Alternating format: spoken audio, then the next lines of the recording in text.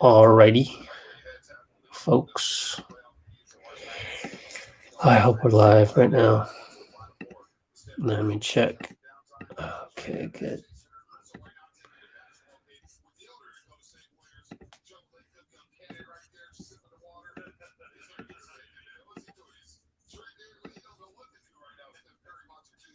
Who do we got in the chat? Anybody?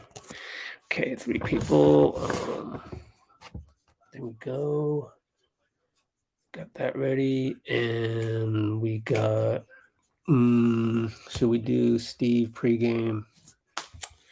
Maybe. Let's share screen. Hope this works. Good. So far, so good. Let's refresh all of these. ESPN.com. There it is. This one. Oops. TweetDeck. Refresh that.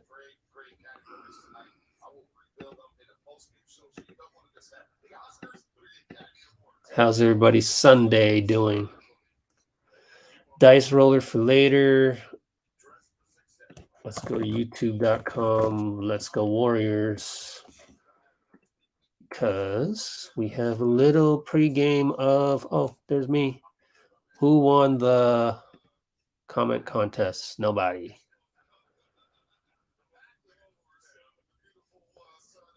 Interesting. What's up, Dub Nation?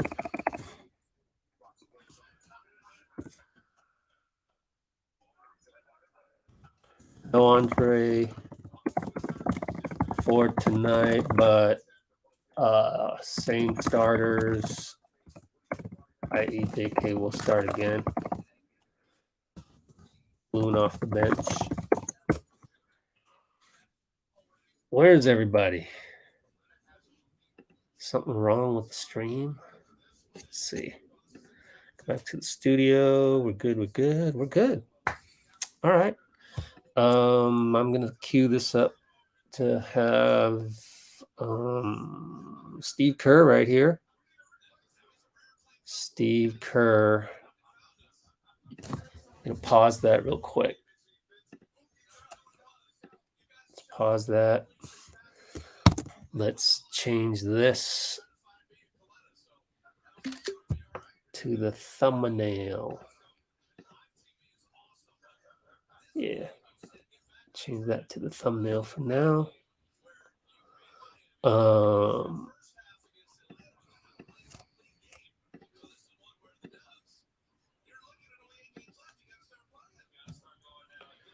Okay.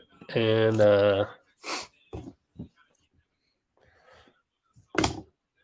wow, it's super windy outside here in San Francisco. So we are about to go through. Let's see. Okay. About to go through Kerr pregame, Warriors, Wizards. Talked about Iguodala, moving parts, playoff run, 2014 nostalgia. Shout out Andrew Bogut. I got to tag Andrew in there. Okay. Let's do that. Add the screenshot to the tweet. Add the link. Ooh. Yeah, I got to add the link to my Discord. Give me a minute. Okay. Send that. Go here. Go here. Go here. Boom, boom, boom, boom, boom, boom, boom. And we might as well run. Let's run it. Let's run Steve right here. Are you feeling giving and the starting lineup tonight? Yeah, we'll start the same way.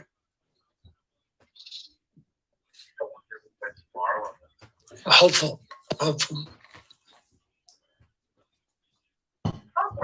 So Andre's hopeful for tomorrow in Memphis. Yeah, very important.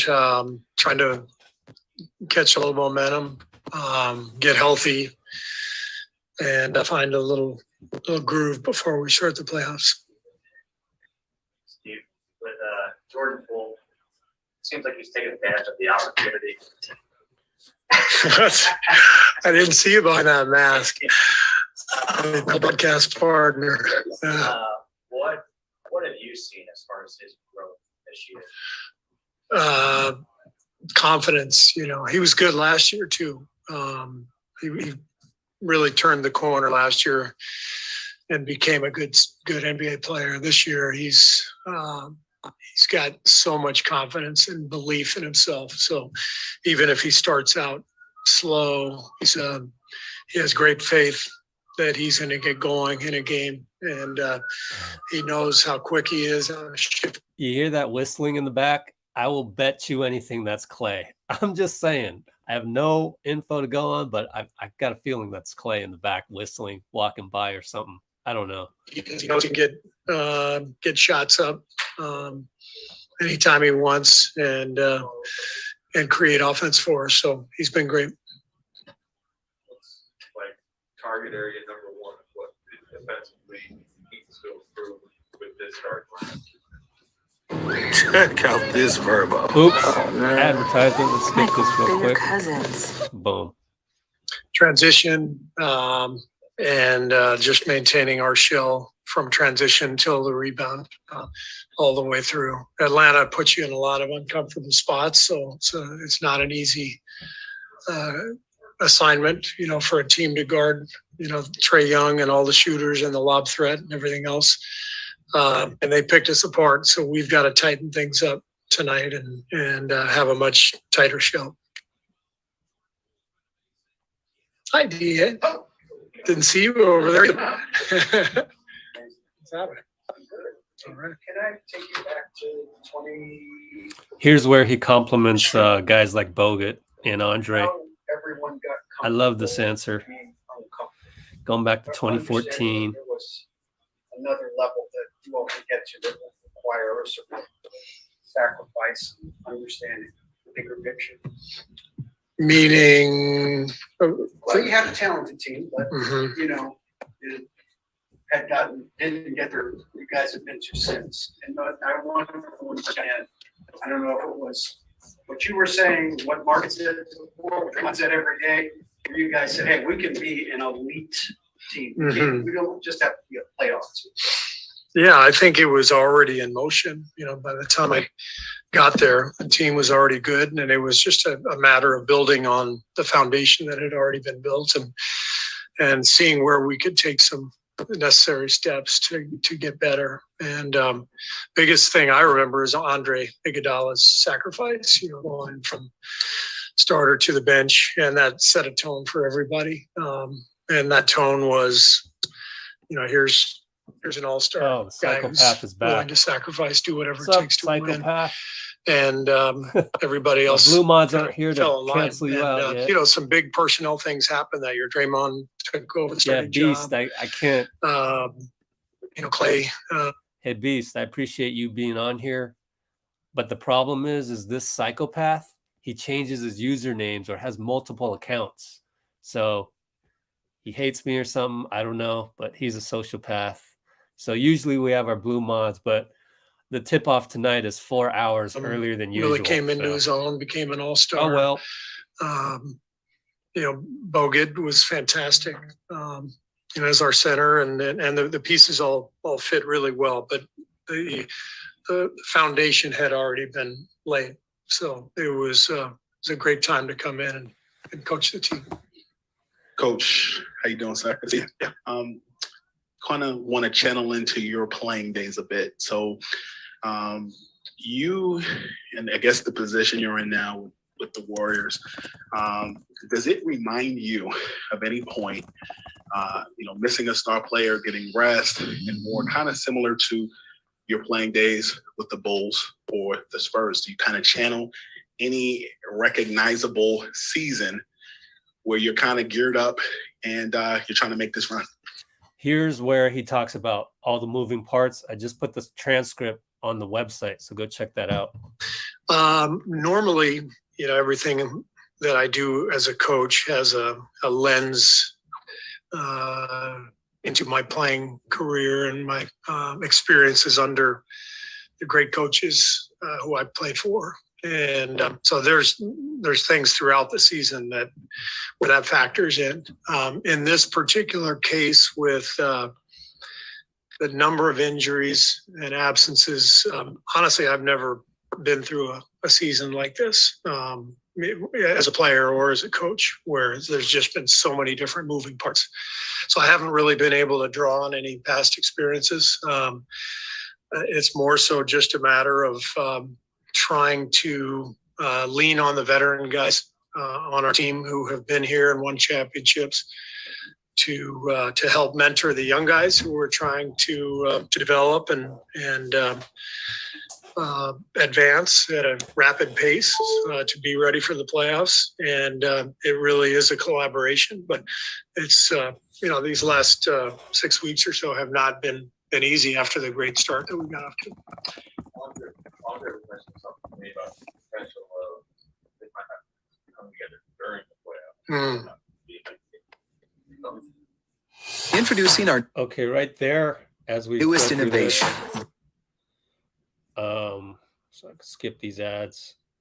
That's something. What's important right here is Anthony Slater is saying that he talked to Andre, and Andre said that they could be able to make a run in the playoffs, even though, everything seems discombobulated right now. So I think that says a lot in that Andre, and you should probably expect not a video, an article from Anthony Slater coming up about that. So we'll see. Well, it's not risky because it's not our choice. It's just a necessity. So it's and I've seen that before, where teams go into the playoffs, whether it's, injury or slump or whatever, and they have to get tested and they have to pass that test. And when they do, they kind of spring forward. And that, I agree with Andre. I think that may be what we have to face in order to take the next step. And I think we're capable of it, given our personnel and our experience. But it's not something that we're opting for. We're not holding back anything right now. We're trying to win as many games as possible, get everybody healthy, confident, get Draymond back in the groove. Hopefully bring Steph back and get him going, and then see what happens from there. Coach, I'm curious. You guys recently played against Trae Young, and I know that oftentimes people make comparisons to Steph and Trae, and Trae was looking like money out there. Do you, at this point, I guess at the last game, did you see any similarities between those two guys and their skill sets?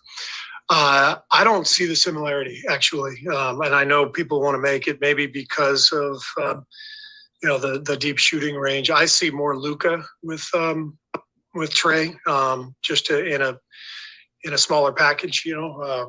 Luka's obviously a big, massive wing and can see over the top of the defense, can bully his way through the paint, through defenders. But they have a very similar game in terms of, it's going to be 50 high screen and rolls. It's going to be the ability to shoot a step back three, to shoot a floater, to get to the rim, and to pick you apart defensively. Trae had 15 assists against us. He was making cross-court passes that looked a lot like Luka made, and that's a pretty unique skill. So those guys remind me of each other more than Steph and Trae. And I don't think anybody can compare to Steph in terms of what he does for us. Nobody moves off the ball like Steph Curry does.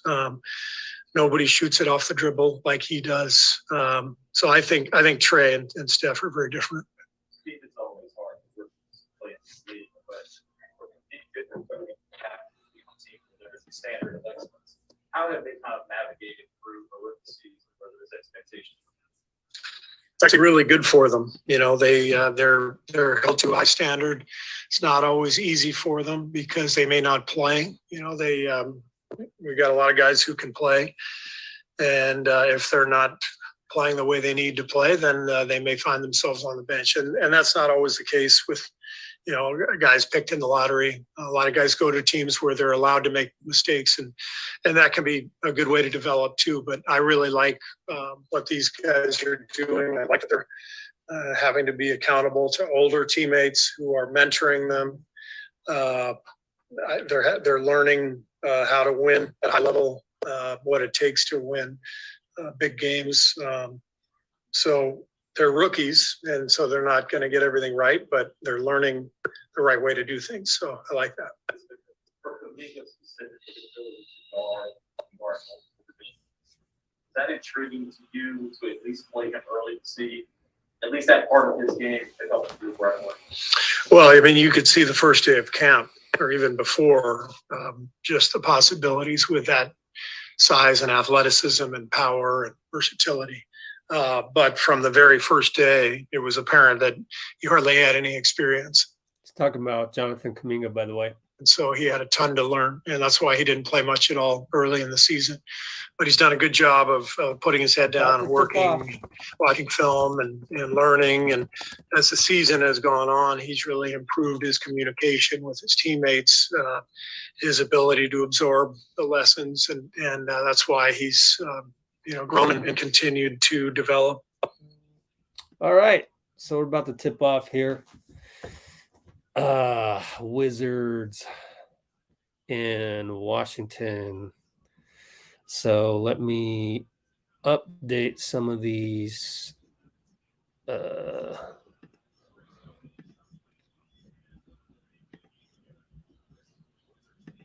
Update some of these windows. 3-0. I guess Washington hit early on, and pull the box score up. How do I turn off the score? I guess it's already turned off. Oh, here, hide scores.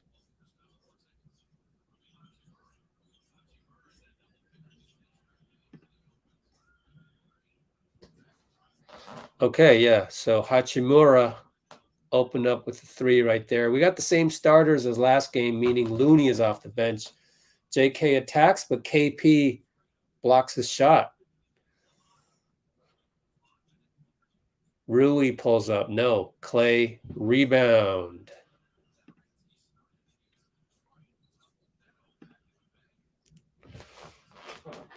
All right. Wiggins to Clay. 3. 3-3. We're tied up early. I'll update the score every timeout. 11 minutes, 10:59, 10:58, 10:57. KP over to Kispert, over to KCP, back to KP on Clay. Clay doesn't foul him. Good job. Oh, but KCP got the rebound over Dre. Dre still managed to do a good closeout on the 3, and JP brings it up. Screen Kuminga, nothing. Back to Kuminga outside against KP. So we're going with the small lineup. JP 3, back rim.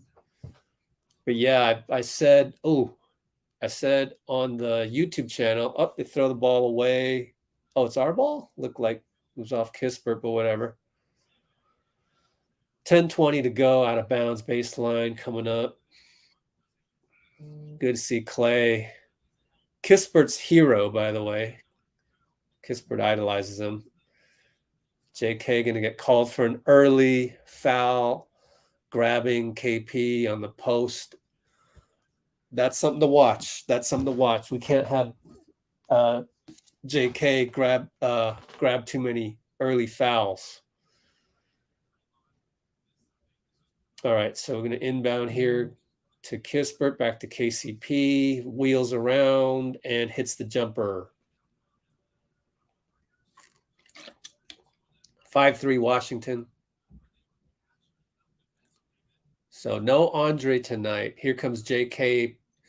Pick for JP over to Dre, over to Wiggins, right side against Rui, fade away, 2-pointer, air ball. Okay, that's the one outside shot you get to settle on, Andrew. From this point on, you got to take better shots. KCP again, almost draws a foul, but JP gets out of the way. Gets a rebound after KP misses a 3. Outlet JK, right side. Get Kispert downhill. Too small. Oh, he missed the banker. Ah, too bad. Too bad. He hits that 9 times out of 10. Kispert back the other way. Get out there, JK. KCP now. Porzingis posting up Clay. Can't dislodge him. Fades away, though, and hits the bucket. 7-3 Wizards. These last few games, to me, is going to be like training camp. Yeah, I may have misspoke, Michael. Oh, well, move on. If I misspoke, sorry, move on. Wiggins, fade away, 2-point, bangs in. Here's Satoransky. KP up top, back to Thomas. Switch. Rui against JK, goes by JK. Not bad. He fights Porzingis, doesn't foul him. Good job, JK. And he managed to miss, and Draymond picked up the rebound. Clay pulls up, no. Passes to Wiggins. Settled for the 3. Again, just kind of a heat check type thing for Wiggs, but he did make his last shot, which was around the paint. Good challenge by JK, not giving up on Rui. Missed it. Clay brings it up. Fade away. Nope. Wiggins, great rebound. Over to Dre. Reset Wiggs. Nope. He'll stay down low. JP, no. 3-pointer was wide open. Takes a gamble on Satoransky. Bad gamble. Now it's Satoransky against JK. And KCP gets the step on Clay, which really you can point the blame to JP making a bad gamble. That wasn't a good idea to try and steal at midcourt the pass to Satoransky. So 9-5 Washington with 7:41 to go. Looks like the raffle, the giveaway tonight is going to be between Beast and Michael. I like your chances, Beast and Michael. But throw a positive comment in there, why don't you, Michael? Something. Let's go Warriors, whatever. Oh, you did. You did a high. So that counts. So I got to skip all this junk. I got to skip all this junk from the social path. And copy some more comments up top from you guys, which was basically just hi and what's up from Beast. I guess the Argentinians are not on the stream this morning. There we go. Let's put that one up there. And also, you also become the thumbnail. So good for you, Michael. Give me 10 seconds and you are the new thumbnail. Bam. Michael is the new thumbnail. Fantastic. Let's see. Let's check out some highlights on TweetDeck as we usually flip back and forth here. Let's look at Draymond sets up Clay early.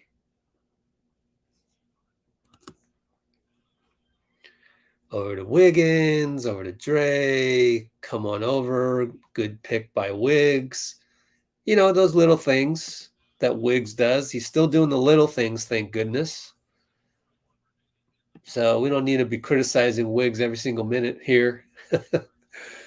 But yeah, Wiggs early on is 1 for 3, 0 for 1 on triples.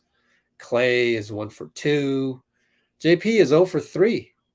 On the other end, let's see, we got 6 rebounds. They have 10 rebounds already, so got to do more of the gang rebounding. Yeah, it's pretty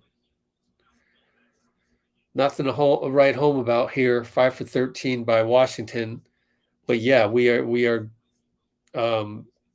gambling at the wrong times, and we only have 1 turnover, but Wiggins has taken 2 heat check shots already. Armand in the house. JP wide open, can't hit.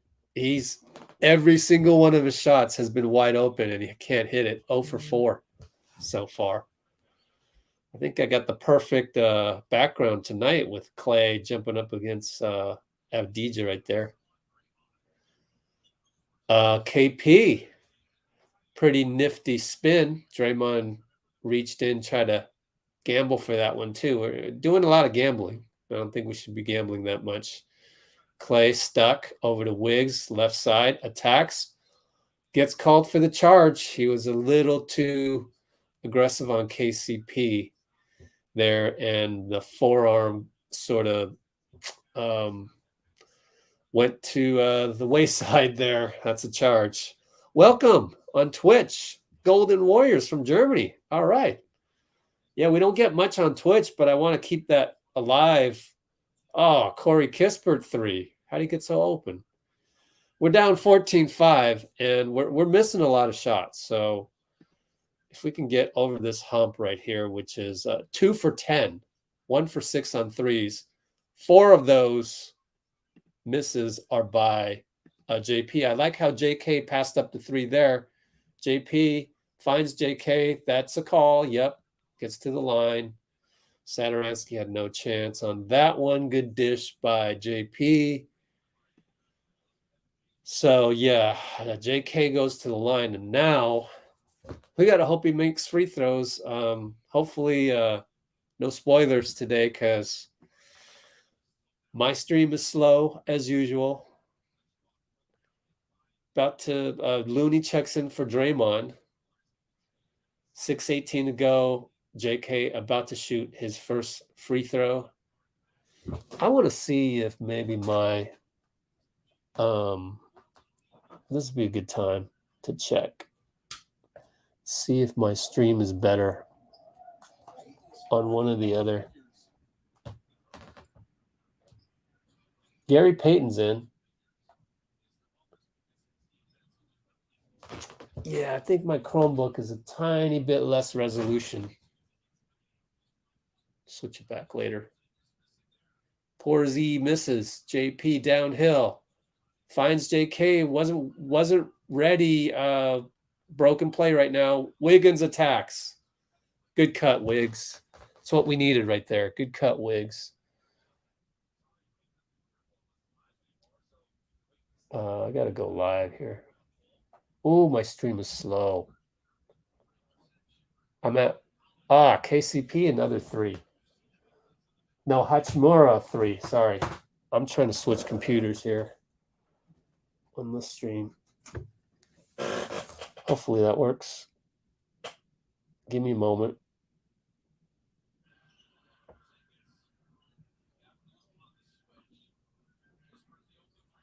Geez, they're not missing again. 20 to 11. 20 to 11. And they are 4 for 6 on threes. JK, no. We're in a funk from threes. Can't hit anything. Looney got the rebound, though. Swing. Gary Payton, JP, JK, down the lane. Gets the call on KP. Kispert wants the foul, but it looked like it was KP. Let's make sure they gave it to the right guy. Going to this play-by-play here. The line, JK at the line. I forgot to check if he made both free throws last time. Looks like GP is going to have a loose ball foul. Hey, he made both. Kispert got the foul on that one. Okay. Good job, JK, hitting those free throws because he is now 4 for 4. Look at that. Way to go. Way to go, JK. And Washington, Michael's saying all their threes have hit. 4 for 7 by Washington on the threes. Yep. So GP is going to commit a foul right here. A little too aggressive, probably. Oh, he lost Ish Smith. Over to Rui. Oh, just he tackled KP. Whoops. Sometimes GP just kind of goes a little too far, just goes too far. And with KP's pretty skinny, pretty light, it's not going to take a lot to put him on the floor comparatively. Well, we're down 7. Denny Avdija. Yeah, Avdija. KP misses a 3. JK coming down, left side. Oh, fakes the handoff, goes, attacks, finds Looney. Nothing doing here.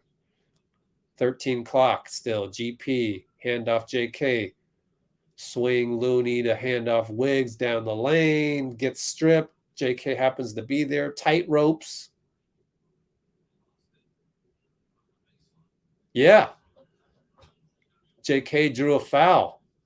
JK drew a foul. We're going to be in the bonus next one. Good job, JK. That's twice that he's sort of saved the day by tight roping that sideline. Otto Porter coming in. I'll bet you JK rests. Yes. Clay back in for Wiggs. So Clay is now, I'm going to have some munchies pretty soon. Clay comes in, immediately shoots a 3. No good from the side out. Oh, man, look at this awful shooting right here by our Warriors. 5 for 15, 2 for 9. The drought continues. We got 6-2 against 7 foot. GP, all right. KP wanted a foul, no go. Otto gets his first of probably 20 rebounds tonight. Just kidding.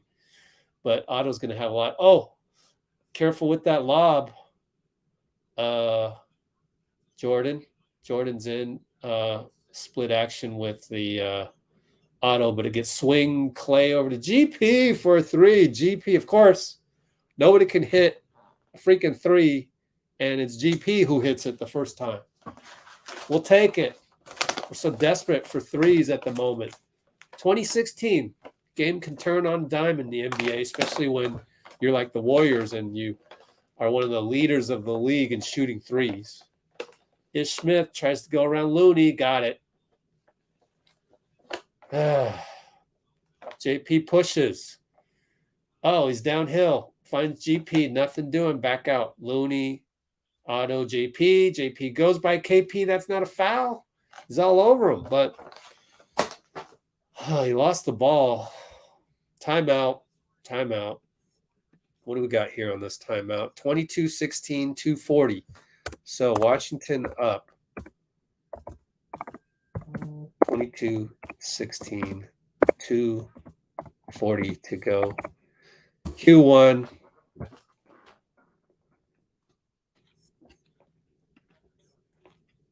Munchie time. Highlights. Oh gosh, Wiggs here from JK.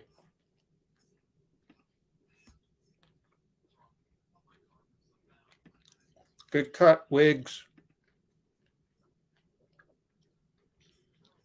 And then we have GP2 locking down Porzingis. Bring in the physicality. I mean, we kind of need that. As long as we don't foul him. Armand, I would have put your comment onto our live stream here to replace gang times hello, except the last 2 words. You don't need to say, come on, man. You sound whiny. You sound needy. I just want to be supportive on here at Let's Go Warriors. I don't want to, I do say that. I do say, come on, man, here and there. I do criticize guys. But I want to try and maintain a positive, appreciative attitude, as if we were on the bench, like rooting for our guys, as if we were sitting next to Chioza. We're the 18th guy. By the way, Quindary is with Santa Cruz right now. They're just developing them. Kind of hard to insert Quindary as a 2-3 right now with so many other 2-3s. Damian had a great game already. So, yeah, we're not going to see Quindary all that much. But yeah, pretend we're Quindary and we're there on the bench. Let's root for these guys and let's cheer for them. Like, you know, the good news is we're down 6 only, and we're shooting atrociously. 5 for 17, 2 for 10, and we're down 6. That's not bad. It's not a bad position to be in.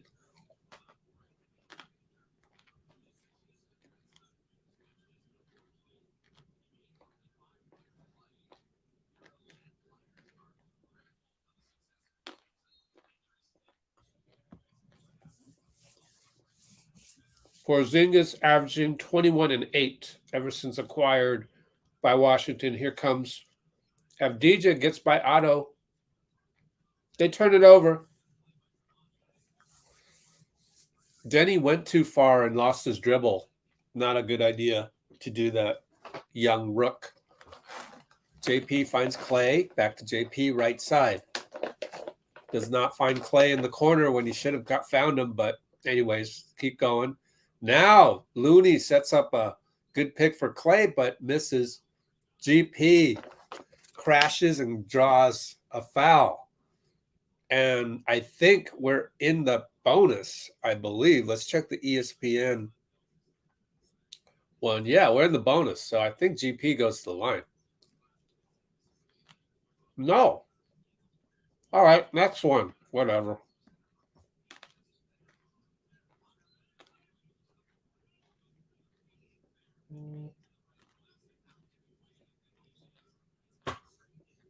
There we go. There's the positivity. We switch it over to the box score. Okay, Draymond in for JP, who's wincing in pain. Great. What happened to JP, man? Dang. Looked like he got hit on the back or something. Auto catch and shoot 3 from the baseline inbound, no good. Denny brings it up against Clay. GP is hounding Ish Smith, so ball can't go over there, but handoff back to Denny, and dang it. You got to know that, Clay. He's still rusty, I'm telling you. Clay is like 87%. Looney gets pushed in the back by, who is this guy?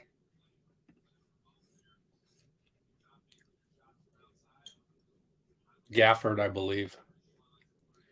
Because Gafford is the forward center. He would be guarding Looney.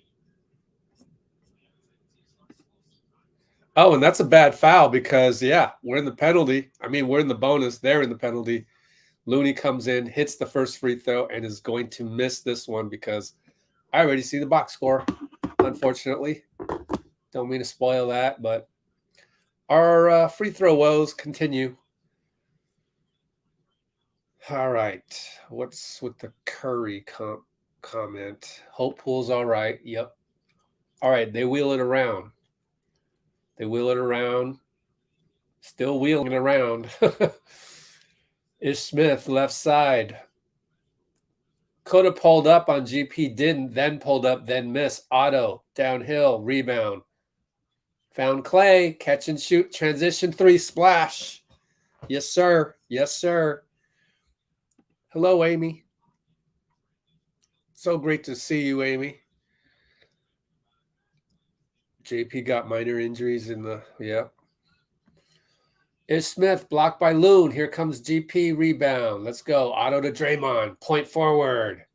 Hands off to Otto. Oh, they lost us. Yeah, that's some great offense, people. That's the offense that I talk about, is it not?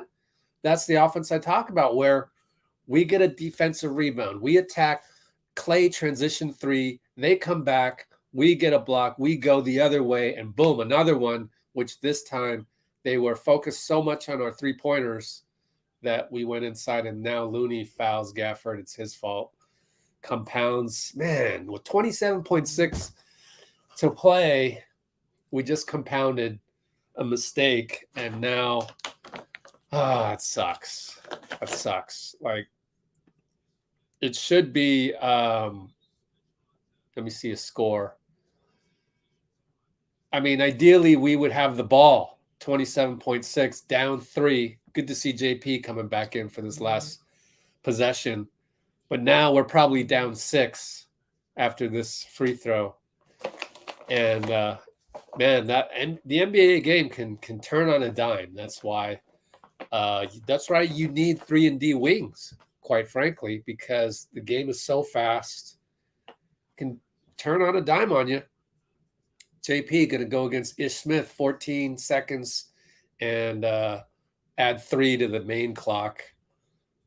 Clay with the flare screen. Oh, he gets by Denny. Oh, great.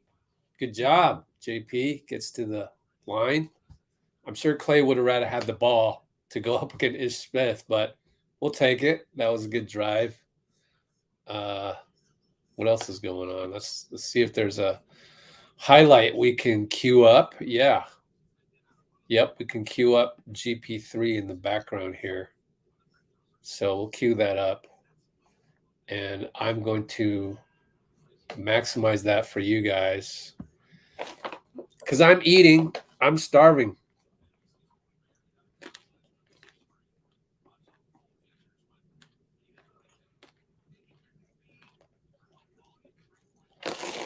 All right, JP. You know what we should do? Let's check the NBA stats leaders. Free throws. It's Smith, 5, 4, 3, 2. He's got GP on him. Don't help. Doesn't need the help. Fade away. Missed it. Make or miss league. Free throw stats. Stephen Curry is 0.3 percentage points ahead of Jordan. All good. All good. But tonight, JP is 2 for 2, so let's update that. I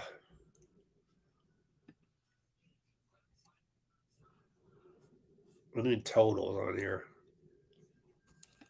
BKRef.com, Jordan Poole. Why is it all caps? So he's 2 for 2. That'll give him totals down here. Can you guys see this? Barely. 184 for 499. What's that? 184, 499.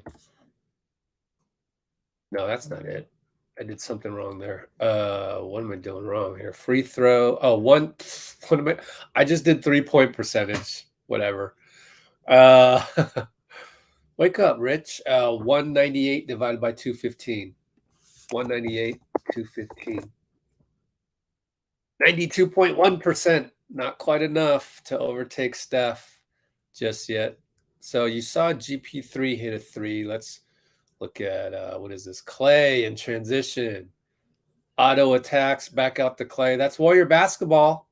That's Warrior basketball. And I wish they would show the next play, because that's really, that's the Warrior basketball that we know and love, is those 2 possessions in a row type thing.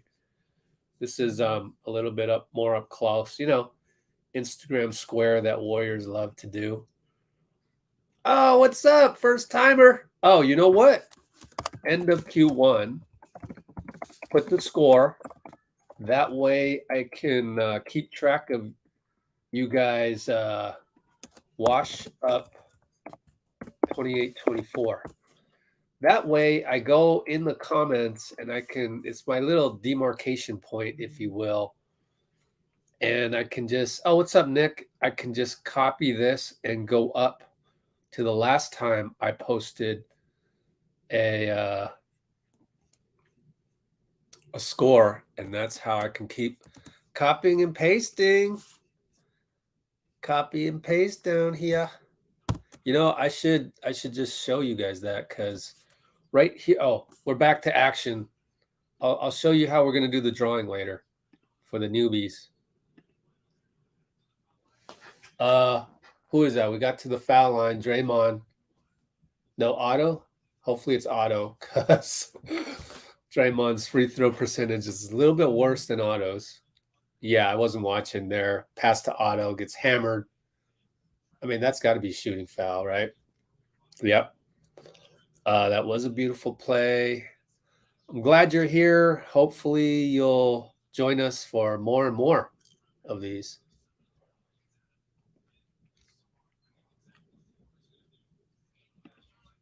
Yeah, JP3 with the little aches and pains. It's all just part of basketball. If you played out there, you would have little aches and pains. Don't worry about it. It's all part of the game. He'll be fine.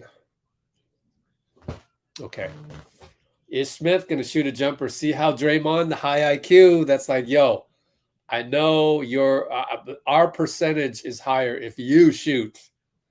Anyways, Damian Lee is in there. Dribbles around. Dre trying to direct traffic, give and go, but GP, horrible pass. Clay saves it. Oh, go back to Clay. Come on, G. Well, he found Damian, and Damian came around and got a little runner. Damian's playing great, man. He's hitting shots. It's simple as that. If he hits shots, we're good. Anyways, who's that guy? I forget. Gafford scores. The assist went to who's this guy? Anthony Gill. Draymond drop pass for Clay. Oh, in and out. Robbed. He was robbed. Man, that sucks. Oh, well. Good job by Damian. Oh, and GP almost gets a steal, but shot clock's down to 10. Somebody pick up Denny. Otto picked him up. Oh, he shoots it. Nah, that's not his game. I think he thought the shot clock was lower than it was. Anyways, Draymond going to post up, post entry past to Clay, but it goes back out. Damian finds Clay for 3 against Ish. Too hard. Oh, man, what's our percentage? Our percentages are horrible. 3 for 13 on threes, guys. 8 for 25 overall. Ugly. That's some ugly numbers right there. You see at the top there. Gill goes against Damian. He sees blood. I mean, I don't blame him. I mean, Damian isn't the world's best defender, and he's kind of skinny. So anyway, Clay, baseline fade, can't hit again. Oh, gosh. We're cold. We're so cold. We're shooting less than 32%. 8 for 26 by my count. They swing it around for Kispert. He hits a 3, and Steve says, all right, I got to stop the momentum, and I got to stop our bleeding, which is we can't hit a shot right now. So let me see if I can change the momentum. Timeout, 9:26 to go, 35-28.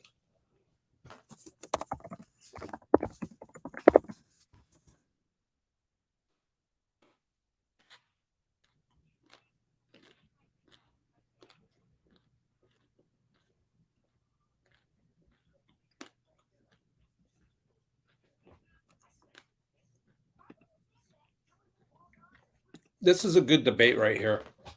I'm not sure I agree with that. The Warriors' shooting is so lethal. Clay can hit a shot at any moment in time.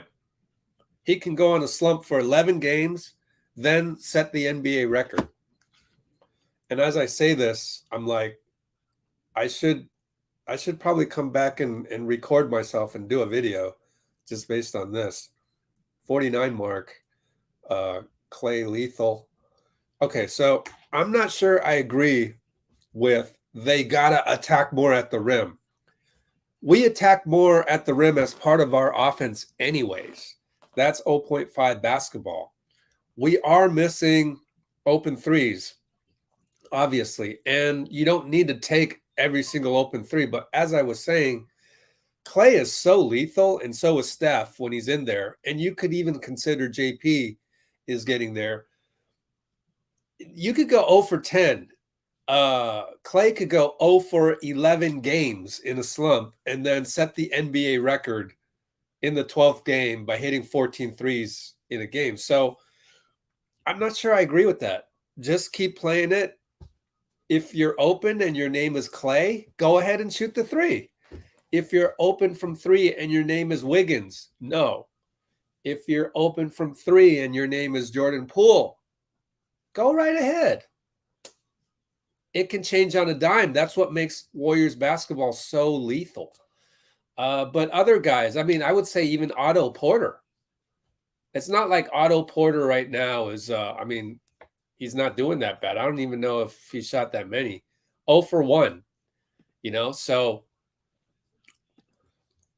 a lot of people always lean towards that. Oh, we need to shoot more mid-range. We've had that all season long.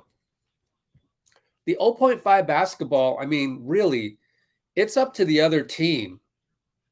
Is Washington going to sit there and still let Clay shoot an open three? I don't think so.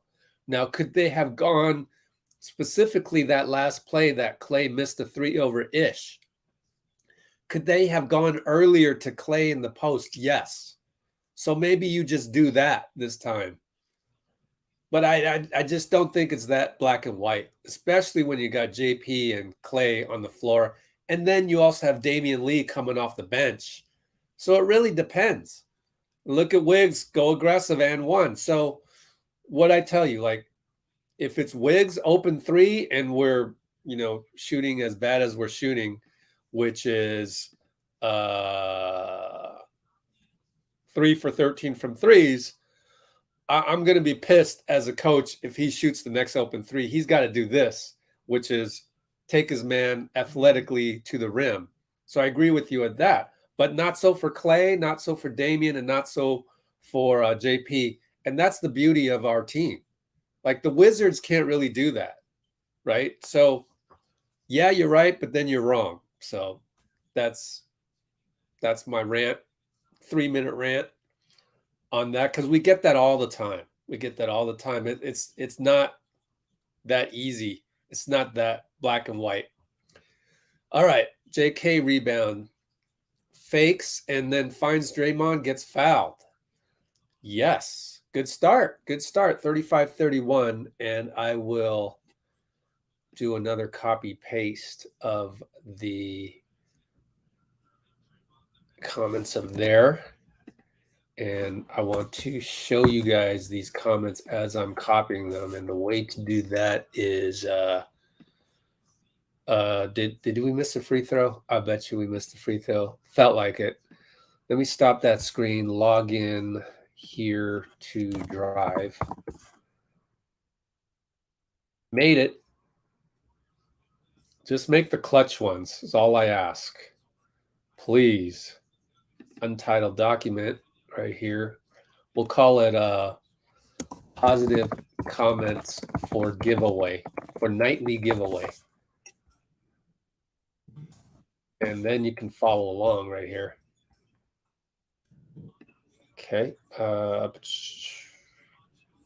Share screen, window, positive comments. There we go. So now I can see for yourself that I'm copying those comments over. JK got blocked by Gafford. Here they come, 5-on-4. Look at Draymond. And the help just wasn't there in time. JK took the ball out, was late getting over, and what I liked about that was Draymond gave him a high five as we were bringing the ball up. That was cool. You know, got to stay positive, people. JP left side, one-on-one Kispert. Loses it. Too much dribbling. Wiggins attacks. Euro throws it up. No, he got squeezed, but I mean, JP can't put us in that spot. And now they go downhill. Kispert attacks Damian. Damian is the weak link. He's too skinny out there, too light. Just doesn't have the body type. But that's why he's the backup shooting guard. He's the backup to Clay, who is the pretty much You know, JP is the backup to Clay, shooting guard wise, position wise. Draymond shoots a three. Backpack is short. Here they come again. They find Kispert left wing. Air ball. And Gaffer gets, or Gill gets the rebound, and we foul him. Let's go Warriors. JK's looking good, yeah. Keep your head up, JK. My only criticism of JK is when he gets frustrated by something, whether it's a foul call or he missed a shot or he fouled somebody.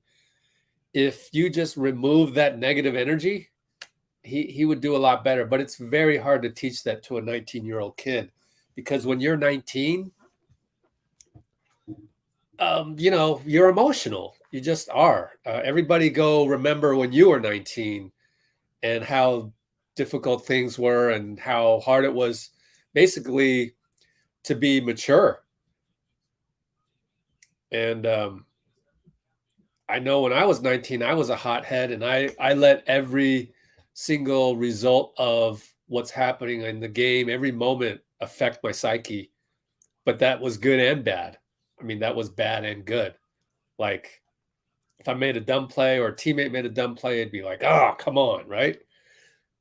However, when we were going well, it'd be like extra energy. Like somebody hits a three, I'm like excited.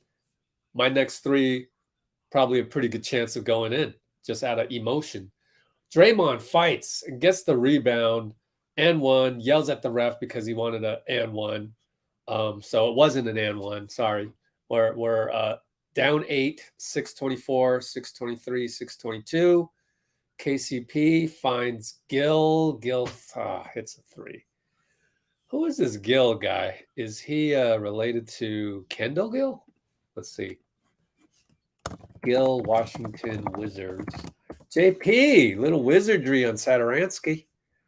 Anthony Gill, Wikipedia. What was his family life? I mean, Gill's a common name, so Frank Saturansky, man, look, what are the Washington Wizards shooting? It's incredible. 19 for 37, 7 for 12. Most days you'd be up. Draymond cannot find Wiggins. So yeah, Patricia, I can't do it all the time. We're down 9, 5:39 to go, but you're just gonna have to look in the comments for the latest up there.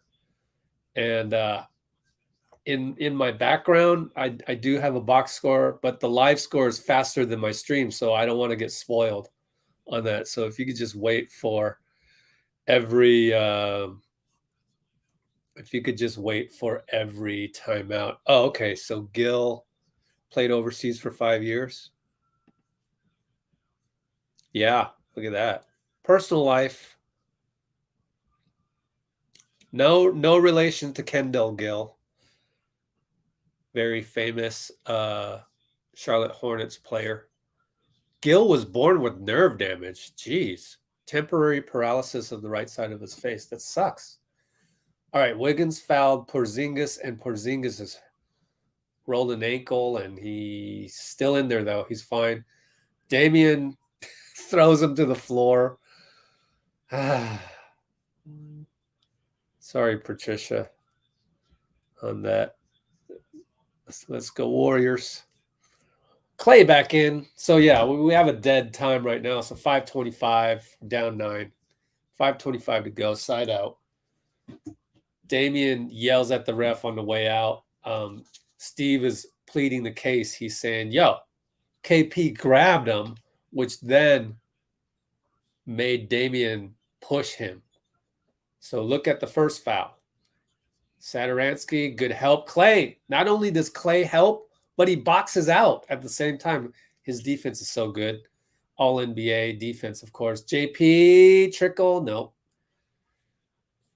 I mean, we got to work the ball around one more time, JP. But I get it. Make or miss league. I mean, that's what leaders do. Leaders get you back in the game. However, Corey Kispert is on fire. He's on fire. Let's check Kispert's personal numbers. I mean, they're 8 for 13 on threes. Timeout, Steve, because Kispert is 4 for 6 and 6 for 8 from the field total for 16 points. So we're at a timeout. 51-37, 447.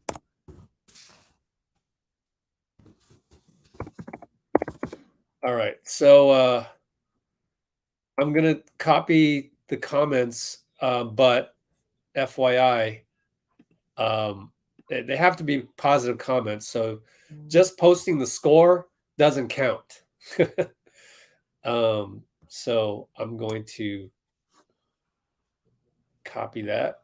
I'll give a positive comment to Nick for the Anthony Gill history, because quite frankly, that's good information to know. But let's see. Played overseas for 5 years. Okay, so not a whole lot of comments right there, but Robbie Bautista,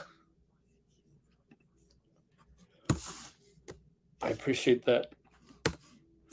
I'm there, so yo, copy, man. Whoops. Ow. I cannot do Shift Command Paste in Safari. Are you kidding? You're kidding me.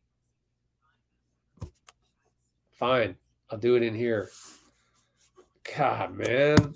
Freaking Mac, I tell you. There it is. You saw it. Golly.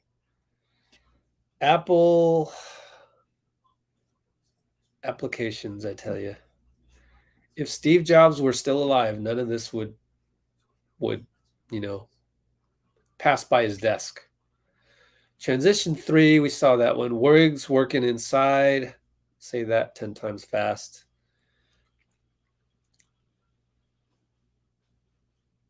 Got him. And then only one other highlight. Draymond with the putback here.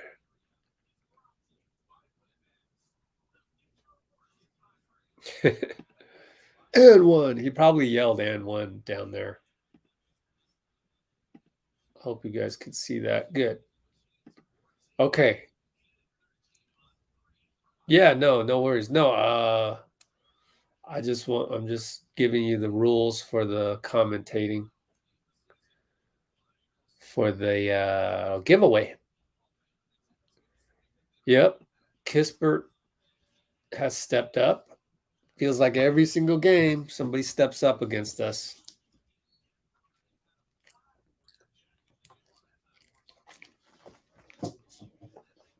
I disagree. Lack of size is not killing us. We're just not making shots. See, there's Clay, fadeaway jumper in KP's face. KP is not a traditional 5. It's not an issue of size. It's just an issue of making shots. Not trying. No, they're trying. I mean, you can't disrespect the grind of some of these guys. We're in a 2-3 zone. KP spins around, goes opposite, and finds the 3-point shooter. Yeah, trust the Warriors, guys. We need some rhythm. We just don't. Geez, Joel, please calm down, man. I mean, no need to go caps lock on me. KP for 3. Joel, so why can't it be that we're not making shots and they're making shots? I mean, yeah, of course our defense has to play better, but we're 12 of 37. Looney rebound. Just got to work through it. It's a long game. There's no need to be whiny with 3:33 left in the second quarter. 18's a bad number. Yeah, it's double digits. It's closer to 20 than it is to 10. I mean, but we've been through this before. So either it gets better and we play better through this adversity. And in that process, you weren't here earlier, but I said what we do on this channel is we try to bring the positivity. So what we do is we're pretending we're the 18th man on the team, or in case of tonight, Quindary Weatherspoon, who's in the G League, he's not going to get any playing time because we have too many 2s and 3s on the squad that's in the rotation. And he's a G League player. He's not. He's a two-way player. He's not eligible for the playoffs. So we're like Quindary. We're supposed to be cheering our guys. Clay misses a shot, so don't worry about it. Clay, good job by Wiggs to steal on their fast break. Picked them cleanly. And now we got Looney back to Wiggins. Should have been a foul on Kispert, but no call. And now they get the call on KP. So keep it positive, right? How many fouls on KP? Only one.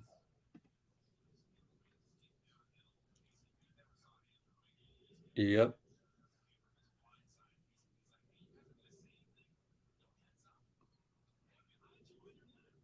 Link for the match. You're new here, so I don't do link for the match because I don't want to piss off anybody that works for the NBA because I have a lot of ties. I'm part of the media, and I don't want to piss off anybody over there. You know, haven't we learned? We've learned, and you guys agree with me right here. We have learned from the Orlando game, at the very least, that any team in the NBA can beat any other team on any given night, not only because of COVID with guys going in and out.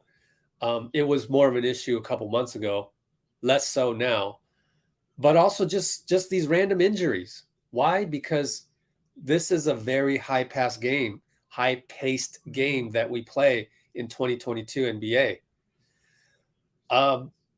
KP took advantage of GP right there, and we got the call. Wow, I thought KP got the call. He's miffed. That's the second foul. We'll take it with 2:44 to go. We're down 16. I tell you what, I like Porzingis's aggression. That may have been a foul, but that was like a good foul. Looney over to JP. He can't shake Denny. Now he does, and lefty layup. Good. Overall, Denny's been doing a good job on defense. The Washington Wizards, they're locked in. Oh, look at KCP. I mean, make or miss league again. Clay was all over him. Clay not going to pull up that time, down 16. Now he's going to pull up, in and out. So would have been better to get the ball going around first. KP taking Looney every single time. That's a tough matchup. One of the reasons we started JK tonight.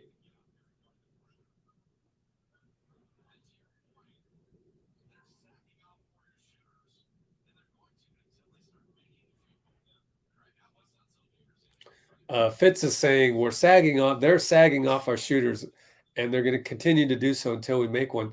That's absolutely not true. That's absolutely not true of Clay. No way do you leave Clay open. I don't care if we're, 0 for 17.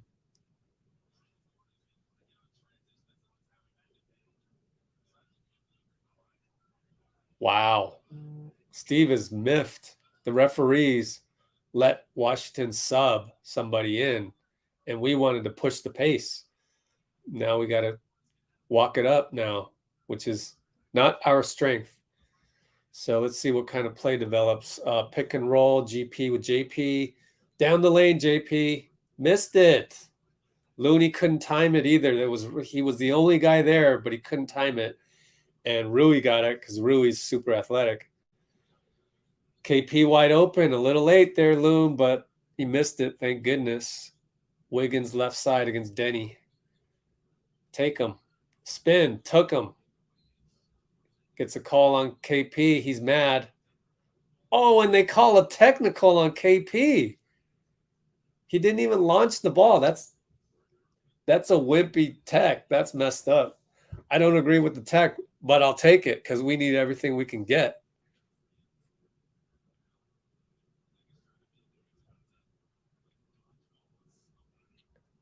You shouldn't get a T if you didn't carry through the angry toss of the basketball. But I'll take it. JP, what's up, Dean?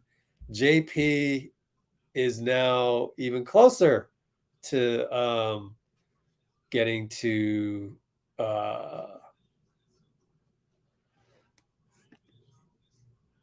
getting towards what's his name? Stephen Curry. Let's see. BKRef.com, Jordan Poole. Timeout.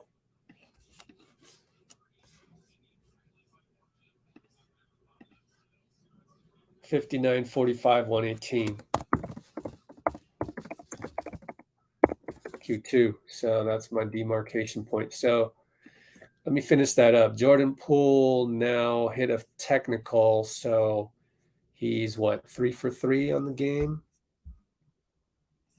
Let's check it. JP.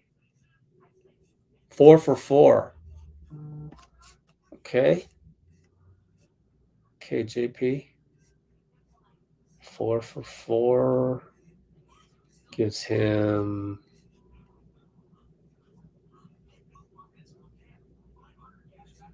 Where is this? Somewhere on this page. 250, 200 for 217. Imagine if you could shoot free throws at a 200 for 217 pace. 92.2%. Creeping up on Steph. Just creeping up a little bit. But we're still shooting 31%. 3 for 17. So let me do the update on the comments. Keeping track of the comments right here.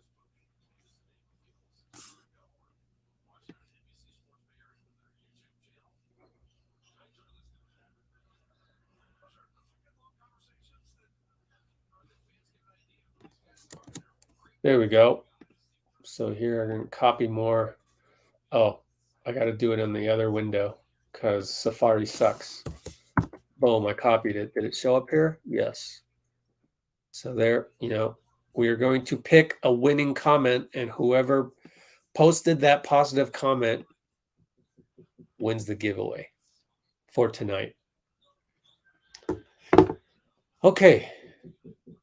Denny, handoff KCP, back to Denny. Shot clock 6. Saturansky post up against GP. KP's posted up against GP. Turnaround, jumper, no good. JP rebound, GP bragging. Just get on offense, GP. JP pull up. Good. We finally made one. JP. Yeah, we're just going through it. We're just going through it. We're down 10. I don't think Washington's going to be this hot next half. 30 seconds, 7 o'clock. KP, Looney, close out. Throws it away. GP steal. Looney over to Clay. One shot, Clay. One shot. 20 seconds left. No shot clock. Back up top to JP. By the way, can we look at Clay's numbers real quick? Clay is struggling, right? 4 for 12, 2 for 7. Looney over to Clay. Good. Armand, you spoiled it again.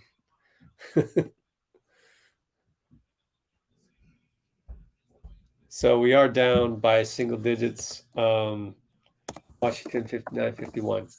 Halftime. So, you got to look at it in the positive sense, which is look at how they're shooting. We are a paltry 35%, 4 for 18 on threes, and they are 50%, 10 for 17. That's not sustainable. And if that is sustainable for Washington, tip your hat. You came to play. You shot the lights out on us. Tip your hat. We got Psychopath back here.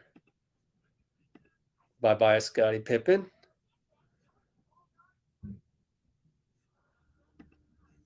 Time to do another copy-paste.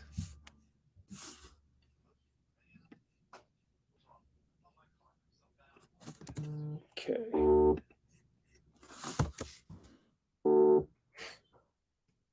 Let's take a look at some highlights. Not a whole lot. They keep showing these Warriors fans. I don't know if the cameraman is in love with the girl over there on the left or what. That's like the second time they've showed them.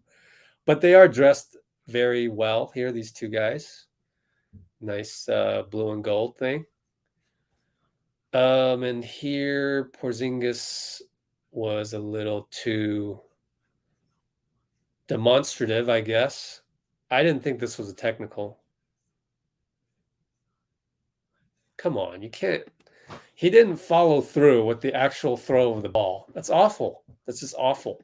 I have an article coming up probably tonight because I've been working on. I need to do the video along with it. It's about when Draymond got ejected last week, and it talks about refs and how I'm disappointed with the direction that the NBA has gone in general.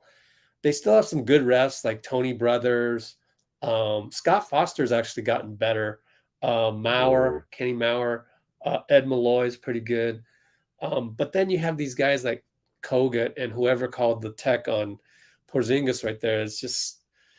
It ruins the game overall. That's all I got to say for now. The rest of it will be on the video. 3 turnovers at halftime. Yep, exactly. I'm, on Twitter. Yep, I completely agree with you there, and I appreciate your positivity. Basically, Blasian.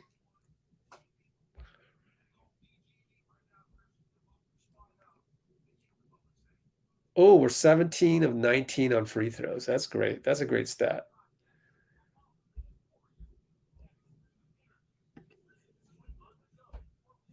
Yeah, I mean, we're playing. We can't make a bucket, and they're making every bucket, and yet it's a single-digit game. I'm feeling good. I'm feeling good. Yeah, I think it's just with some of the refs. Certainly not Tony Brothers. You can totally talk to him. Eric Lewis, Ed Malloy, Kenny Maurer, Scott Foster's gotten better over the years. Like, I would like to see an improvement a la Scott Foster with Kogut. You can't be dishing texts when guys have shown restraint. Draymond showed restraint by not using any expletives. And you're going to see in the story, how did I find that out? From Draymond himself. It was great. For the first time ever, he replied back to me on Instagram. So it's good to establish that connection.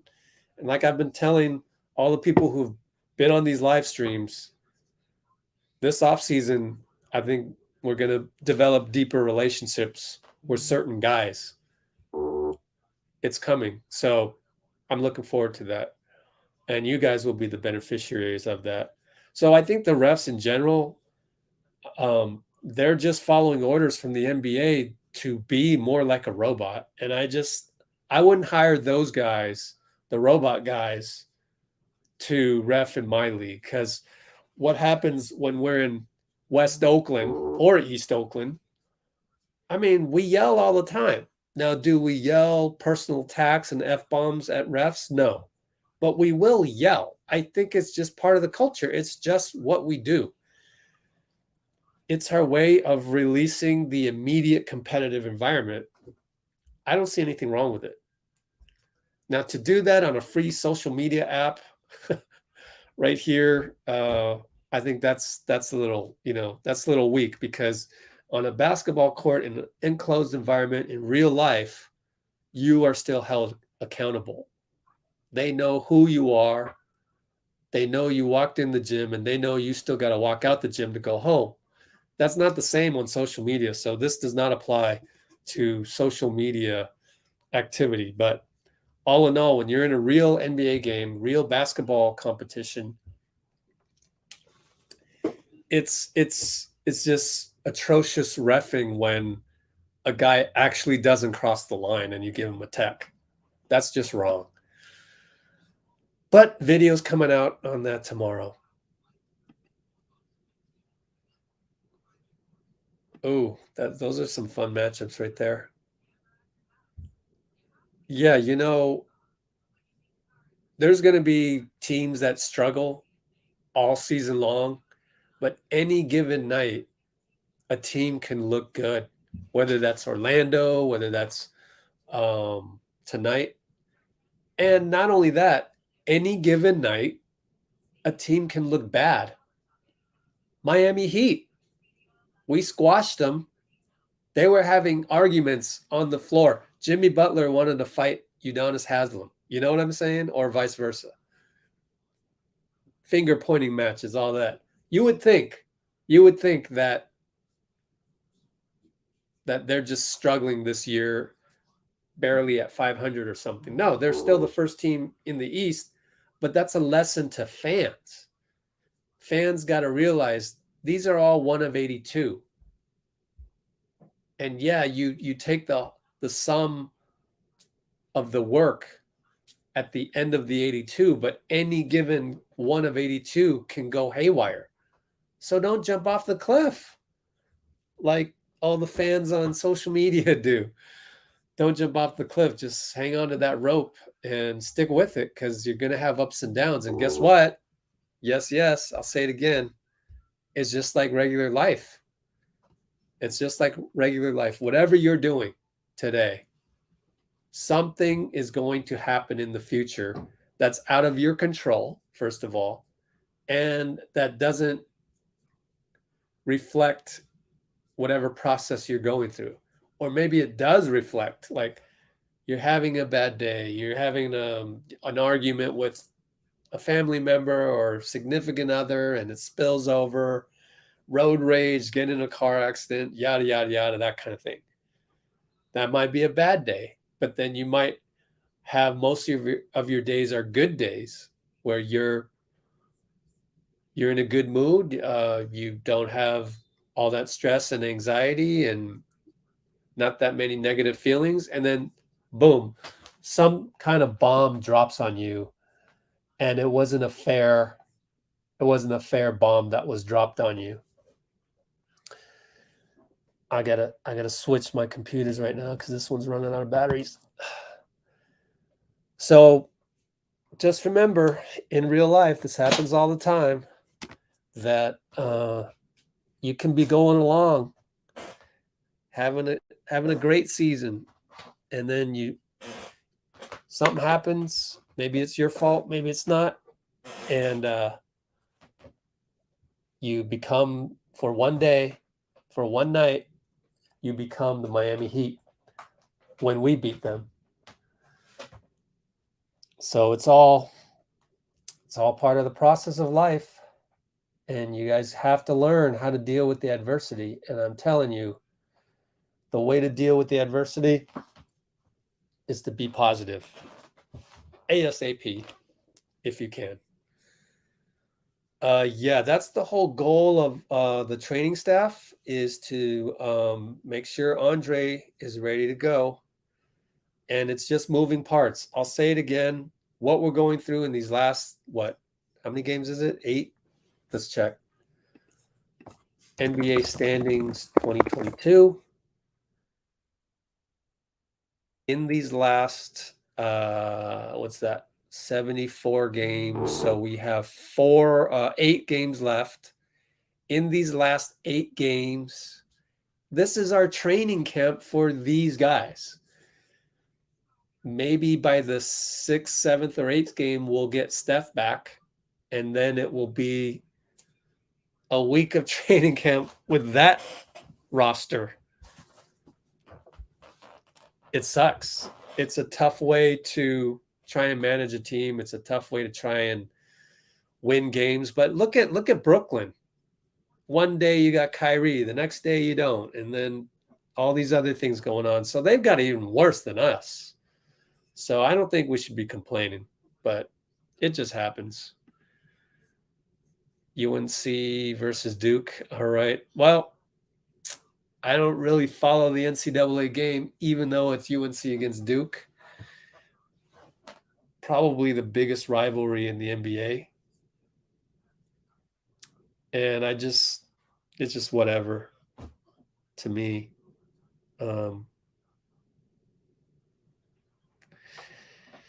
Because I don't follow the NCAA like that.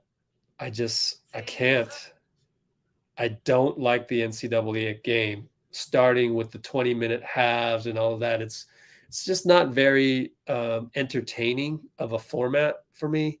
The one-on-one foul situation, I can't stand it. That's why when I ran my basketball leagues, we always did NBA rules. That's right. We literally have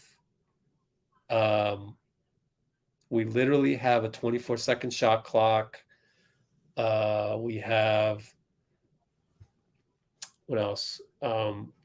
Defensive 3 seconds. You know, it's just really cool stuff.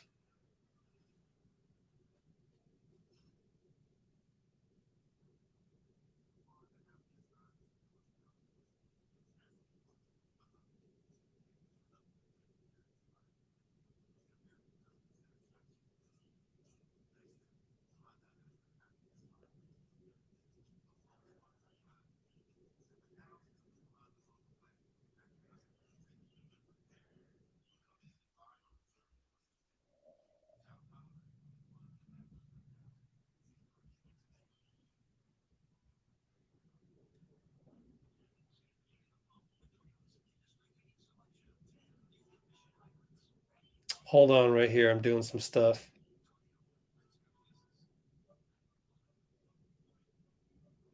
Okay.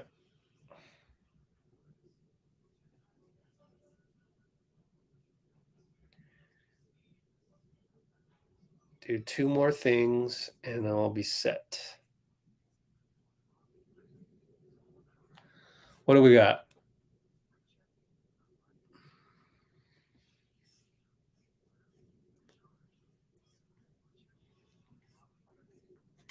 Yeah, he'd have internal issues, but maybe they'll iron them out. I mean, it wasn't that long ago they made it to the finals in the bubble. So, but not our problem. We got enough of our own problems, so who cares? I'm sure Rebecca cares because she lives or she's from the Miami area. So, best of luck to her. But us Warrior fans, man, we got enough of our own things to worry about.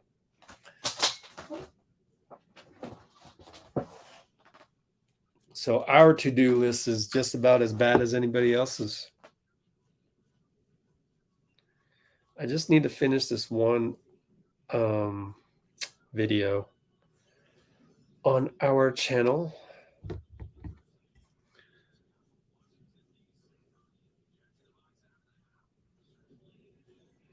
Yeah, Dean, right on the money. I like it. Yeah, Kyrie is now allowed to play almost every game, but yeah, that is funny how he wouldn't be able to play in Toronto. But yeah, I was referring more to what Steve Nash had to go through this whole season, not having Kyrie, then having Kyrie half of the time. That's a lot of moving parts, and we know how that feels because it's a lot of moving parts that we're dealing with. Clay being out, then Draymond out, then Steph out. That's nuts. That's just absolutely nuts. You know, how we have to go through that. It sucks.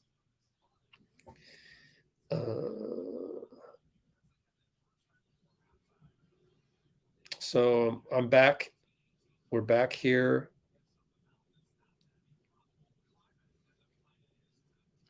And we're about to start the third quarter. I need to do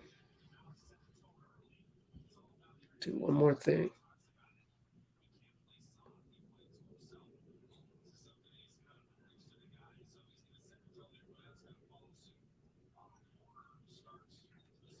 So Otto Porter is going to get the start instead of Jonathan. No good by JP.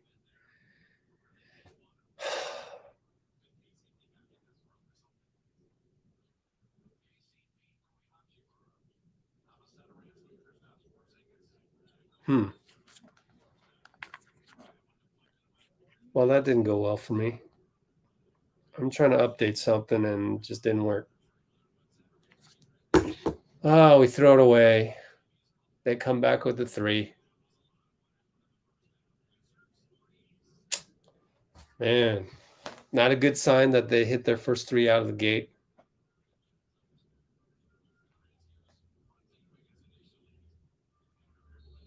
Wiggins lost the ball. Wow. I mean, we got to figure this out real quick before it gets too crazy.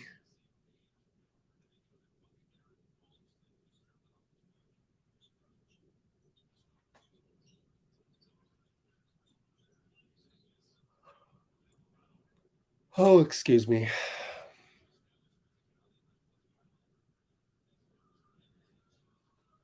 Draymond foul. Sorry, I'm just not really keeping up right now because gave myself a little too much to do here. But I like to keep my work complete. I don't like to leave things undone.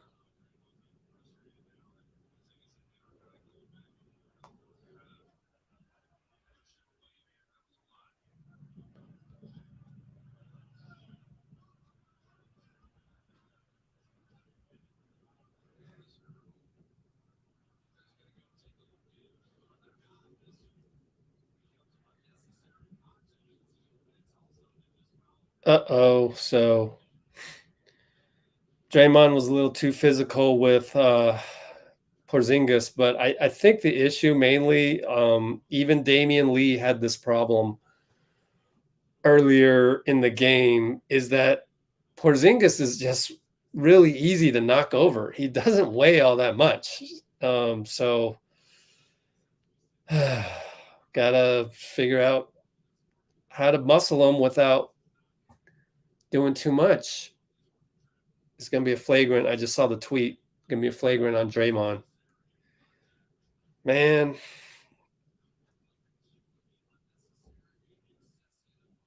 That can't be a flagrant 2. That's got to be a flagrant 1. I hope.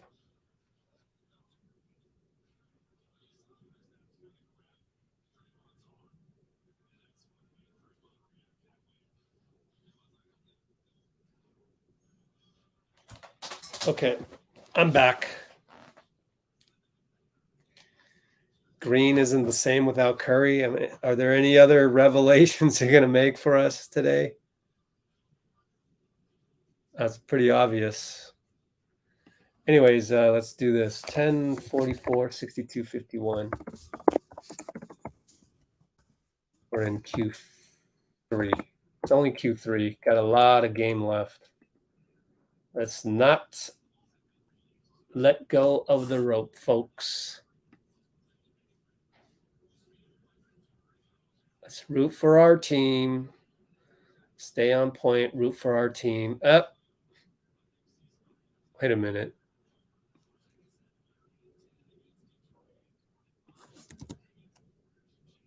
Oh.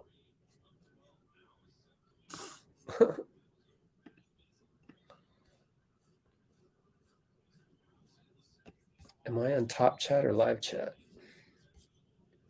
Live chat. We actually haven't had a whole ton of comments today, which is strange. Wait a minute. Robbie Bautista. Pippen showed up again.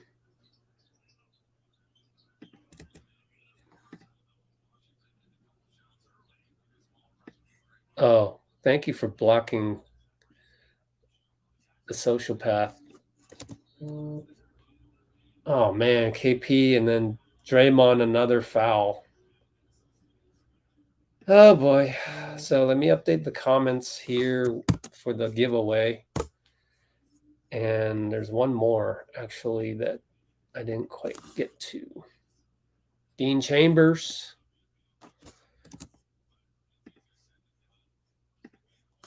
Add that to the mix, out of order, but Scottie Pippen kind of ruined all that stuff. All right, what are we down now? 15. Okay, we're down 15. Big break in action there. Let's work our way back. Work our way back. JP, razzle dazzle, Draymond over the clay. Beautiful draw pass. My God. Wow. 10-16 mark, Q3. Oh my gosh. Drop. That's the second one that he's given. That was just incredible. How many people on the stream here can do a pass like that and set a pick like that?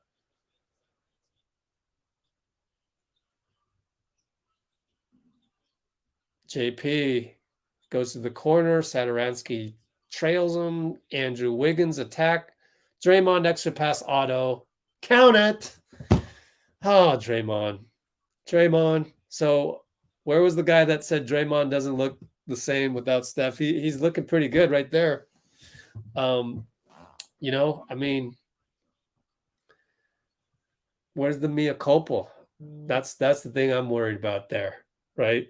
I know what I said. What I said was, come on. I mean, I hate to fight fire with fire, but that's what I was doing. I'm trying not to do that as much, so maybe I shouldn't have. But are you going to come on here and throw Draymond under the bus real quick like that? Then I got to come back, throw you under the bus real quick like that because I didn't think that was fair. However, aside from that, if we take that, pretend that never happened, isn't your comment problematic? Because you just threw Draymond under the bus, and he just collected 3 assists in the span of about a minute and a half. So where are you? What happened to you? Mac, say something good about Draymond. Don't be like this is Twitter. Oh, my bad. 4 assists. Assist in transition, Otto Porter, 68, 61, 840. Draymond completely changed the game right there with, first of all, beautiful drop past to Clay, and then that just put a crack in the dam. I want to see something good talked about Dre right here. Is that possible? Is that possible?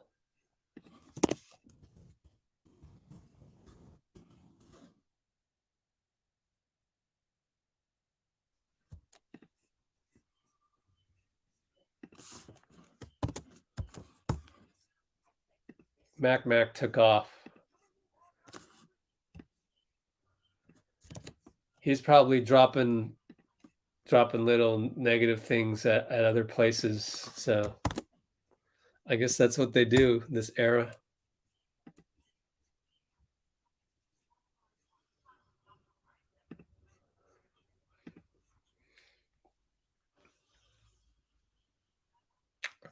Maybe he did. I wasn't paying attention. I was doing the YouTube video that was stuck in private without a thumbnail over there, so I had to spend some time fixing that. So I wasn't paying close attention to when Draymond got the flagrant and then he got the regular foul. But I'll take your word for it on that. Why don't we check some highlights? Because there's got to be a couple. Nope, there's only one JP from downtown. They should put 4 Draymond highlights should be up there by now. Oh my God, you're going to show me an ad? I'm going to refresh you then. That's what you do. When you see that ad come up, refresh. Or if you're on mobile and you see an ad come up, stop going on Twitter in the first place. You don't need it. Just get like what Lori does in our Discord. She just get the Bleacher Report app, and you're good. No commercials. Everybody we need to cancel Twitter is what we need to do. Twitter's awful. It's awful, except for beat writers posting journalistic information. Other than that, it's pretty much trash. Someone on Twitter record that part and spread that all over Twitter. I don't mind because that's already been done. Except if you do that, I might track you down and suspend your account because you're not supposed to do defamation of character on there. But I mean, think about it. Why do you think Jack Dorsey left Twitter? I honestly think that had something to do with it. Like he's like, okay, I haven't figured out how to fix Twitter except for the fact that everybody who's in a bad mood goes to Twitter and spreads the negative energy. I'm done with it. I tried. But Jack, you're done with it. You tried. And you created a monster. So I still hold him responsible for that. Anyways, we're back. 825, 824, 823. Draymond doubles KP, forces him to pass, but it's a good shot. Is that Kispert again? Man, that kid is playing well tonight.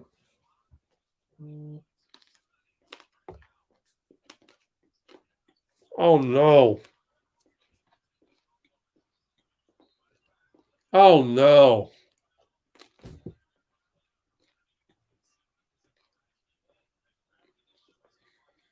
So Wiggins threw the ball away. They come down fast break, and one Otto fouled him. Gross foul.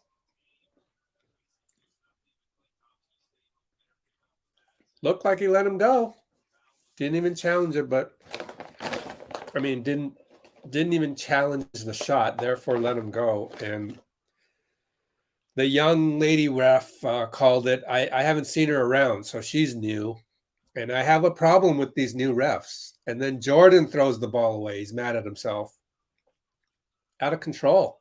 They hit a three.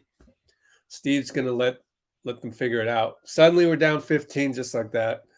8 straight unanswered. 7 turnovers now. Wiggins hard to the rack. Good.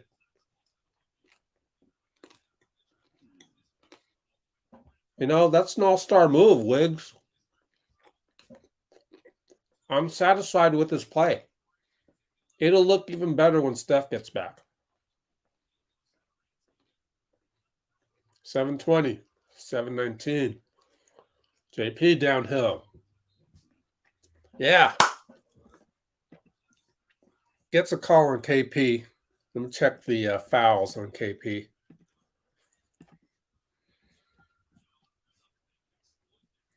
Three fouls only. Damn, I thought it was 4. Yep, good take by Wiggs.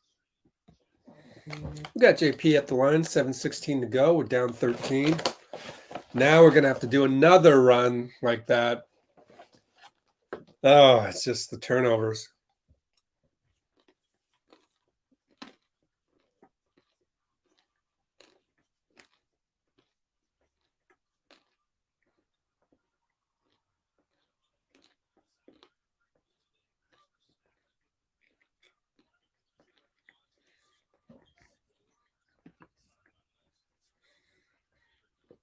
Draymond, tight defense on KP, way outside. Good job by Wiggins to disrupt Satoransky inside. JP downhill. Oh, my goodness. That's not a foul. That's clean. KCP got lucky. I would love to see a replay. That didn't look clean to me, but I thought he might have got hacked. But hand's part of the ball, so I could be wrong. We're down 12, 6:47. Still Q3, so plenty of time left.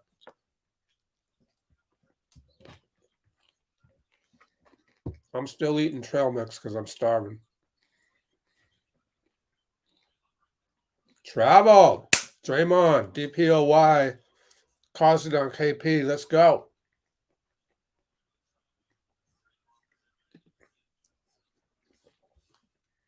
Did JP miss a free throw while I was gone? Yeah. JP missed that free throw technical, so. I think it was a tech, right? Yeah, I can't remember. No, it was one of 2. 5 for 6. Oh, JP almost threw it away. Somehow Clay gets the ball. baseline by Draymond, then Clay assist to Otto. And we need some defense right now. Down 10. Good no call. Jordan Poole still gets the dunk. 8 points. Single digits. Timeout. Unselled. Score. 76, 68, 555. A lot of time left. It's only Q3. PPOY Dre.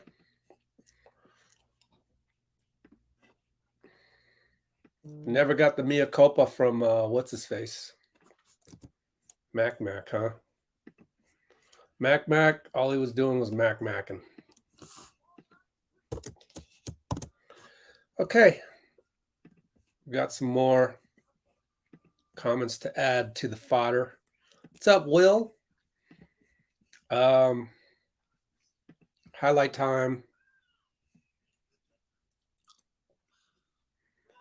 Draymond committed 3 fouls on Porzingis in 1 possession. How about showing the 4 assists in 2 minutes?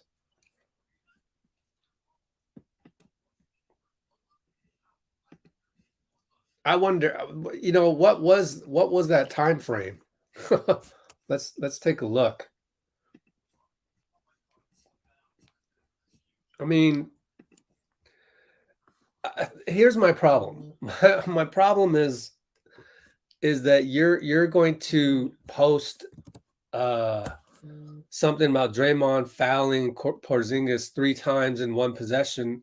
You better come back with the positive one. That's your own guy. That's the Warriors account.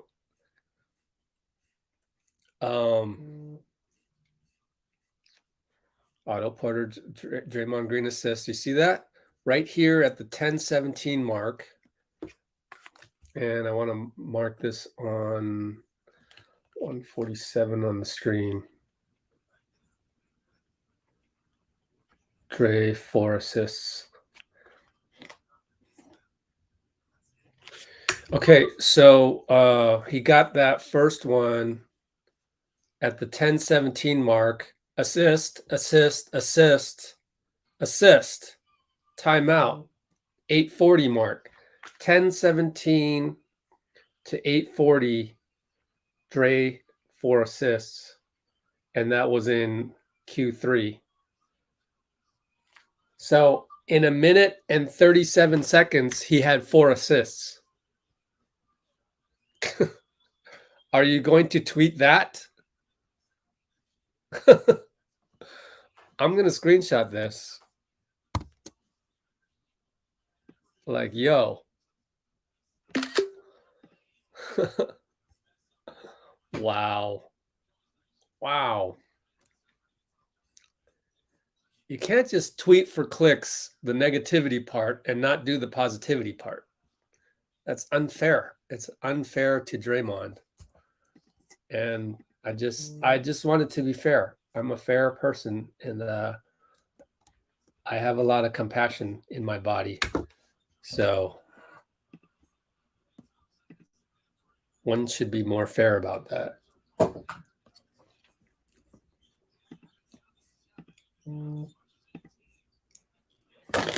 Okay, let's go Warriors. Yep, got you on that, Nick. That's why I keep harping about it right here. Anyways, Draymond's out. KP gonna attack Wiggs in the post. Got it. Oh man, I tell you, KP is a baller. He's a baller if he wants to be. He's a baller because he's got 16, 6 of 17. Clay fadeaway 3 in the corner. Splashes.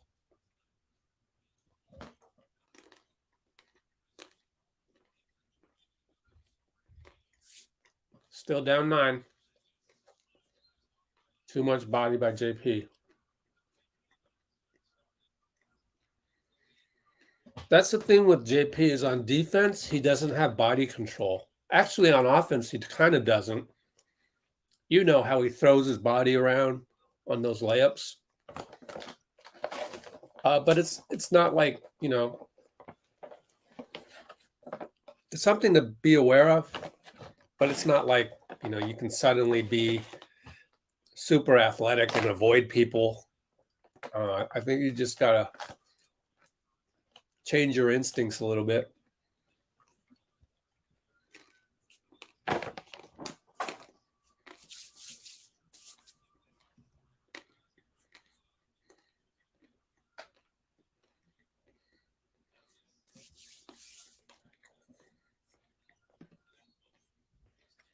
Down 11.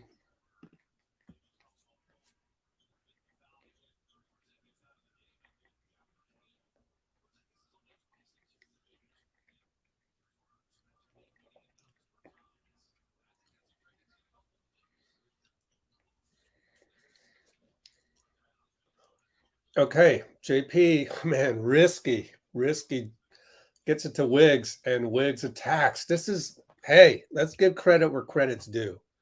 Wiggs is balling. Oh, by the way, they don't have Kuzma tonight because he's got like a right knee soreness or something like that. Don't quote me on that. But he's got something that just bothered him recently.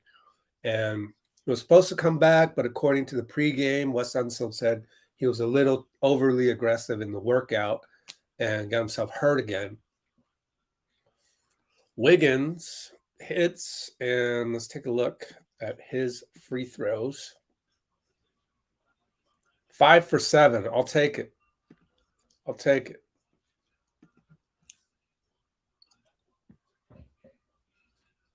Missed it. Is he 5 for 7 overall or 5 for 8? 5 for 7 overall. So 5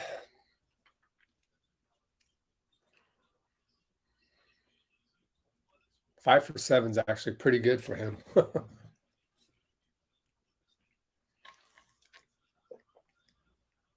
Corey Kispert finally missed a shot. Let's look at his stats. 4 for 7, 7 for 10. Wiggins in the post against Ish. Illegal defense. That's on Kispert. See it. I guess, okay, it's on Gafford. It's on Gafford and Kispert. Offensive rebounds. Well, all you got to do is you got to go here. You got to go bkref.com, Kevon Looney, and click on that. And then you can just go here. 2.6 offensive rebounds per game, 5 total per game. There's your answer.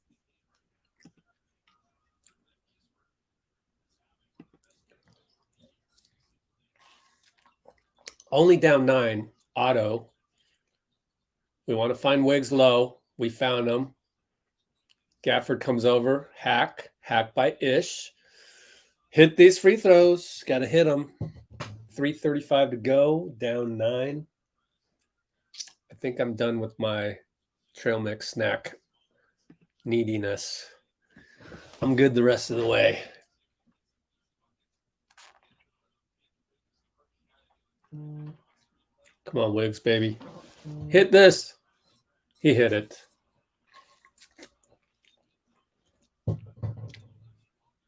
That's got to feel good. Take a quick look at any highlights. 2 of them. No, 3 of them with the Draymond defensive one. Yay, he made both.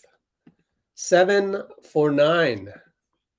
7 for 9. We're down 7, 3:27 to go.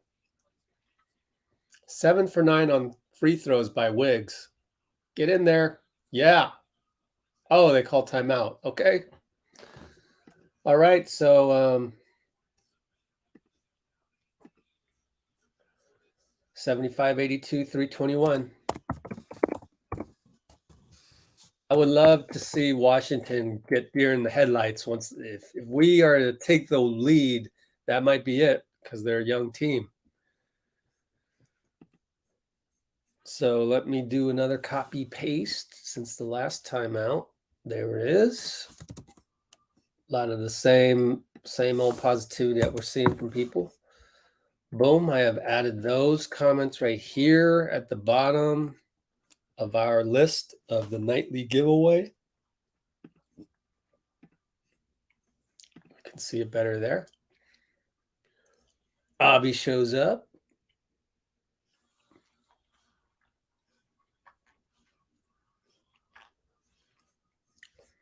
Highlight time.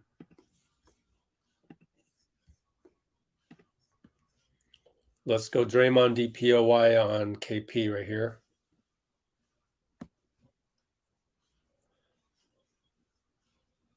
Did he travel though? Actually, let's see. Xavier's Caldwell.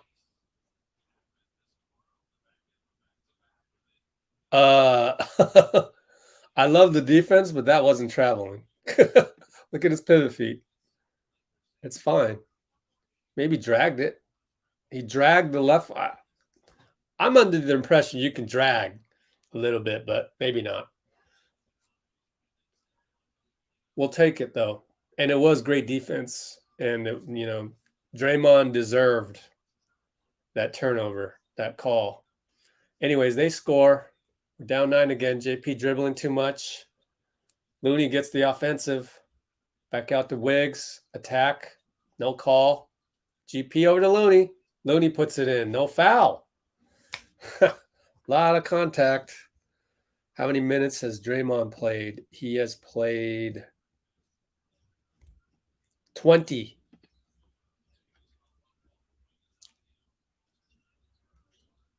20 minutes played.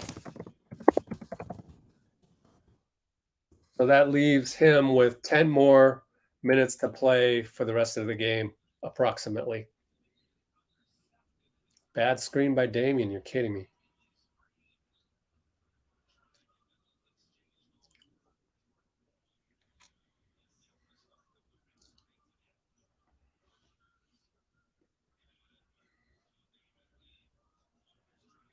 What the hell? That is such a ticky-tack. That is such a ticky-tack foul call. Man. I don't know about that one. That was slow motion too. Whatever. Golly. Whatever. Gafford gets a dunk. Down low. Assist Denny. Oh, down 9 again. Damian attacks left side Looney. Handoff JP. No good. Oh, boy. Need a stop. Denny finds Ish.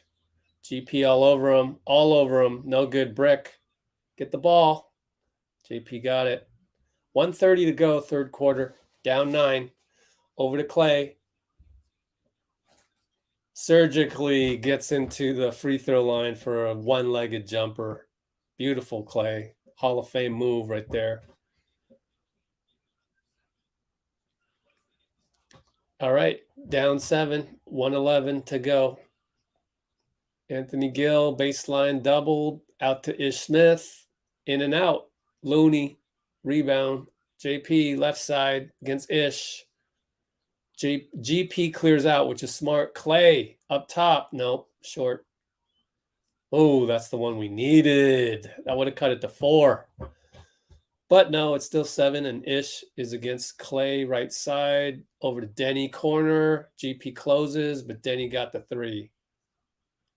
And he says something to the bench. We're down 10 with 39 seconds to go. There is a 17-second differential on the clock. Poole takes Denny, draws it on Denny. Denny can't believe it. Come on, Denny, you ain't that good. Come on, kid. But he's playing well. Denny's got 11, 5, and 4, 3 fouls.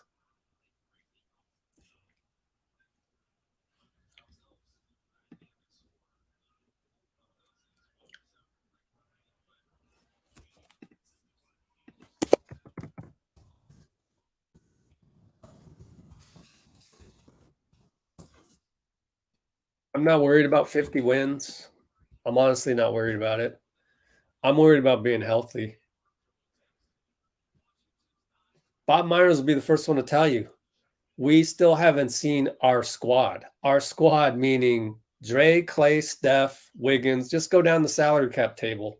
We haven't had that yet. Of course, a lot of other teams haven't had that yet. But, you know, that's them. This is us. We need it. Denny looks locked in. Maybe he is that good. Sheesh. That's a swish, too. That was nothing but net. Gives them an 11-point lead. Oh, JP's dribbling too much again. Fires it at the buzzer. No good. Of course, it was a buzzer, so I'll let him off the hook on that one. Forgot that we had a quarter coming to a close. So 92-81. End of Q3. All we got to do is just make another run, and maybe these Wizards kids will blink. Maybe they will get a little bit of deer in the headlights, and we can take advantage of that and turn the game over to our favor. We just need to collect a few defensive possessions together and make a few open shots. Probably have to wait until Draymond gets back in there. So another couple minutes. But for all intents and purposes, we just really need to go on that one run and then buckle down on defense and take this one home. Check for other GP2 found Looney under the basket. Oh, here was the little run that we made.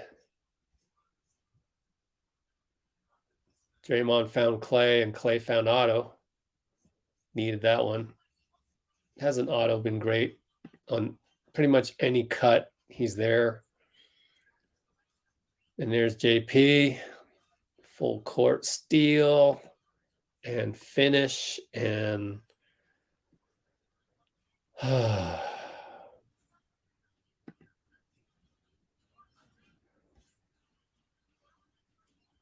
Looney got another offensive rebound, and then Wiggs attacked, and tic-tac-toe right there, which makes me want to look up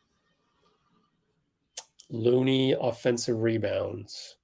4 out of his 5 rebounds are offensive rebounds tonight. Overall, 38 rebounds to 38 rebounds to 36. No, 25 rebounds to 30. Wow, we're getting really out rebounded by a lot. Where's Kuminga anyways? Is he hurt? Hopefully not. Let's see if Anthony Slater has anything.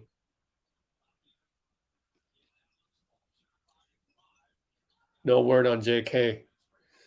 Draymond disrupts a layup. GP goes up right-handed, no good.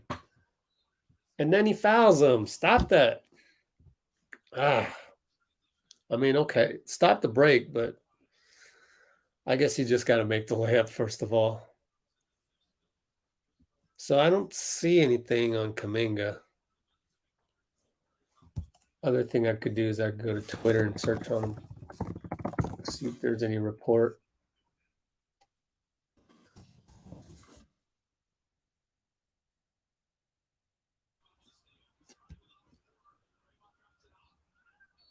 Oh, Otto and 1. Good drop off by Draymond again. And oh, yes, sir.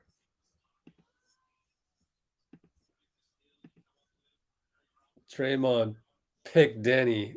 What a just excellent, timely defense right there.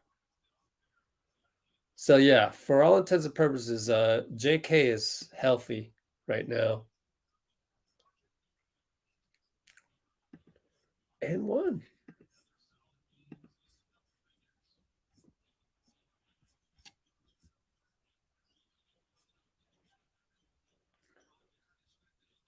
All right, Damian Lee got a rebound and finagled a foul on a rebound.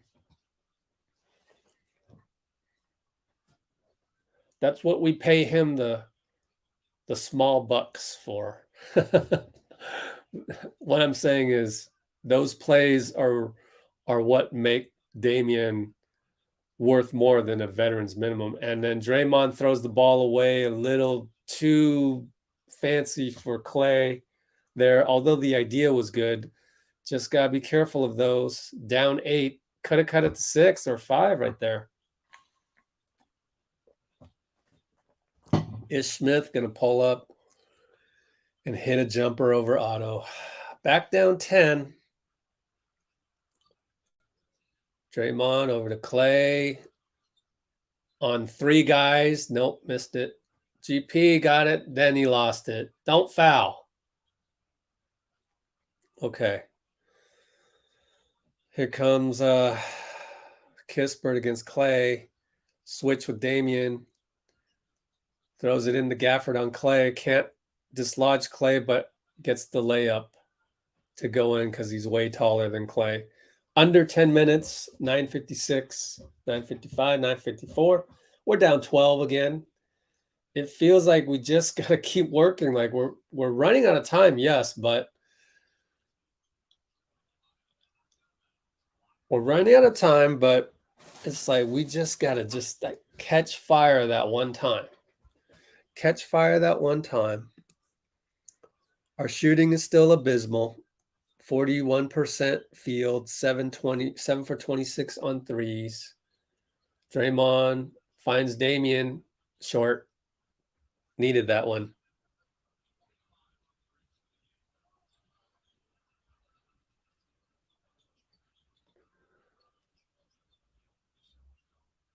Here comes Denny into the paint. Too much body by GP. Oh, how many fouls is that on us? No bonus yet. Yeah, JP hasn't been himself. Let's see. 5 for 16, 1 for 7. 0 assists. Draymond, steal and 1 on the break. He even had to pick Gafford up off the floor. Wow, we needed that one. Can he really save us twice? Amazing. Look at that steal. DPOY steal. He's so good, man. I mean, like, is anybody else doing that in the NBA right now? Because I really think tonight has shown he's DPOY again. Down by 9, 9:20 to go. Plenty of time. It's whittling away, though. No more silly fouls, GP. He's guarding Ish Smith way the heck out there. I don't know why don't they just run Denny at point guard. Maybe they will. Well, Denny's in there right now. Oh, right when I said that, Ish Smith shut me up because he got an alley-oop to Gafford that pretty much brought the house down. Otto Porter post up. Denny. He's going to fade. Nope. Back rim. Oh, boy.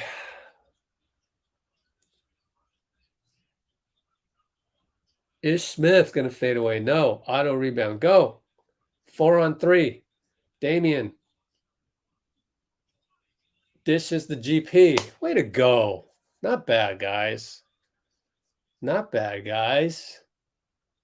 That's a good break by Damian and GP. Draymond way out there. Causes another. Oh, man. Beautiful. Fakes him twice. Oh, he can't get it. Oh, no. He's going to get hit with the T, I bet. They're going to hit him with the T, aren't they? Yep, there's the tee. I mean, you knew that was coming because KP had gotten that tee and he didn't even throw the ball earlier. So we're getting the defense.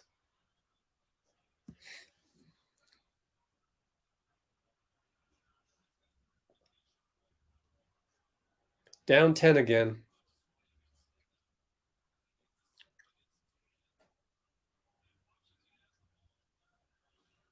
Let's see if he did get fouled. Oh my God.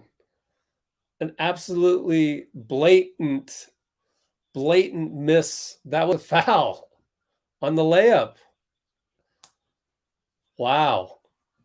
But you can't compound it. So, but you know, we haven't had this in a long time. So if this brings energy, it brings energy. I'm happy. Kispert hits a clutch 3 again. That can break your back right there. 102.89, 744. Yeah. Credit Kispert, man.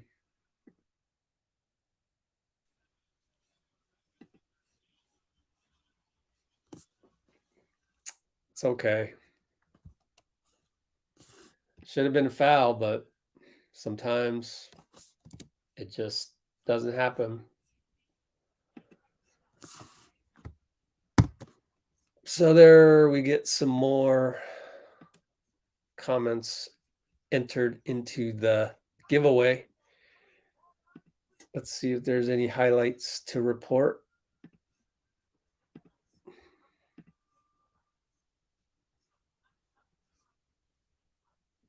Right here. Draymond, DPOY. He did a DPOY 3 times. 3 times. In a span of, and that's where, okay, this is where I again, it feels like fans sometimes just want perfection, and you're not always going to get that.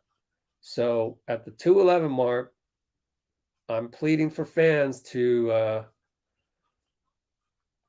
understand that it's kind of like accepting Steph's turnovers.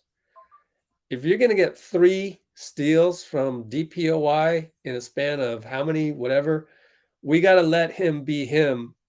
I mean, ideally the ref would call the foul on Kispert on the, or was it Denny? I can't remember which one, because they kind of have the same body type and both, white guys with brown hair. But anyways, one of those guys fouled him right under the basket. And you would hope that Draymond wouldn't pick up a technical, but it's kind of like you just know he is. But you also get the 3 steals in the whatever amount of time he got 3 steals. Let's see.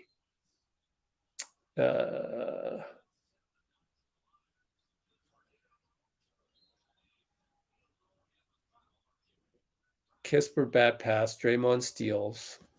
Let's search on steals.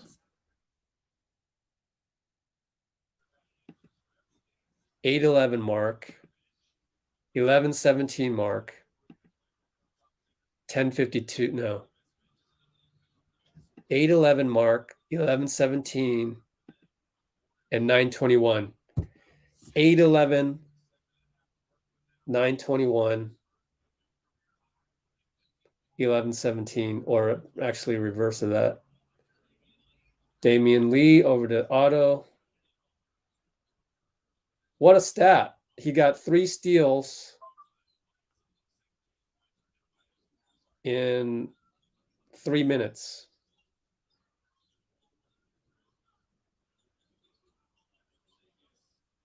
And if a guy's going to get 3 steals in 3 minutes for you, you kind of have to accept that this fiery guy named Draymond Green is going to get a tech every now and then if everything doesn't go perfectly. JP too far into the hoop, got blocked. We're down 11, and JP's kind of had that kind of a night. Good rebound, Damian on the Saturansky missed three. JP right side. Oh boy, pulls up, no good.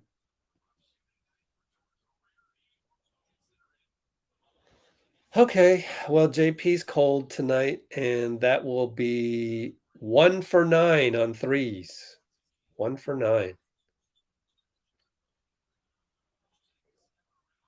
KP, no good. We still got life. 6:15 to go. Down 11. Damian, JP up top the Wiggs. Don't settle. Oh, he settled. Short. Damian rebound. Almost lost it. Over to Wiggs. Beautiful pass. Man, Damian's playing great. Down 9. 9 is nothing in the NBA. 2022 NBA. You think Clay's taking too many shots? He's just missing shots, man. Relax. God, man. He won 2 game 6s for you. Show some faith. I'm tired of hearing that shit. Honestly, it's starting to get me mad. But I got to stay positive. I shouldn't fight the negativity with negativity. Meanwhile, Corey Kispert is still on fire. But can you just put some trust in Clay? The man won you 2 game 6s, gave you 14 threes, NBA record. Don't complain about Clay no more. No. We're rooting for Clay. We're not criticizing him here. It's part of the process.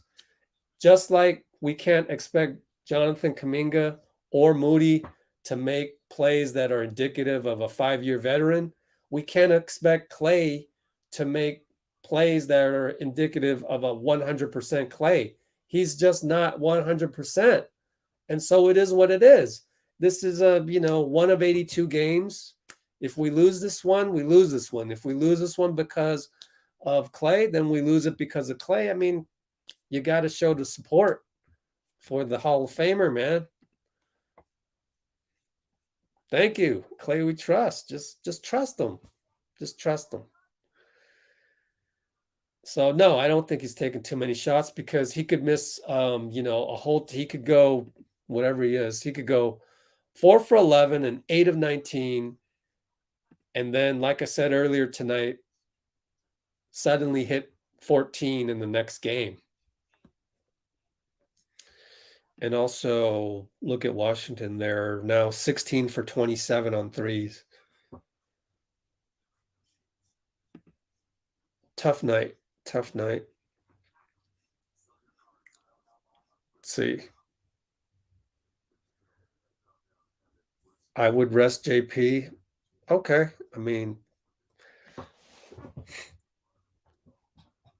thing is, you would rest JP based on the information that you have.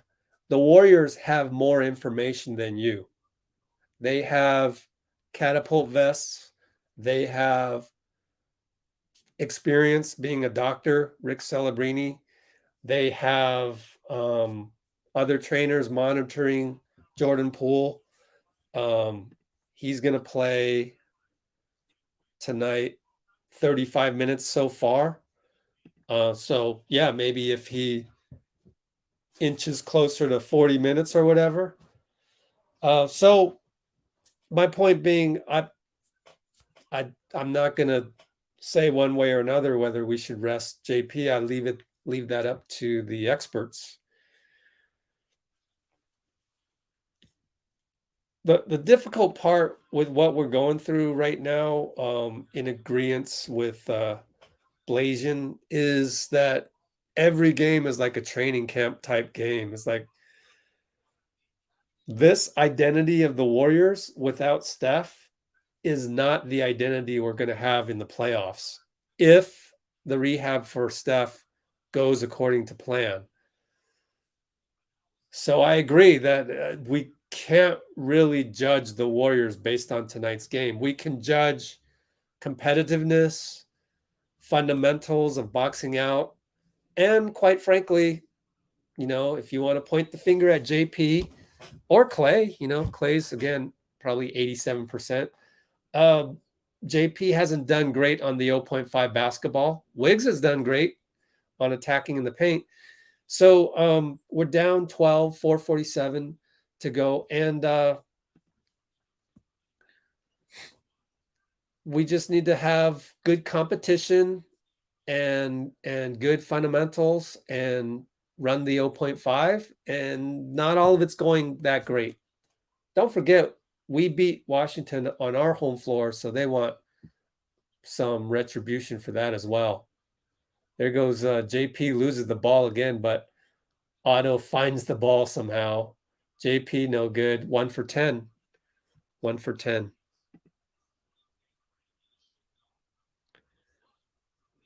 This team cannot win without Curry. No, this team cannot win without a 2-week training camp without Curry. Other than that, they can figure out a way to win. I think they can. Not a championship, but they can figure out how to win if they had more time. So if you want to handcuff Steve Kerr to these parameters where you don't get Steph and then you're going to get Steph. Oh, and before that you didn't have Draymond, and oh, before that you didn't have Clay. Okay, keep pointing fingers, but it's tough to really judge this team right now. Look at the handle by JP. That's some Steph Curry wizardry right there. We're down 12, and we're looking at 37 minutes played for JP. You know, Jason, a Sith, deals in absolutes. Sith Lord Jason Lee. Darth Lee. Man, I mean, Washington's hitting a lot of shots. Clay. Yes, and one. Oh, man, is Wiggins going to get some freaking credit tonight? 23 points already. 7 for 10 from the line. Yeah, he's doing his best. JP, and nice pass by Clay. How many assists for Clay? Ooh, 3 assists and 5 rebounds. Yeah, we got to look at some silver lining here. Oh, missed it. Looney gets a foul, though. Poor Wiggs. What is he, 7 for 11 now? No, that was the 7 for 10. Down 12, 249. Yeah, we got to get a miracle right here. Oh, my gosh. Who's that? Guys, some dude named Jeffrey Chen showed up in the comments. What's up with that? Jeffrey Chen. Sounds familiar. You guys know who that is? Nah, I don't know who that is. Some nobody. Oh, it's great to have Jeffrey finally. Finally. Where have you been? Well, he's been without internet. You want to hop on board for the post game? Let me know. Jeffrey Chen is in the house. Porzingis loses it. Couldn't get it. KCP, watch. He's going to hit this. Watch. No, he loses it. KP's going to hit that. Watch. No, brick. Otto decides to care for the rebound. Finds Looney. Oh, that's an and one. No, he missed it. KCP fouled him. We're going to review that. Are we going to review that? I feel like we should review that. I don't know. It happened in a blur. Anyways, Jeffrey Chen. Other teams are still winning with their players. No, it's not the same thing. It's not the same thing. No. Other teams don't have 2 rookies. Other teams don't have veteran minimum, veteran minimum, veteran minimum, veteran minimum. Come on, you can't judge the Warriors by the same stick as you judge the Suns and the Grizzlies. It's not fair. It's not fair. Again, it's not a video game. You could on paper, and if you were coding a video game, that's how you would do it. But this is actual real life where there's dynamics, human dynamics. There's guys who are rookies, and you can't measure things like that. Wiggins misses a 3 that would have just made a lot of people in the arena nervous if he just made that, but that's okay. He's slapping himself on the thigh for missing that.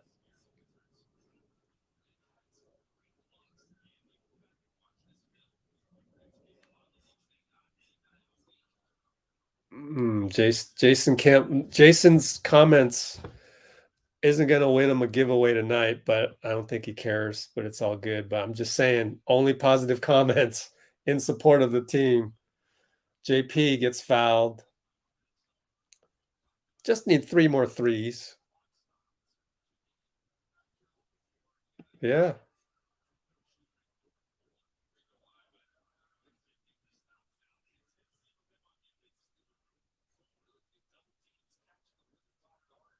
Oh, cool. Enjoy Sadil over at Chase.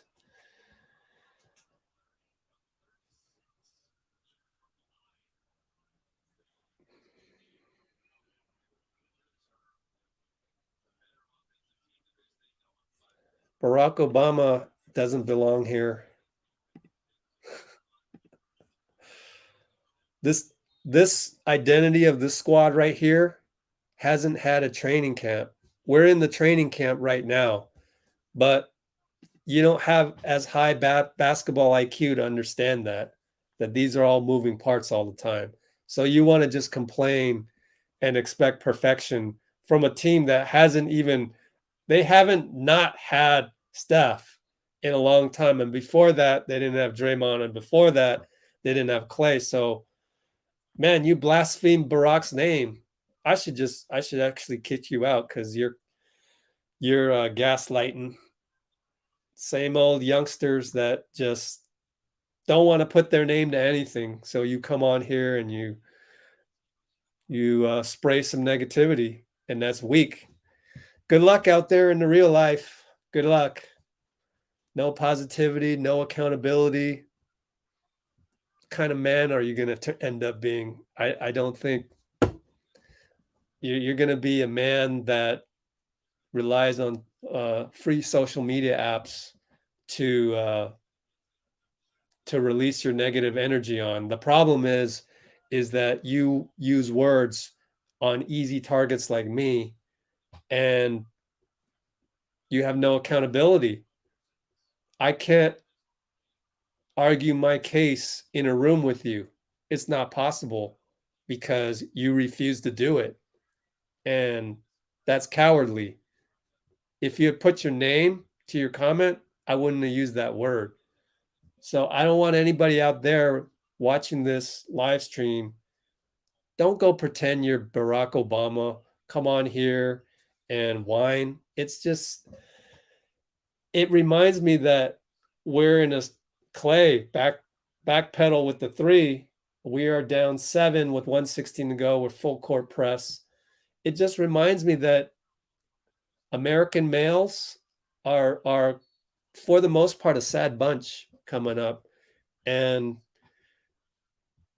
that brings more opportunity to a lot of other young males out there who are watching this live stream to do better. And if you just do better, come on here with a kind heart and more positivity, you are already miles ahead of guys like Barack Obama. So it's not going to take much for you to stand out as someone who can initiate positive change. So anyways, I hope that fewer of you come on to our Let's Go Warriors channel, gaslighting or whatever you call that, assuming you're somebody else, Barack Obama. It's just weak. Just come on here with your name, come here frequently and learn. Be open to learning, and don't always go to social media to complain about something, because it doesn't really show a lot of strength. It just shows that you're mad about something over here in life. The Warriors are an easy target right now. So you transfer that negative energy and you direct it onto here. And it's directing right on me and the rest of the community. And I'm just sitting here trying to spread positivity, and you just dump that on me. And I don't think that's very nice. of you to do. And I would like society to have nicer people, because social media has made a lot of people mean people. So let's turn the tide on here.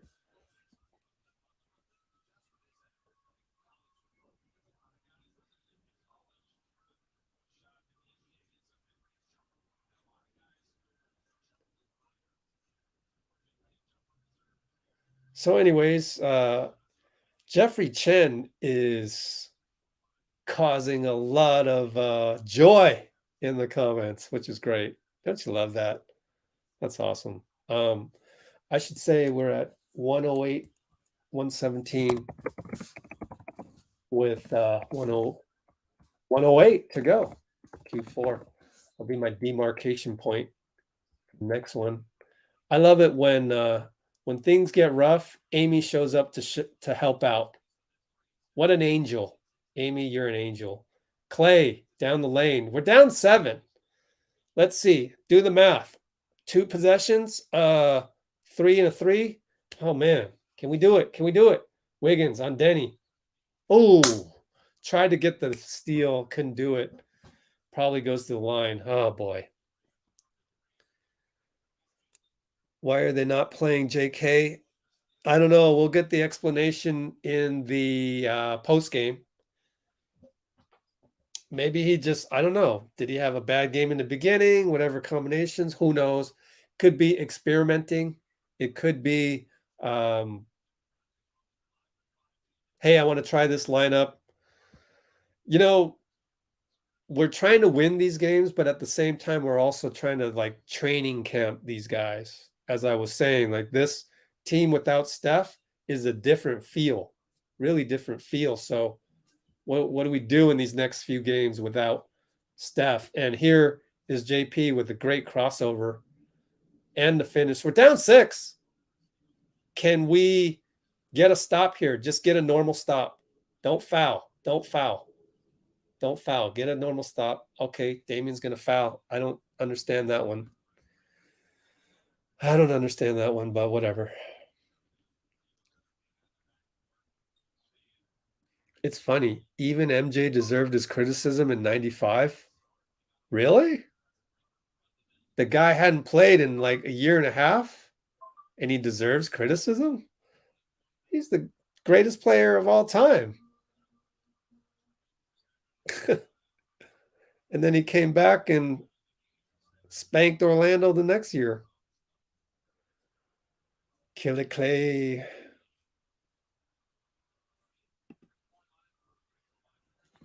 I love that. Screenshot that. Okay, down 8. Oh gosh, 45 seconds. JP down the lane. Wow, JP, man. He's making up a lot of ground. 8 for 24. Keep going, guys. 35 seconds. He lost the ball. Yeah, Damien got fouled, man. Does he get to shoot free throws? And is he okay? More importantly.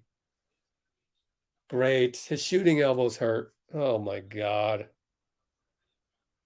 Oh, my God. Hey, look. Right here. Does he get to shoot free throws or not? Let's check the ESPN. Yeah, we're in bonus. So I don't even want to look at the... Oh, man.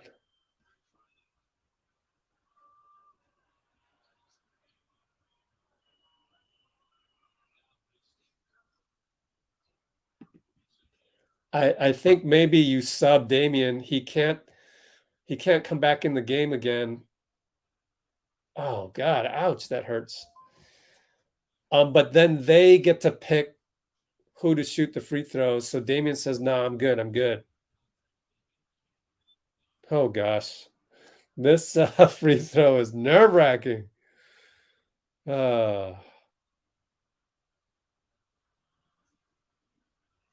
Yep.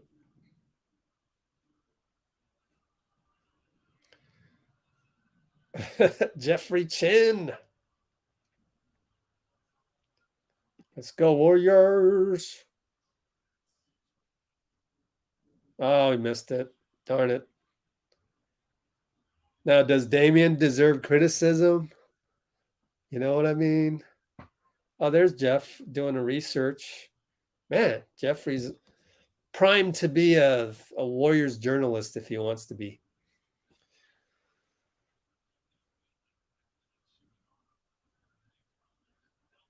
No, Damien makes it. Oh man, if he'd only made the first one. Ah, too bad. 120, 115. 120, 115 with 32.5.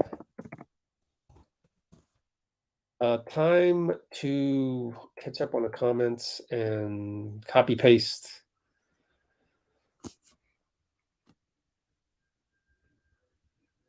Uh-oh. Did Coast to Coast spoil something? I don't know. Okay, I need to copy this one and then copy another one, I think.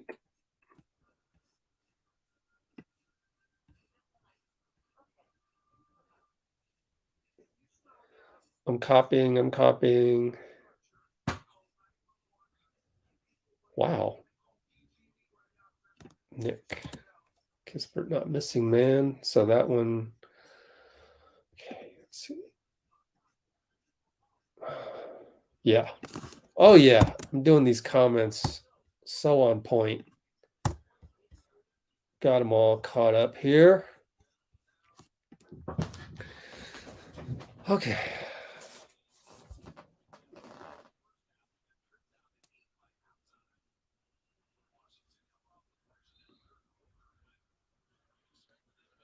Yeah, there's a lot of experimenting going on right now. Draymond is back in.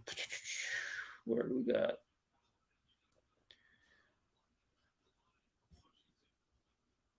Okay.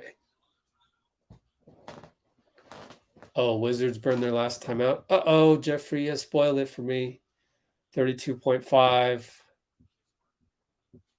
And they have not inbounded yet. GP2 all over. Denny has to call a timeout.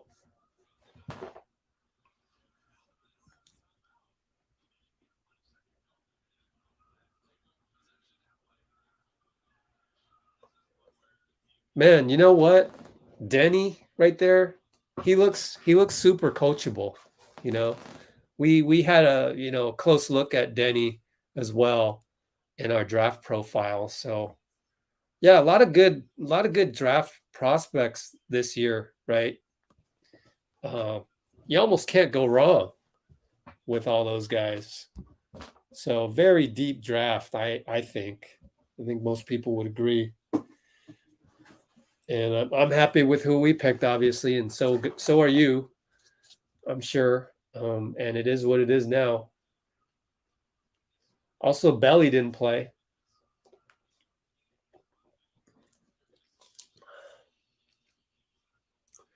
Yeah, all in all, a pretty close game for what do you call it? For 38 of 87 and 8 of 32 from 3. And meanwhile, they shot 44 of 84 and 16 of 28 from 3. So they had 84 attempts and we had 88 attempts, and yet we're only down 5. Is it 5? What are we down? Yeah, 5 with 32.5, and they're going to run a play from their circle. Did we switch? There's Clay. Switch. Oh, Wiggs, almost. Oh, almost. Too bad. We had it.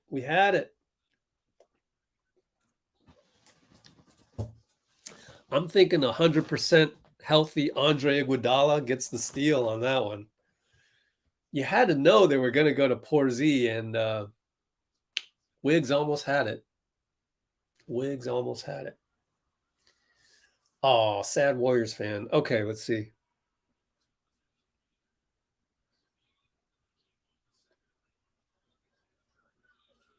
Belly isn't playing. He's just out of the rotation.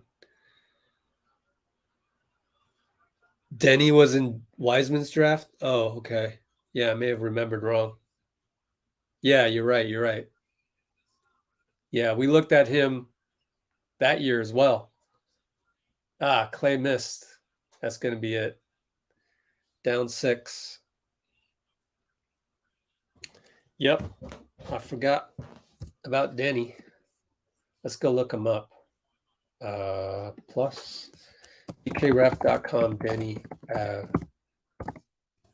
Avdija.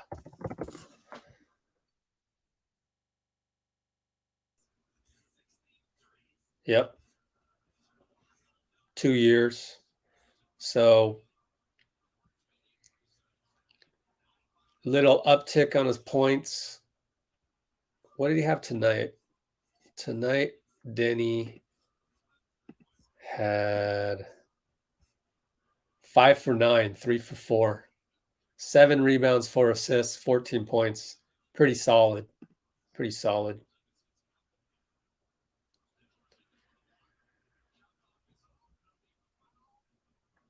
Well, Duty Juice is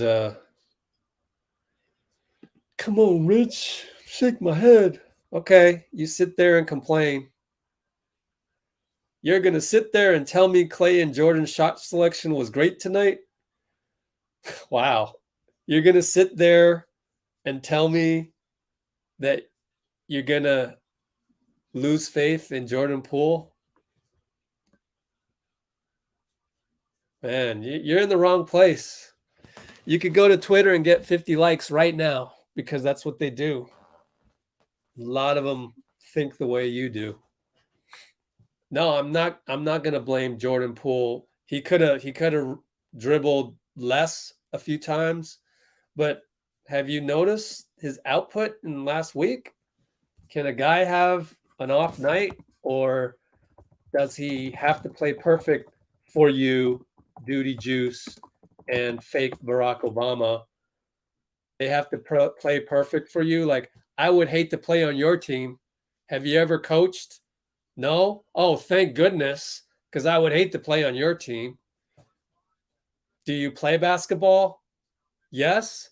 I would hate to be on your team because if I have a bad game, you ain't going to talk to me, but I know what you're thinking. You're probably thinking what you just commented, right? What kind of teammate are you? Let's not go Warriors. This isn't let's not go Warriors. Awful, man. You're a cesspool. You brought Twitter onto my channel. It's sad. It's sad. It's literally sad. What does Jordan Poole have to do for you to shut the hell up? To, say some positive things? What does he have to do? Look at these numbers. 24, then 30, 26 before that, 28 before that, 29 before that. He shot 10 of 20, 500, basically batting 500 on you this whole time. Not babying them every loss. No. Nope, you're here to spread your negativity because you don't know how to deal with it. Let's have you come on the live, man. We should just try that. Might as well try it one time. You want to come on the live? Let's talk.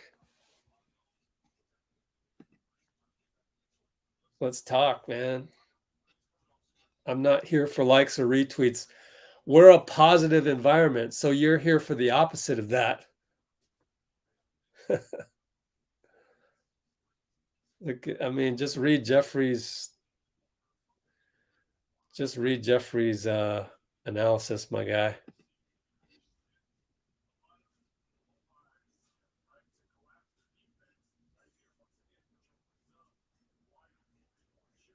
Yep.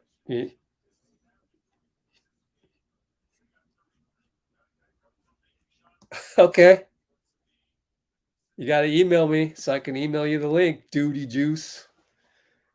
And then I reserve the right to cut you off any single time because you're bringing on negativity. I'm trying to change things. email me, Rich at Let's Go Warriors. Give me a name.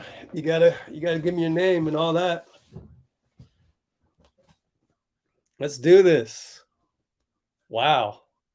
Are we really doing this? It's the first time for everything, huh, Jeffrey? All right. Yeah, I'm gonna send you the link, Jeffrey. Here you go. I can mute him anytime if he goes nuts. Hold on, Jeff. There you go. Waiting for your email.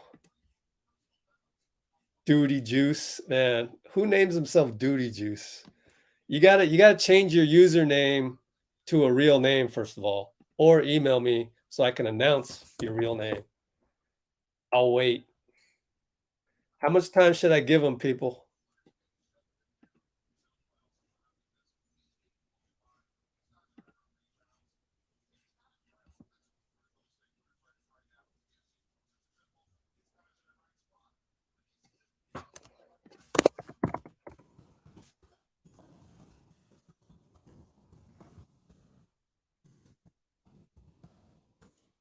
Come on, Sadil. Is this Let's Not Go Jordan Poole or is this Let's Go Warriors?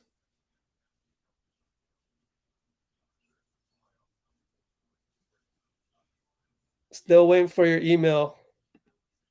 You running out of time, Duty Juice. I'm having trouble opening my Gmail. There we go. How much time do we give them?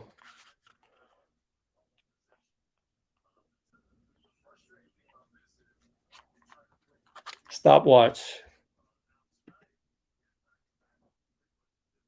How much time do we give them?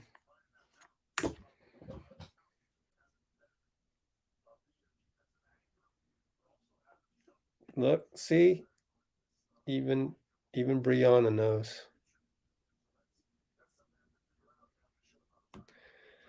I mean, Blazin, you can criticize them. It's just that we don't do that here. We're Let's Go Warriors. Did you block me? I mean, Dan, if you got blocked, you wouldn't have posted that, right? Or am I missing something? Oh, Bruce went ahead and what's going on here? Anyways, whatever. I'm still waiting for Duty Juice has my email, which is really easy. Rich at Let's Go Warriors. I'm still waiting here for the email from Duty Juice to have him come on here so we can talk man to man and see the difference between positivity and negativity.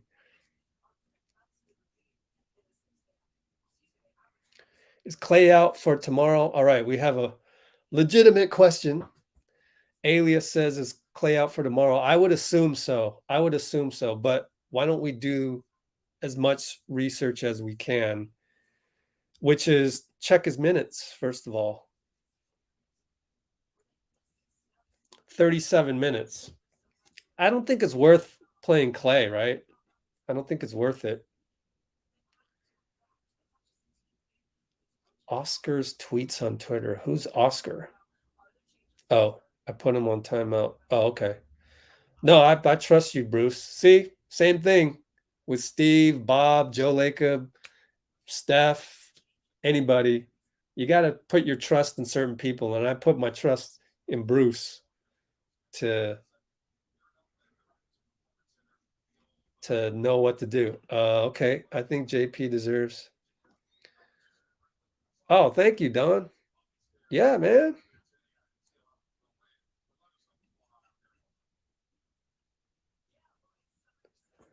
So I'm gonna screenshot that. I like that. It's 22, yeah. Okay, well, we've got new.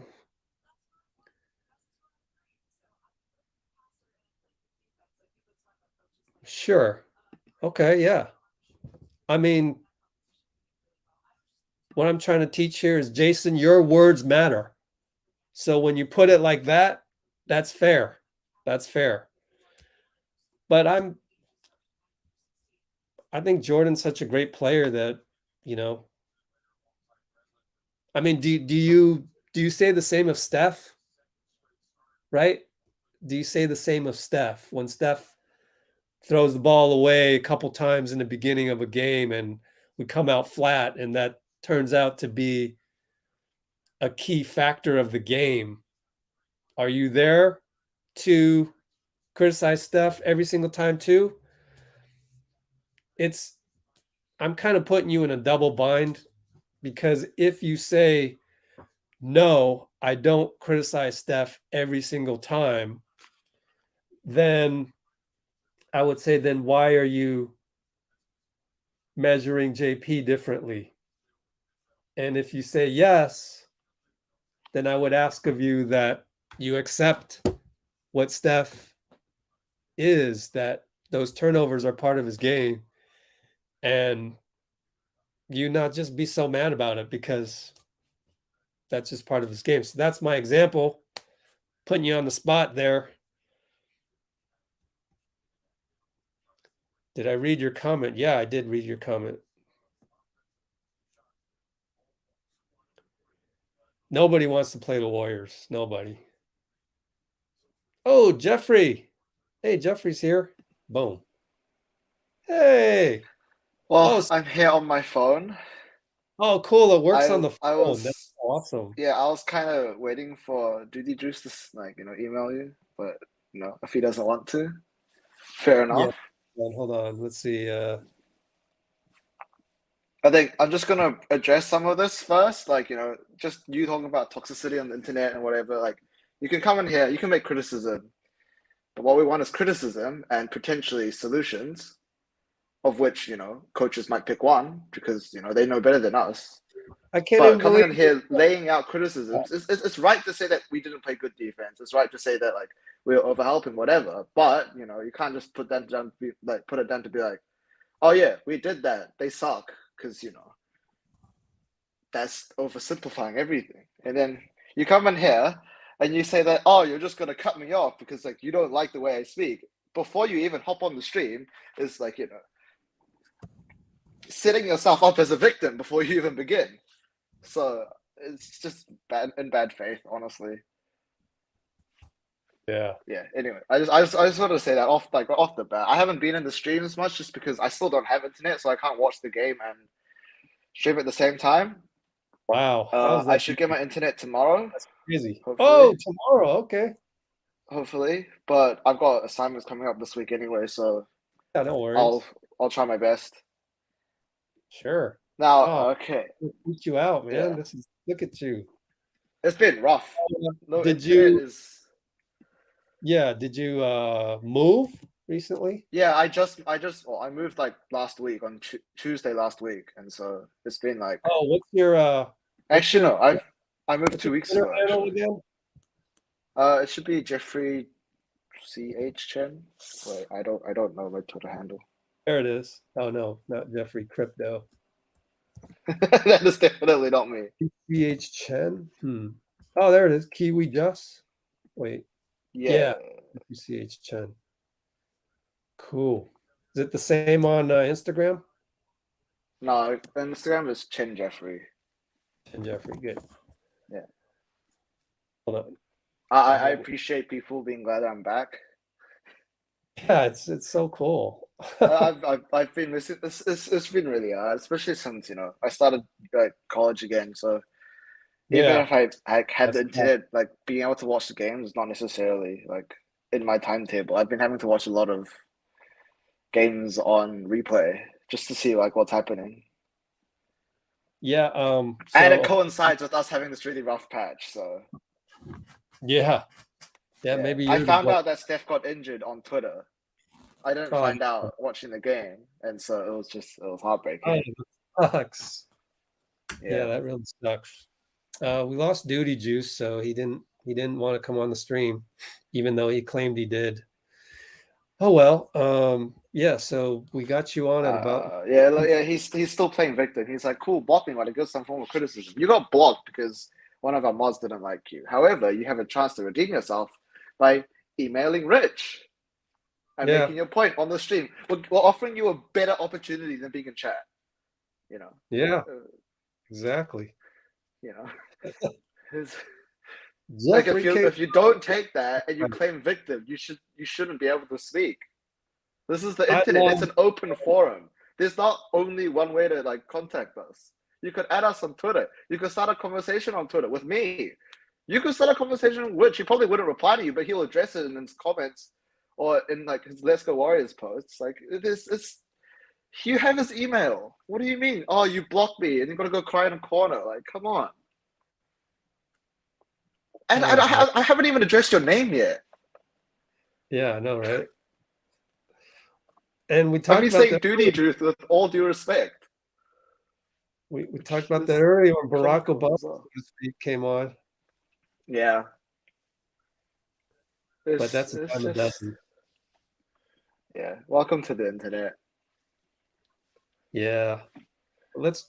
Maybe we can change things. Back to Miguel as saying we allow teams to play their best against us. I mean, yeah, I definitely do think that is right in some cases. I also think that when teams play against us, they have something to prove because we are the Warriors. Even if, we're like 3-7 in the last 10 games, they'll still treat us as the team to be.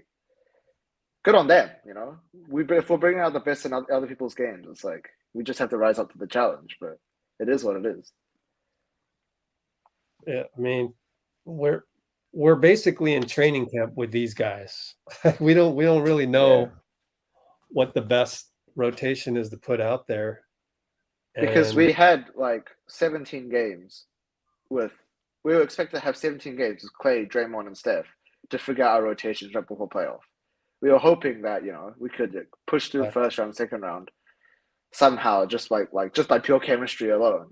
And then by the time we reach the conference finals and the NBA finals, we'd have our rotation sorted out. But as you know, with injuries in and out, we even like without Steph, we're still missing 3-4 players from our like normal rotation. Like that so at its core is our problem. Our problem is that we can't stay healthy enough to figure out what's going on. And when you don't have enough time to figure out what's going on, sometimes that's just how the cookie crumbles, and there's nothing else you can do about it. Yeah, we're really going right here. I mean, even Steve said that they don't know their role. Yeah, I mean, we only have so many games without Steph. It's hard to develop your role just on the fly like that with the game coming at you back to back, day after the next. Because you have to acknowledge that the style of play with Steph on and without Steph on is completely different. Yep. And players might have gotten used to that. You get used to playing with Steph's gravity, so you start making other plays that you normally wouldn't be able to do, like trying to make whip around passes or like trying to thread the ball through corners that you normally wouldn't. But because of Steph's gravity, you can. The second Steph goes and you have Poole in that role, he doesn't combine the same gravity, and suddenly the same things that you do before, they just don't pass anymore. They're turnovers. Yeah. Well said. Yeah. And Chad Ferguson, and more good names, is saying stop giving minutes to Seidel Curry Lee's husband. This guy scored 24 points or something like that? How many games ago? 22 the other day.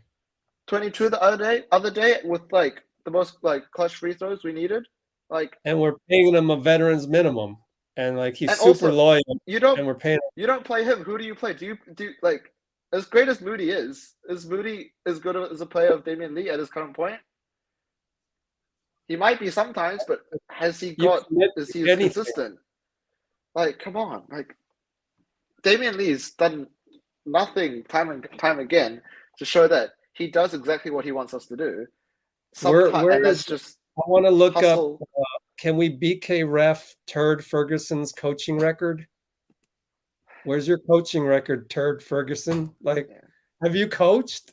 There's a million things you could decide on. Who to play here? Just go to the local Boys and Girls Club. They would gladly have you come and coach one day and do all the subs for 10 of their youth in their next game. It's hard. It's hard. So when are you going to trust Kerr? And if you don't like what Kerr's doing, who's your new coach that you're going to trust? Oh, you're never going to trust anybody. Because what I'm interested to see is if there's any like coaching YouTubers who have watched the Warriors for years, and like you kind of understand the more finite details of Kerr's system, and to see if they were coaches, what other like things they would do. Also, Because right now, all I'm seeing is casuals like us, like me, being Yeah. like, "Oh, you shouldn't do that. You shouldn't do that." But here's in the here's end, Ready people Whip. like me don't have that coaching knowledge, so I can't offer the right solution. I can offer a Some multitude of dudes only solutions. get a couple minutes. Ready Whip. What dude only got a couple minutes? Damian Lee, 17. Otto, 26. Kavan, 24. Gary, 21. Where's your couple minutes? Ah, man, you guys are just. I can just spot your negativity from a mile away. It's not actual basketball knowledge you're bringing here. It's your negativity. I just pointed it out to you. Nobody played a couple minutes. The Okay. only person who played limited minutes was Kuminga, and in those 13 minutes he played, he was minus 17. I didn't catch those minutes, but I'm sure that there's a reason he didn't play more. And for you to bring him in and assuming that he's going to be the golden ticket, he wasn't like. Our issue was much more than Kuminga not playing. Mike Brown is back. Mike Brown is doing all the rotations, and then Steve approves Takes of the them. brunt. Yeah, and then Steve approves of them, and then he takes all the criticism for them as well. I don't know if rim protection was the issue tonight. Every night it's something different because we're playing a different team. I mean, I always appreciate Percy being able to comment like a sane person and not totally mad at everything. But oftentimes I actually disagree. And I would have to disagree that I don't think it was rim protection tonight because a guy like Corey Kispert doesn't need the rim protection. He's just hitting threes. Yeah, when the Wizards shoot Or 60% from three, that your rim protection may be an issue, but it's not your primary issue. And it may be our closeouts. I don't know. I'd have to watch the tape. We were overhelping a lot, leaving shooters Had a wide good open for shooting three. game. And Didn't we have a good shooting game in Miami? Yeah. I remember Draymond getting mad at Wiggins for overhelping on a certain drive a while back. And like that type of mentality we just don't have right now. Like Draymond was mad at Wiggins helping because Draymond was like, you don't need to help Jordan Poole. Jordan Poole has it. He's got his man. You don't need to help. You help him. Makes someone open for three. And today, if like that Draymond saw this game, he would be like, he'd be getting technical fouls called on his own teammates. Yeah. But I his not listen to not in Kerr. the game. You want to listen to Kerr? Yeah. First half, I didn't think Let's we try it. brought it. I didn't think we competed, and then we got much better in the second half. But at that point, they're already hot. They're already in a rhythm, and a guy that you sees the ball go through the hoop a few times in the first half. Better defense isn't going to make as much of a difference in second, and I thought that was the case.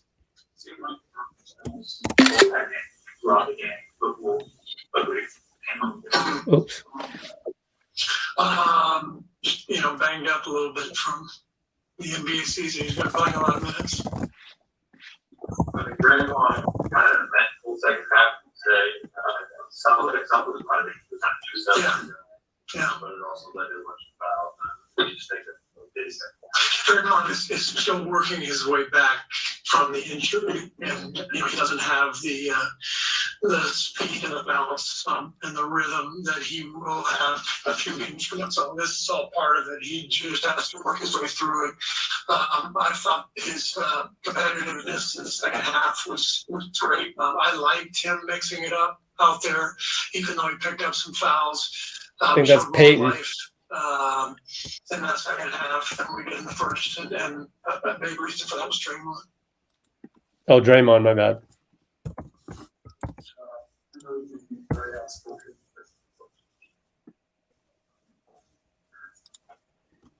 Let me get a shot of this. What do I make of everything that's going on in Russia? It's devastating. It's just terribly sad reading all the stories every day about what's happening over there, about families being ripped apart, and people dying, and all because of the ego and the whim of a madman. It's terrifying, actually. And so our staff, our team talk about every day just how awful it all is. And so we are thinking about everybody over there and praying for them. It's just an awful situation.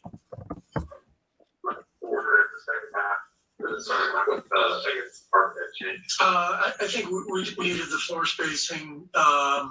We needed just a boundary line with another shooter. I thought J.K. struggled the first half. It wasn't his night. He's still a rookie, and rookies are going to have ups and downs. He's had some great games for us, and then some games where things have been moving quickly, and we've sputtered, and it wasn't his fault. What happened in the first half, it was our fault collectively. But in order to put our best foot forward in the second half, I felt like I had to go to veterans and combinations that has had more chasing, and that's why I went to Otto. Since you did play out your getting better, big minutes, I might want to go back to that for the product to play. Yeah. That's most likely, yes. Where do you go from where you went up or the left side, take their face now, after the supplement? Where do you understand? I think, the biggest thing is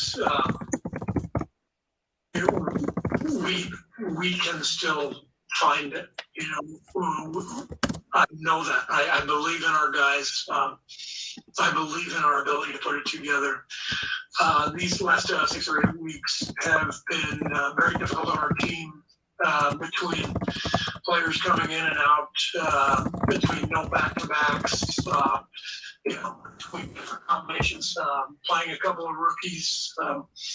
You throw all that together, and it has not been a smooth ride, obviously. And so we haven't built the continuity that we need to build. And the way I look at it, we had the first 50 games of the year, we're one of the best teams in the league, and the number one defense in the league. I know it's in us. I know it's there. We're trying to make it to the finish line, but in doing so, trying to build a little momentum at the end, I still feel we can do that. So that's my belief. I have faith in our guys.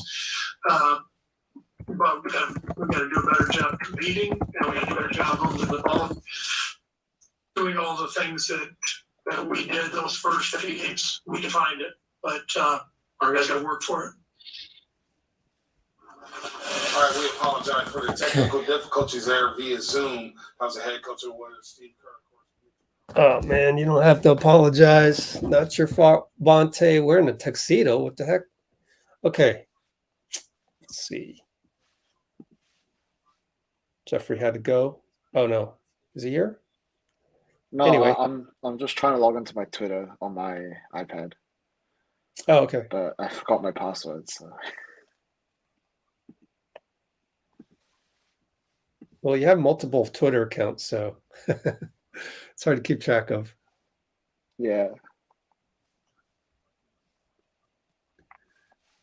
Okay. All right, there. Let's see.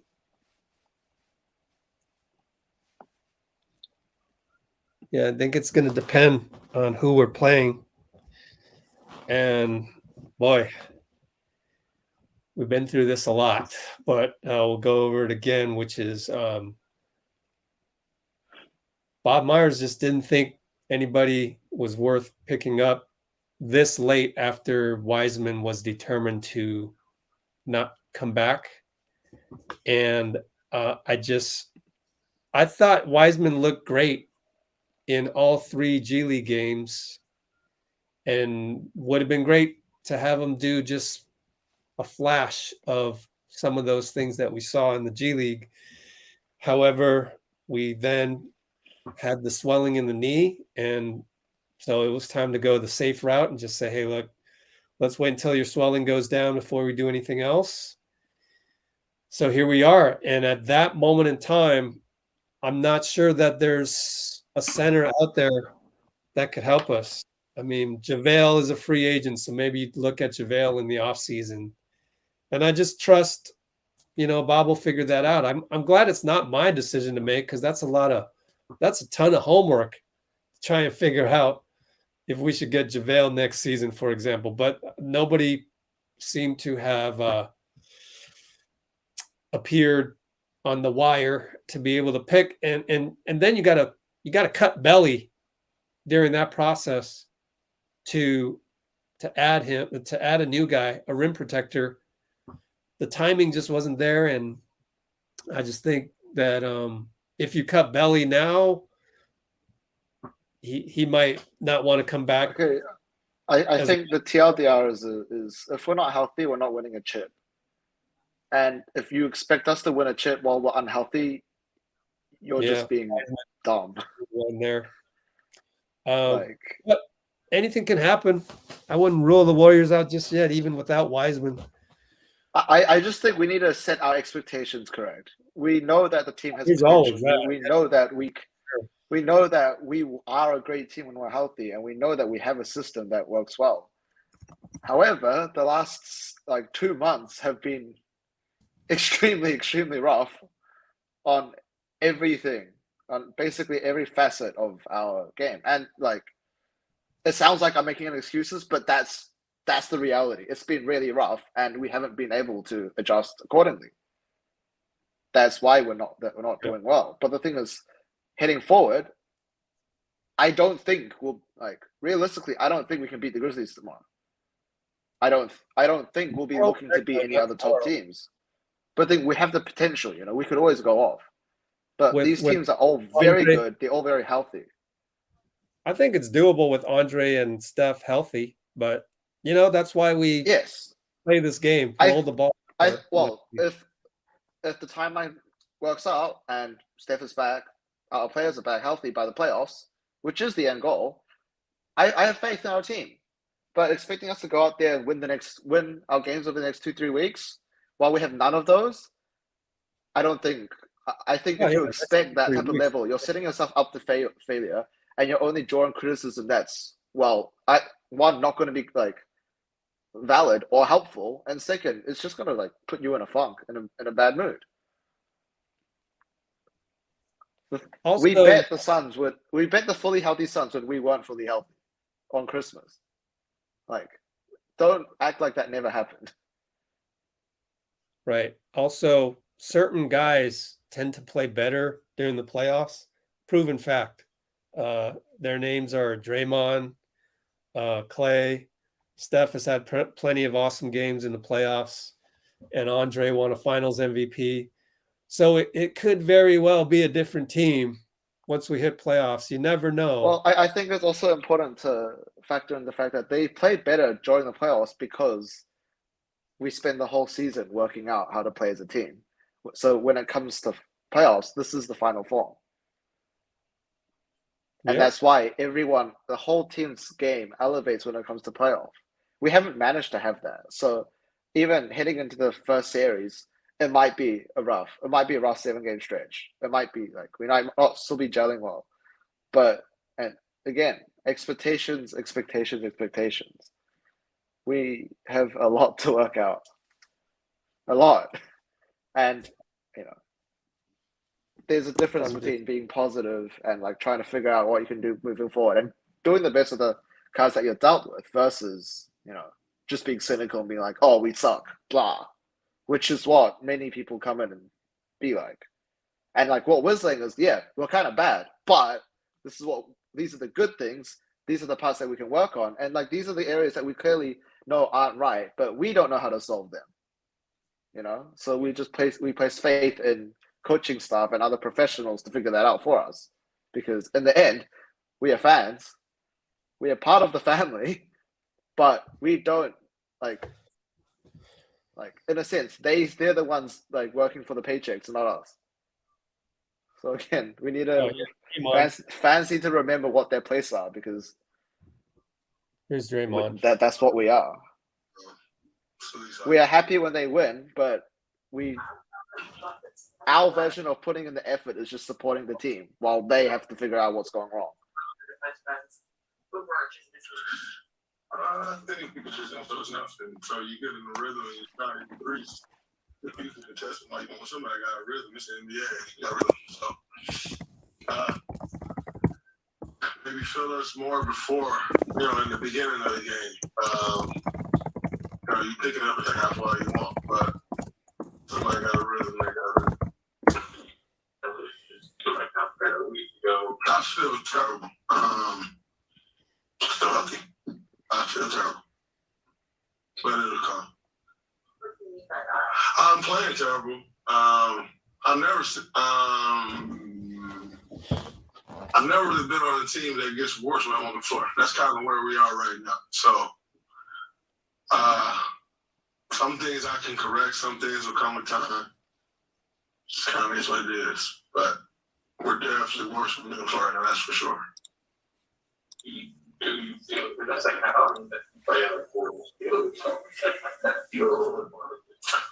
I feel like a little bit more like myself. But I can still be better. That will be. It'll come.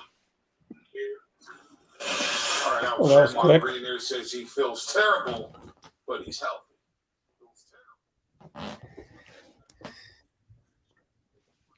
Okay. Talking the art of blazing. Okay. I don't think anybody should be attacked for being positive. Just can we just remember that? Like, if anything, you can either be negative but choose your words wisely when you criticize. That's acceptable, healthy criticism. Or you could just not know anything about basketball and still be positive. I think that's great. There's no need to strike down someone's blind faith. There's no need. There's no need to strike someone down for just having the utmost like positivity they can. There's no need, just because what's there to gain out of it? It goes back to the whole positivity thing, If someone wants to be positive, even if they're setting themselves up to fail, then just let them set themselves up to fail. And if they don't, then that means everyone's having a great time, right? There's no need to what we want is more people like that, so that if we can bring that little balance back to the middle, because right now it's definitely the other way.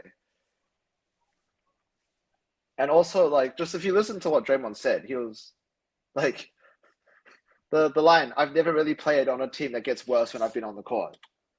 Like that's exactly the type of accountability that everyone is looking for, and that's that mirrors what we would say, but we don't put it as blunt like that because we can't, because we aren't Draymond, so we can't criticize Draymond as hard as he criticizes himself. It's right for us to be like, oh yeah, but we know that if he works through this, he's playing like this because he's not physically fully fit yet. Mentally, he's not fully there yet, because when he's physically not there, his mentality may also get dragged down with it. And it sounds like we're making excuses for him, but in the end, it's not like he's out there saying like, oh yeah, the fans don't know what they're talking about, blah blah blah, like a certain expensive player on the Lakers was doing. He's not saying that. He's taking accountability, saying that we're playing worse when he's on. But us, other people, have to have faith in him, because once the player loses faith in himself, then there's nothing you can do. And I don't know. I just feel like it's Warriors fans have a reputation of being delusional. Then let them be delusional. What do you have to gain out of people being happy? Are you that jaded? I genuinely don't understand that. If someone wants to be delusional, just be delusional with them and laugh. You can laugh at the fact that it's delusional and hilariously out of reality, detached from reality, but you don't have to strike them out of it. I don't get it. And also, by striking them out of that delusional state, it means that you act as if you know better than them. Jerry but the thing is that Jerry But the thing Luo's is that, like, I don't get it. Just, everyone has dreams. Those dreams are often better than what the reality is. But, why? Have you watched Star Wars? The whole thing's based on hope. The whole thing is based on, delusions of grandeur and, a final goal that's like seemingly impossible. Yet, it still happens. Like that's how, entertainment works.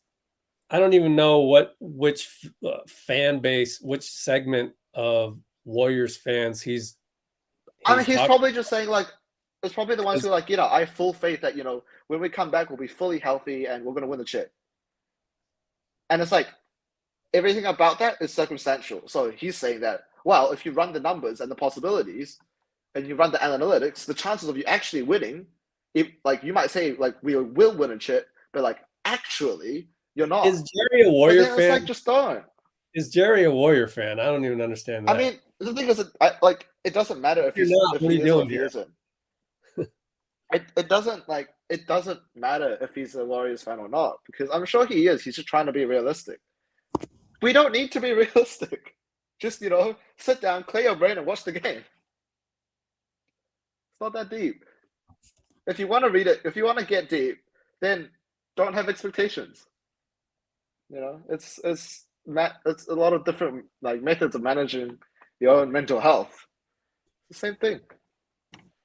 And I don't like. I haven't been on stream for long enough. I haven't been talking to you enough, so like you can clearly see that like the positivity has been like draining on me. Yep, Warriors Twitter is literally hell on earth. Totally agree with that. Let's see, can't look up salaries right now.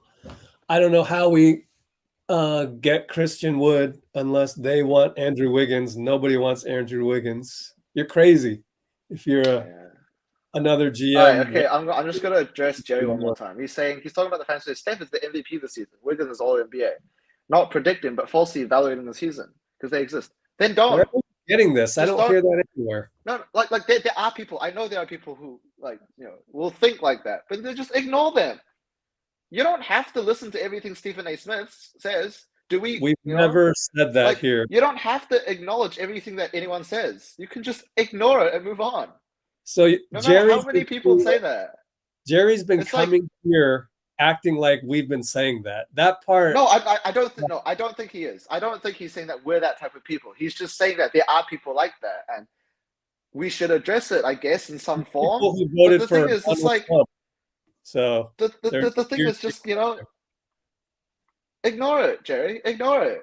Focus on the people who don't think that, and have good conversation with those people instead of focusing on the people who do say that, and and just getting yourself in a rut about it. Like, what do you benefit out of bringing up those fans who say that Steph is MVP this season, Wiggins is all NBA, and that we're 1,000% going to win a chip? What do you benefit from thinking about those people? They're in your head rent free, and by doing that, now we have to talk about them. And do you not see that you bringing up this problem is drawing more attention to those people? Like, it's kind of funny. Because by wanting to shut them down, inadvertently, you're just highlighting them more. That the fact that I've spent 20 minutes talking about those people. Just so move on, go next. Basically. What else? So Wiggins is. There's no point worrying about Wiggins next summer right now. A lot can happen. So yeah, just let it be. Do we get to the 50 win mark? Yeah, that's. Nobody wants to chime in on that one, I guess, Dan. Nobody has given their prediction, but they're all predictions. So I don't even know how many games are we at right now. I don't even know. Like it doesn't matter to me. Like I just want to be healthy and playing well.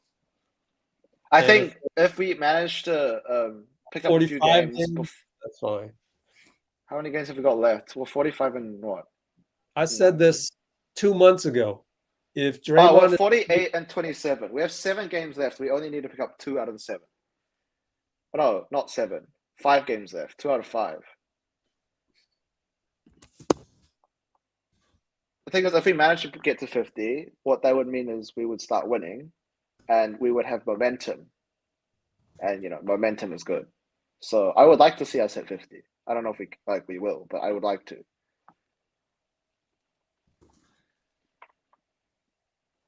Okay, what else?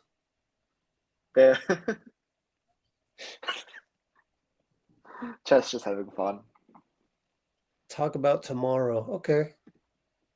Memphis. Where are they? Played yesterday. So if I do a little bit of this,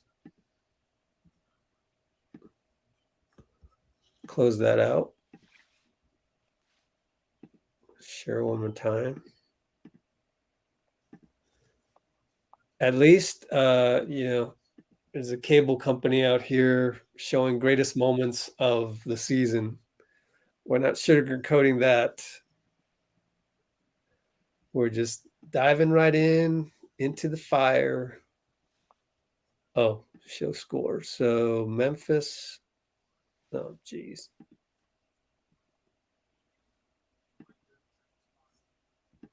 Yesterday. Oh, God. Yeah, okay. I'm being sucked right back into Warriors Twitter again.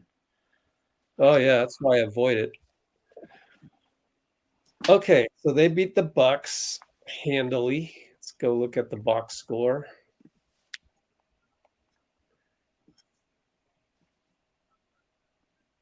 Okay. Dylan Brooks, 19 points. Desmond Bain, 20. Yeah, I think the difference for them this season is, first of all, Jaren Jackson's healthy. And then also everybody else is really stepping up. So we're going to see Dylan Brooks again. Rebecca's most hated. And even Steven Adams had 5 assists. It's going to be a tough one tomorrow. I wonder how Rebecca felt watching the Warriors versus the Heat. Yeah. That's a reaction we didn't get to see. The Warriors? Yeah. Yeah, or the Heat Warriors. So because it was a good game. All these other guys, man, they've been stepping up. It's their supporting cast. I mean, we know Memphis pretty well. So we're going to miss a few guys. No Clay, no Dre. I mean, I don't think they should play. We need them healthy. And playing a back-to-back game in the NBA on the road after going, 10,000 feet in the air for a few hours, that's not the healthiest way. Okay, wait. Okay, I got to address Duty Juice now. Duty Juice 2, actually. You're too optimistic to a point where every loss will hurt that much more, SMH. So you're saying that the way for us to move forward is by not caring. Do you not see how I think he's one of those hopeless guys. He spends a lot on Twitter and Reddit. It's hopeless. It's not like he calls himself a realist, but he's a pessimist. He expects the worst, and then when anything happens that's not the worst, he'll be like, "Oh yeah, see, like they did better than I thought." We hear. I mean, Steph even said he's an optimist. That's why he promised you, Duty. He promised you he'd be back before the end of the season, and we're going to get Clay here pretty soon. Here it is. I'd rather hear Clay than Duty Juice.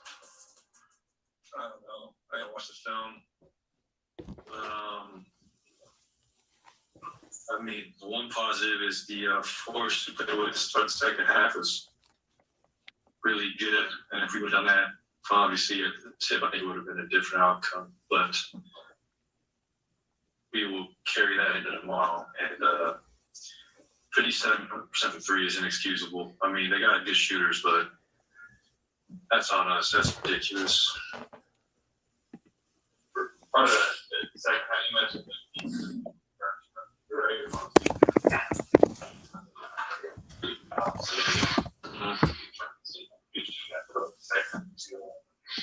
absolutely. And listen, Draymond we know and love, and you gotta get Dre a few more games. I mean, he was out with a really serious injury, so it's gonna take some time for him to catch his rhythm, and there's nothing wrong with that. Just a herniated needed this. It's not to play with, and I know he's our leader, and without him, no, we won't go where we want to go. You're not a guy who, when others are not playing their best or struggling, someone is beginning with purpose. You guys do the same with when he's kind of working with enough chips like that. Yeah, but Draymond had his unflappable confidence, and I don't think you need to be in his ear so much. He's honestly one of the smartest players I've ever been around. And it's gonna take a few more games. Like, he's human. Like, it's ridiculous to miss that much time. But it's a serious injury, and I mean, it's not on him tonight. It's on me, JP, Wiggs. We gotta be better on the perimeter. I mean, everybody. But we're gonna dig ourselves out of this hole. I know it.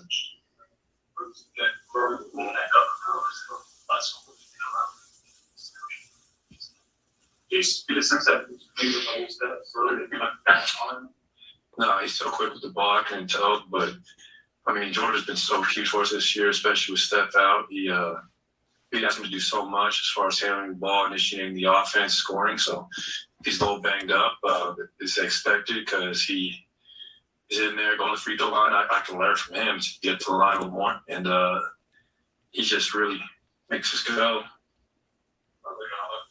So that maybe as soon as tomorrow. Wow, that would be a welcome sight. Miss playing with him. Yeah. Even at this stage of his career, what can he? Oh, he's so smart. He's always in the right decision. Offensively, he does the same thing on the defense end, making the right plays and knocking down clutch shots, and just being Andre Iguodala, Finals MVP, and a guy who's been so valuable to this franchise. And I'm just very excited he's coming back. But I got to be playing with him. All right, Clay.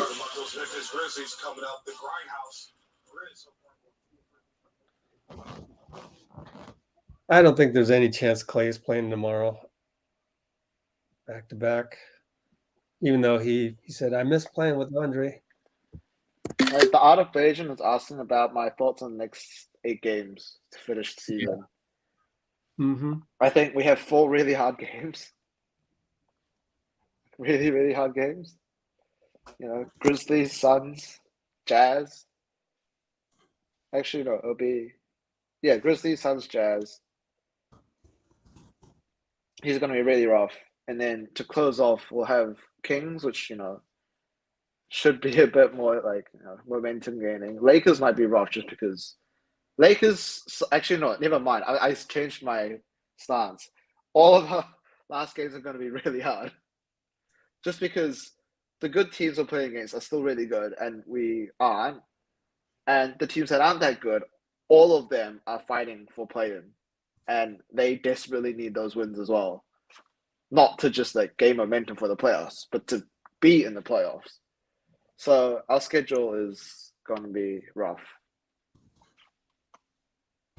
And, you know, we expect a lot more, you know. It was going to be rough even if silver linings. Even if we played all 8 games against the Washington Wizards, because we don't have Steph.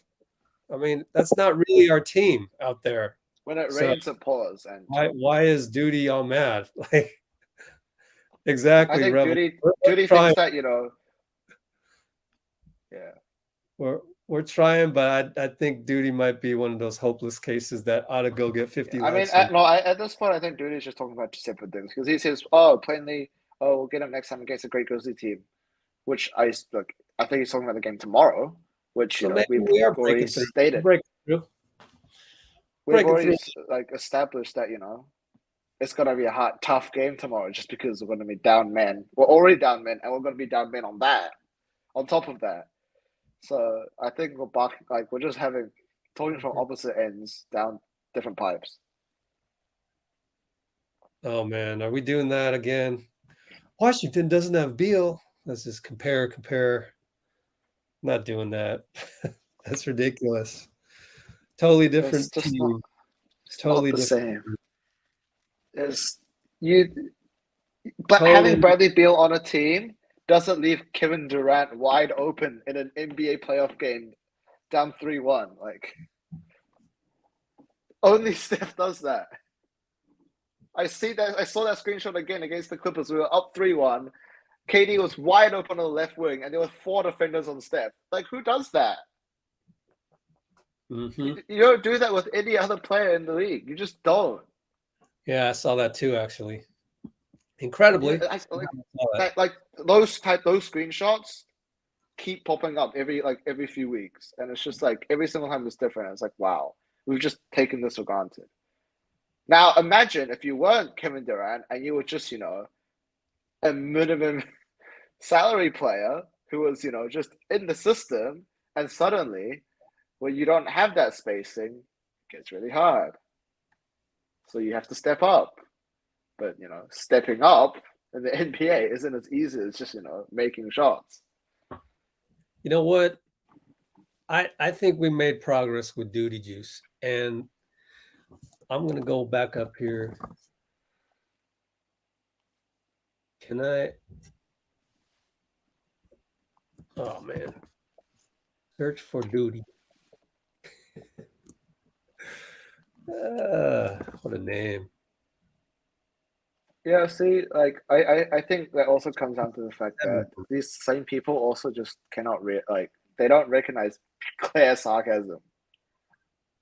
Like Rebel 4444 is like on a tear because it's actually making me chuckle. But he's being treated seriously by other people. I unhid Duty Juice from this channel, so Duty Juice 1, you can still, so you don't have to use your second account because I'm a positive guy and I don't want to just be bitter. Hey, Faisal, way the heck up there. Showed up. Faisal. Can't find you. Then Denzel comes on here and says a low IQ thing. Yeah.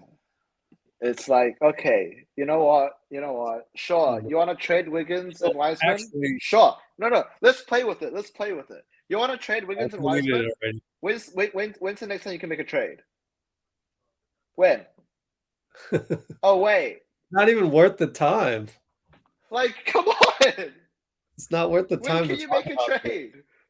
When does the trade? Like, when are trades available again? Please Google it and reply in chat. Yeah. Like, before you even consider the feasibility of a trade, which, always nice to think about when.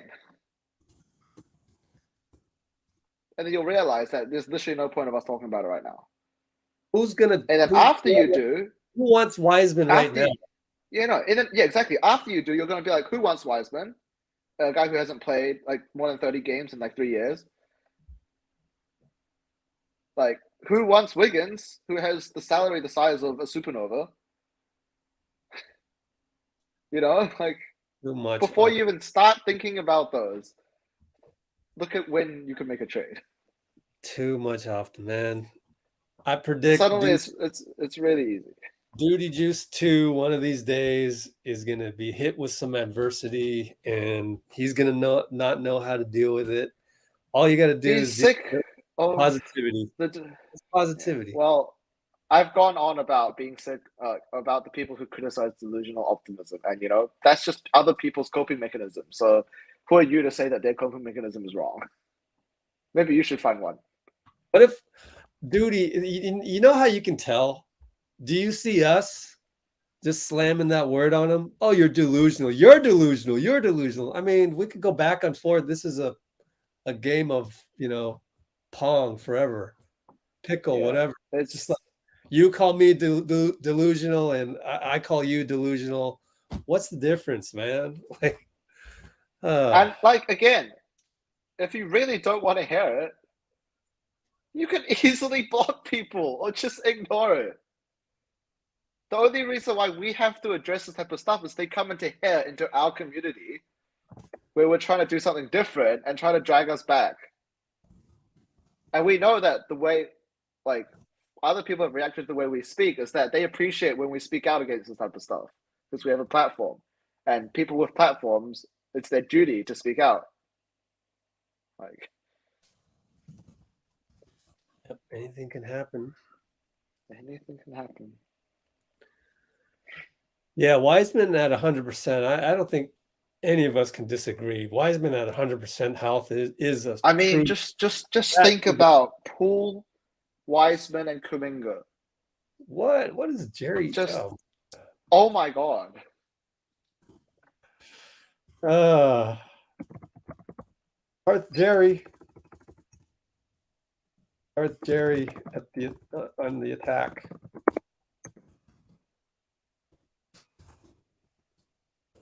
Sith.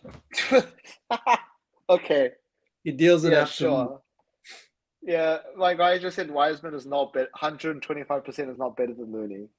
I mean, even the games he was in, Wiseman was like, I ask again, he Jerry. doesn't Are you? he doesn't have the same like skills attributes as Looney. He doesn't have the vet experience as Looney, but his potential is just way higher. And you can't judge a player on, you judge a player based on like potential. Because if you played a player based on what they are right now, every rookie in the league would not be played any minutes at all. That's not how it works. That's just not how it works. I like Duty better than I like Jerry. It changes though. Every single comment that comes up. But I think we got even if it was just a little bit, we got through to Duty. I think so.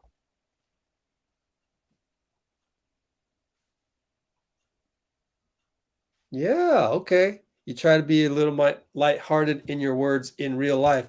How about do that on social media for once? Don't be so harsh on social media. Like there's And people also on social media, you have to be even nicer because you can't pick up tone via text. Right. Like you actually have to be more careful.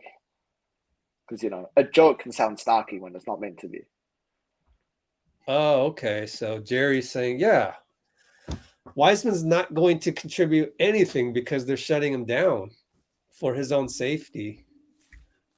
I had thought even initially when they didn't say he was done for the playoffs, because only the Warriors PR statement said playoffs.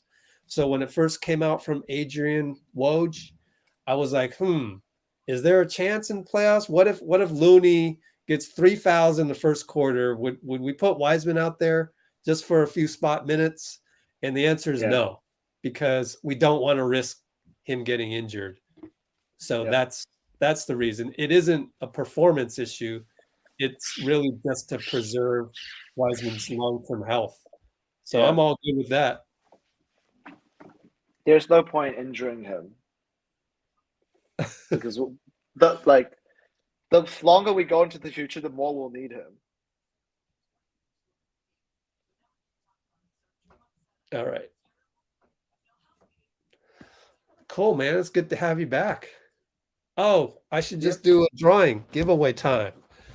But I haven't copied any of the comments that we did kind of post game. So do you think KD injury had to do with the Wiseman situation? No. Just Wiseman, knee swelled up. So the KD injury, what does that have to do with it? I don't know.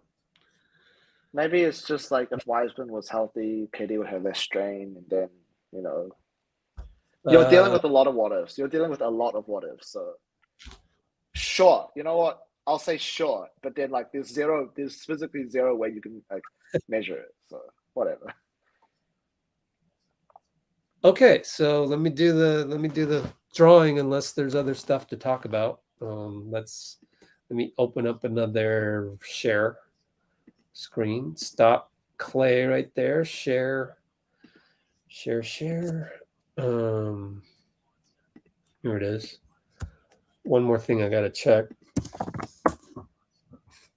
Still gotta pay the bills on here, so I gotta look for the post-game interviews. Okay, cool. They're uploading that. Okay, and we will go here. Okay, so what I do first is I change this to random.org. What is it? Oh, shoot. Random.org. Ice roller. Okay, I just rolled the dice right here. 320 timestamp 5. So that means I'm going to do this list thing 5 times. And remember, has to be a comment that we can jive with. Man, that was okay. Yeah, way down here. 24 pages of comments. Last one, the rebel. Control all. Paste. Okay, 5 times. Make sure here. Yep, Michael Zong was the first one. Good luck, everybody. Fabio, what's up? Anything else? Rebecca, yep. Oh, because they brought they brought Katie back against the against the Raptors. Yeah, I mean, it's just Maybe. that's a lot. I don't know. It's different. Like the chances are probably, but It's it's not different. like Because Kate, you bring him in, he might get injured. We're already in the finals, and Katie wants to play. You can't tell me he didn't want to play. It's totally different. We're not even in the finals right now, and Wiseman, it hasn't even played an NBA game. Okay, so let me go. All good. Oh man, just scroll up a little bit, and you'll see all the stuff we had to go through. Okay, 5 times randomized. Boom. 1. Duty Juice was unhidden by Rich. 2. 3. 4, and then one more time, but I'll keep going until I hit a positive comment. Oh, Percy signing off. Ed, did we ever get who won last time? Because MMC. Is MMC out there? Because MMC won, and I don't know. Nope, he's not on. I can't add him. Okay. One more time. Here we go. Boom. Here's our winner. No, I don't know. Probably Art of Blazing did a comment. We need to find a comment that fits there. Sorry. Just because Jordan Poole was struggling from 3 doesn't mean you have the right to criticize the man. I think that's a positive comment. Don't you think? Just because Jordan Poole. So find just because. Art of Blazing. I knew it was him. Have you won before, Art of Blazing? I don't think you have, right? Winner. Let me write that in my email so I don't forget. Because I've got to get back to people on email. That's my fault. That's my bad. Just like, Draymond. I feel really bad about that. 327, The Art of Blazing 1. Commenting so many positive comments finally paid off. Yep. Good for you. Email me. You go look at the Google Drive. Tons of stuff to choose from. Let us know what you're leaning towards. Like, is it a bobblehead? Is it I don't even know if I think there's 1 pair of Venom shoes left and maybe an older Anta and maybe, I don't know. Need to check. Warriors need to win. I don't know. I mean, Memphis is tough, so I don't know that. Yeah, Robert, I would. It'd be nice. Need is definitely not the right word. It would be extremely nice. It would be extremely, extremely nice if we did. Okay. But if you're realistic, I don't think we will. But our team never stops surprising us, whether that be good or bad. So yeah, I just. But yeah, he's right that we need to build up the dirty work because what he's talking about there is gaining momentum. And he's spot on about, trying to gain momentum before the playoffs, before we get back into full health. So yeah, I mean, I like everything except for the need. You said, Robert. Everything but the need. Okay. Fix this. Anything else we want to talk about there? Go back to this screen right here. This. Oh, can we talk about Boston? Boston is number 1 in the East. Are they? They're Wow. number 1 after being 11th. That's crazy. And even after that, they're still 1 win behind us, which is insane. Oops, sorry. Wow. Let's They're look either at 1 win behind or they're tied. Like it's because I don't NBA. think the standings have updated yet. Oh, I should go to NBA.com. NBA.com standing. That'll be updated. Ooh, Celtics right there. 9-1 in their last 10. Like, Jeez. good on them. Nuts, I think, in Like, there. I think Once- I think they get to the final. Heat lost 4 in a row. Yeah. It's fun to watch everything that's going on. Connor S. What's up, Nick? Thanks for bringing that up. Looney over Wiseman. It's what time frame? What time frame are we talking? Well, I think right now, definitely you want to play Looney more than you want to play Wiseman. Yeah. Just because, you know, Looney But potential-wise, knows what's up. Potential-wise, Definitely the Wiseman other way around. a lot more. He's got a lot more in his bag. Now, can we ever get to that bag? I don't know, but yeah, current I just frame, want to okay. quickly address Ken Ryu. We're already past the trade deadline, so you might, even if you like, we agreed with you, you can't. We And there's we just cannot trade. Evidence. Yeah. Yeah, there's no one we can pick up, which like.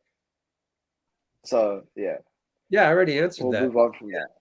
Read up there. It said, doesn't seem like No, Bob I thinks. think he just joined recently, so it doesn't hurt to just go over it again. I don't And know. the I feel like matchup wise, traded down. Oh my gosh. What was that? Wiseman's class? Okongwu? How do you really I mean, Okongwu?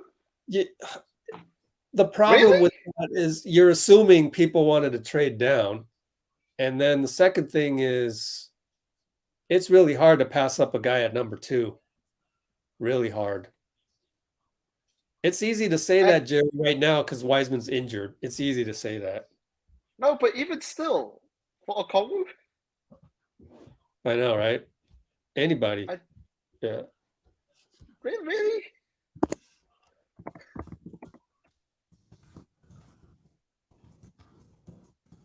There's only one more year on the rookie contract plus the 4th year team option. So, Jerry, you don't have to wait that much more.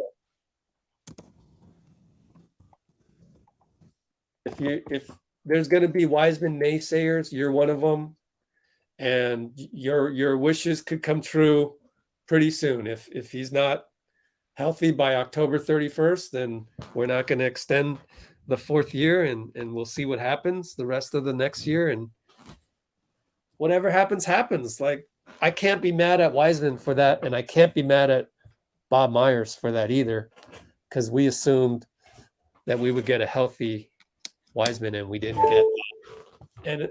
And it's not going to be Greg Oden, right? Like Greg, I mean, even the Portland Trailblazers franchise didn't become destitute after Greg Oden.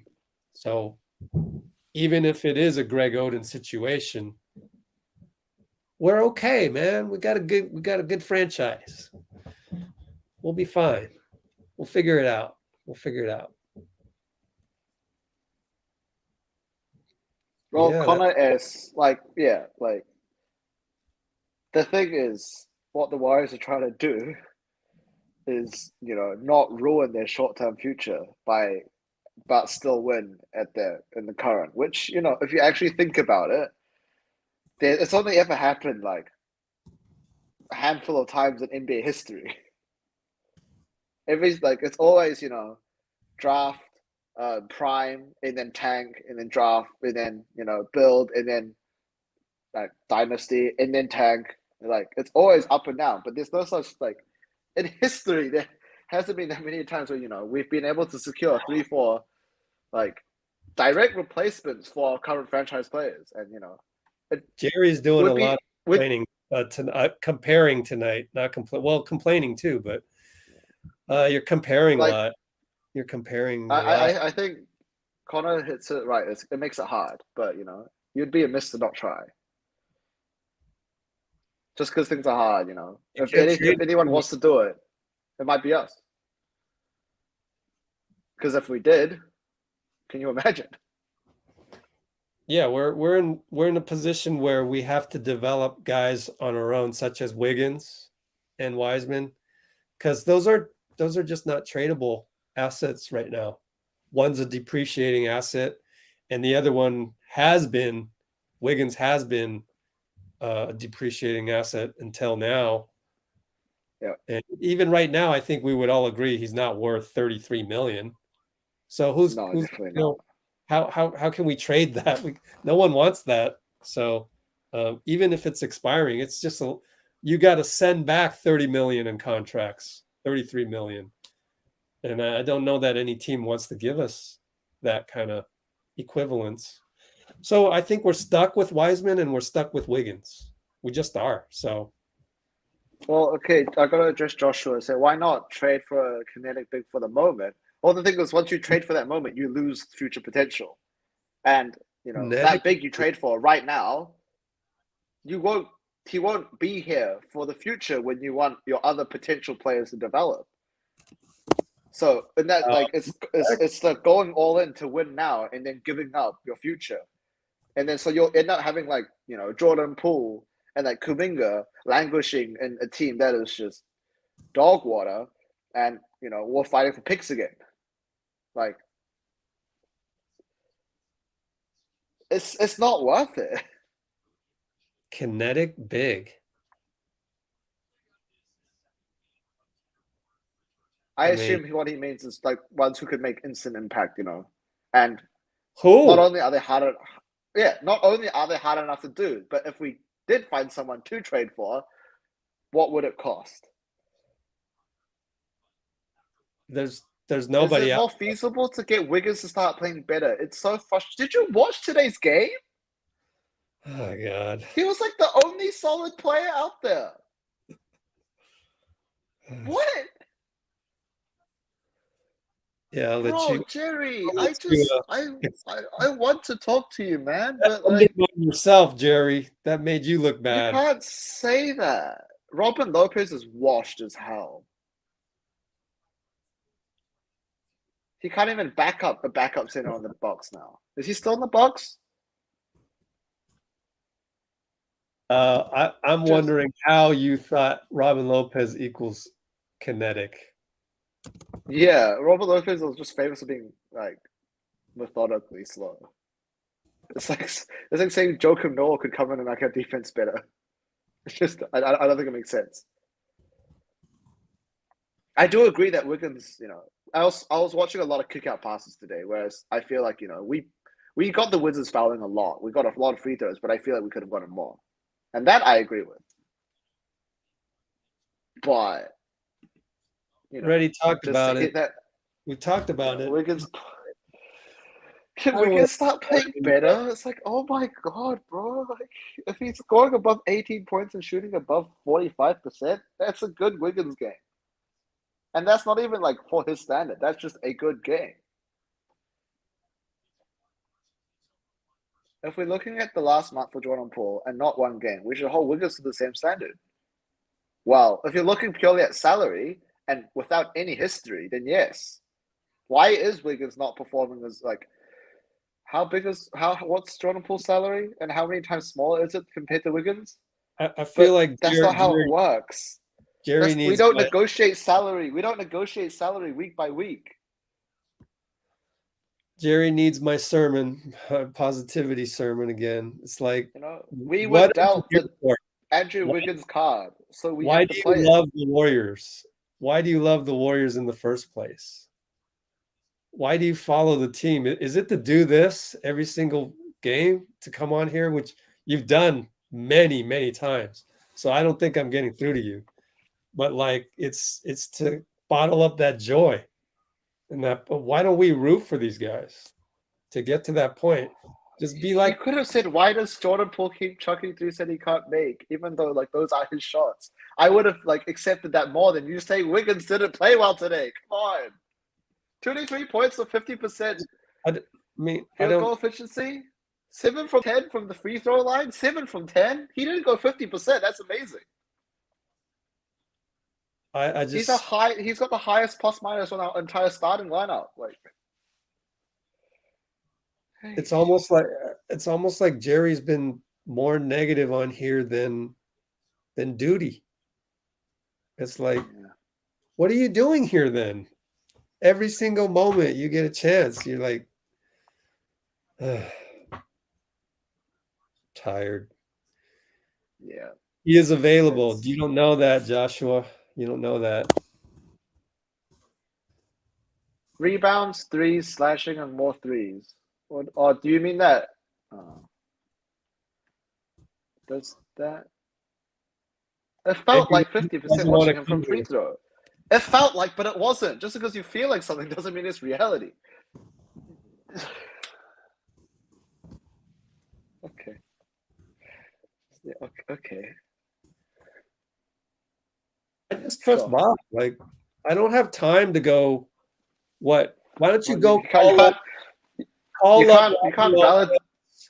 Go at him on Instagram and see if he wants to come here. I mean, you go do Bob Myers' job.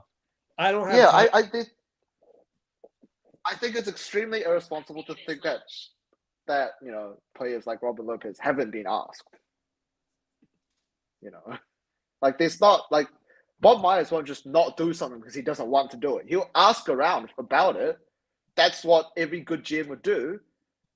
But if there's no valid options, they won't pursue it. Just because you don't hear anything doesn't mean like nothing's happening. Like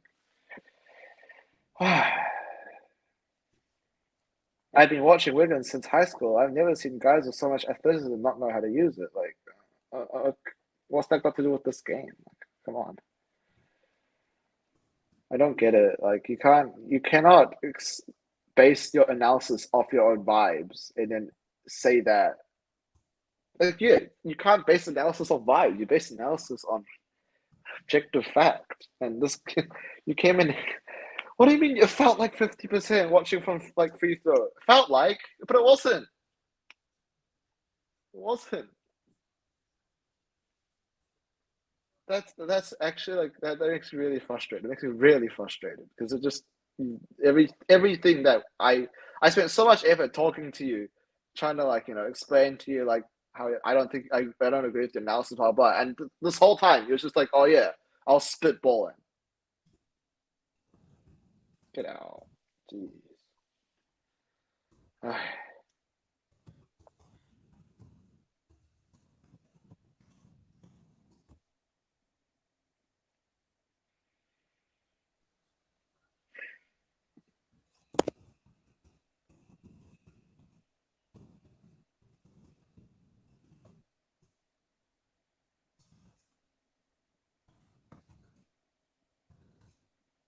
It's clearly not a mechanical issue, but mental. Okay, you don't think any of the Warriors like training for like faculty would have thought about that?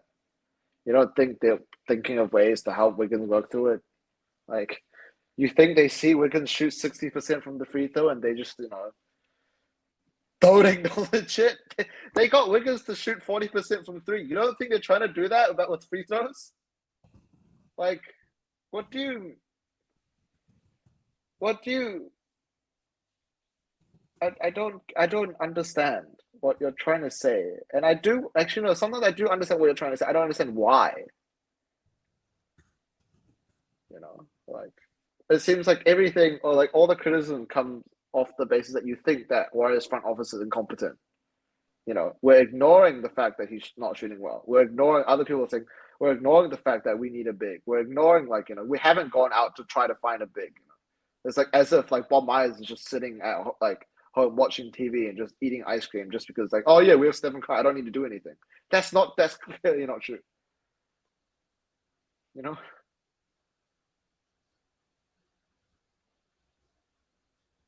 I don't.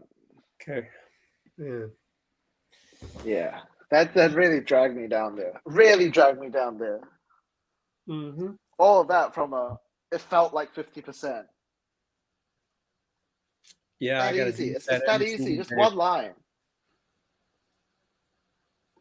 Well, the thing is, Jerry, the way you speak, you're definitely putting blame on someone. It doesn't have to be blame.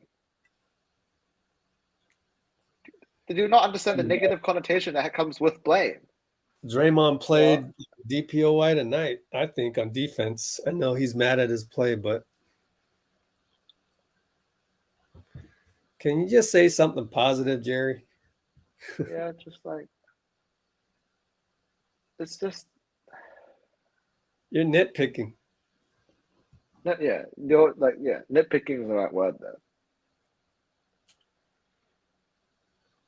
I still love the Warriors because I just envision, and half of that happened tonight, where guy drives down the lane on us, Draymond helps out, they kick out to the corner, but Draymond gets back out, 7'3" wingspan, close out like no other, DPOY, they miss the three, Wiggins rebound, outlet Draymond, here we go, well, now we're downhill, hand off to Steph, bam, picks your guy, Steph's downhill, got Clay in the corner, ooh, boom, behind the back to Clay in the corner, splash, they come back down, who is it? Andre gets a steal, back up to Steph. He pulls up from the logo, splash. Right? That's why we love the Warriors. That's Warriors brand of basketball right there. 6 points in 10 seconds. That's what we can do. Plus the defensive player of the year defense. And like we don't have the roster for that right now. So that's why I'm not all that mad about anything. We haven't even gotten a chance.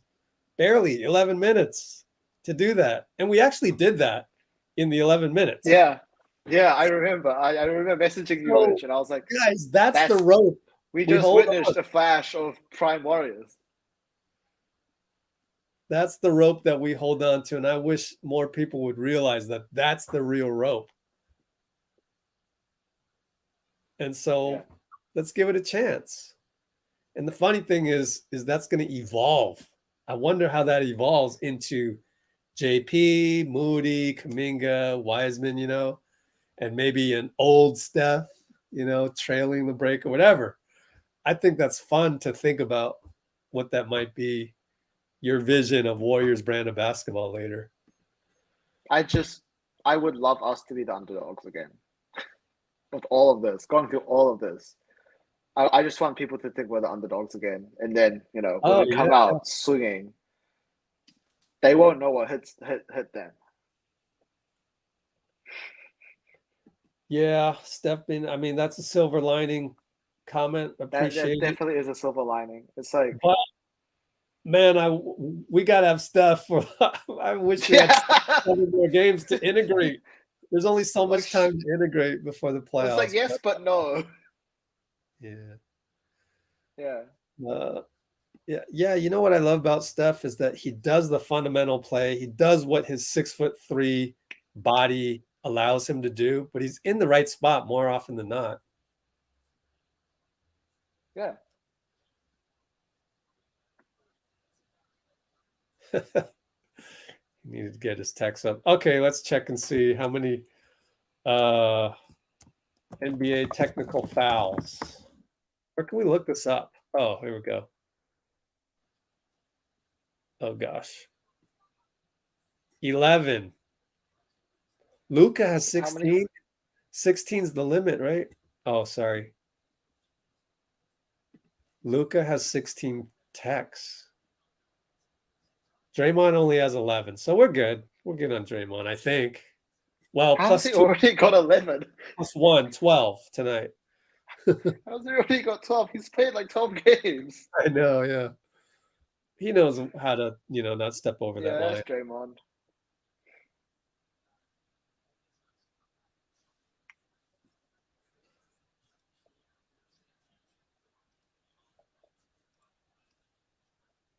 Well, tonight Wiggins stepped up, so he's not Kobe Bryant. Even though he gets paid like Kobe Bryant. Yeah. Oh, I wonder, like, how Minnesota felt when they gave him that salary. Also, the K-pop singer thing, as Connor has brought up, I mean, Wiggs, So that's the whole point of All-Star games. Like, come on. Wiggs won by like 400,000 votes. That one tweet didn't generate 400,000 votes. And also, like, you have to ignore that Wiggins is also like top 5 in player and like media voting. Like, he's not Zaza. Like, just don't ignore that. Maybe he wasn't a starter, meant to be a starter, but he definitely wasn't like not meant to make the All-Star team at all. And if you're going to argue semantics about whether or not he's a starter or not, no one records that. The Wikipedia page says 7-time All-Star, not 7-time, like 4-time All-Star, 3-time starter. That's called nitpicking.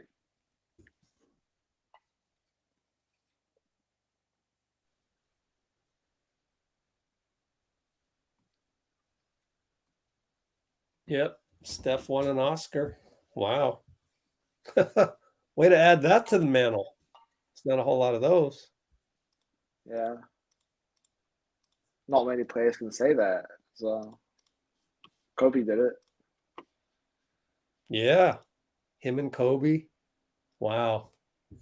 Talk about that's Good some company. rare. Yeah. That's some good company. So what time is it over there for you? It's just 1 p.m. right now.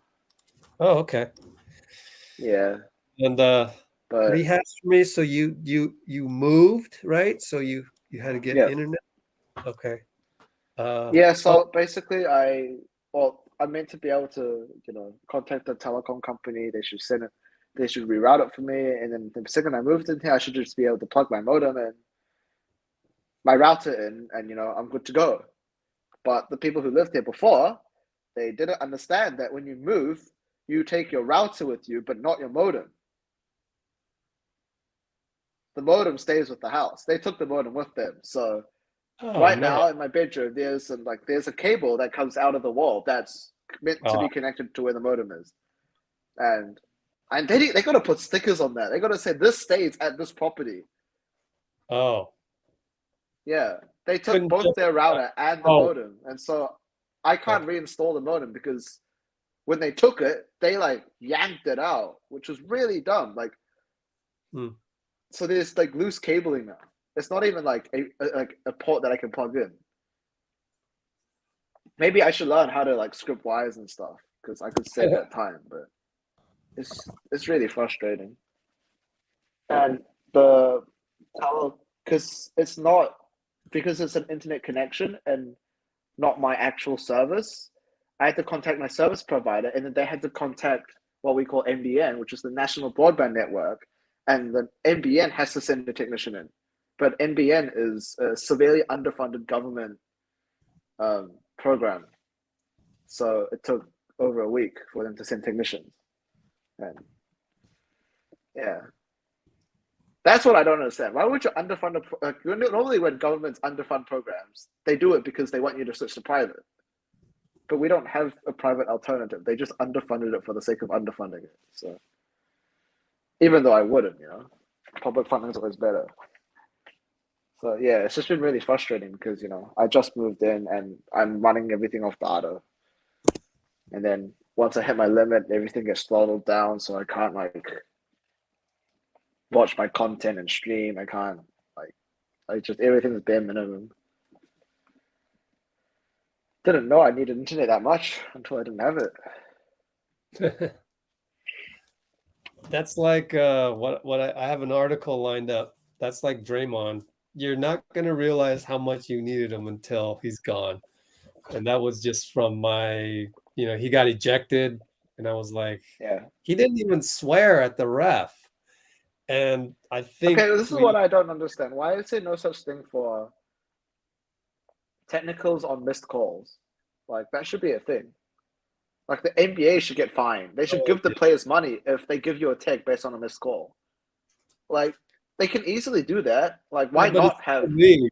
They're not going to do that because it's their league. Why not? Well, the thing is, why not have a program that addresses technical fouls? Like technical fouls are supposedly moments of abuse against officials, right? Or other players.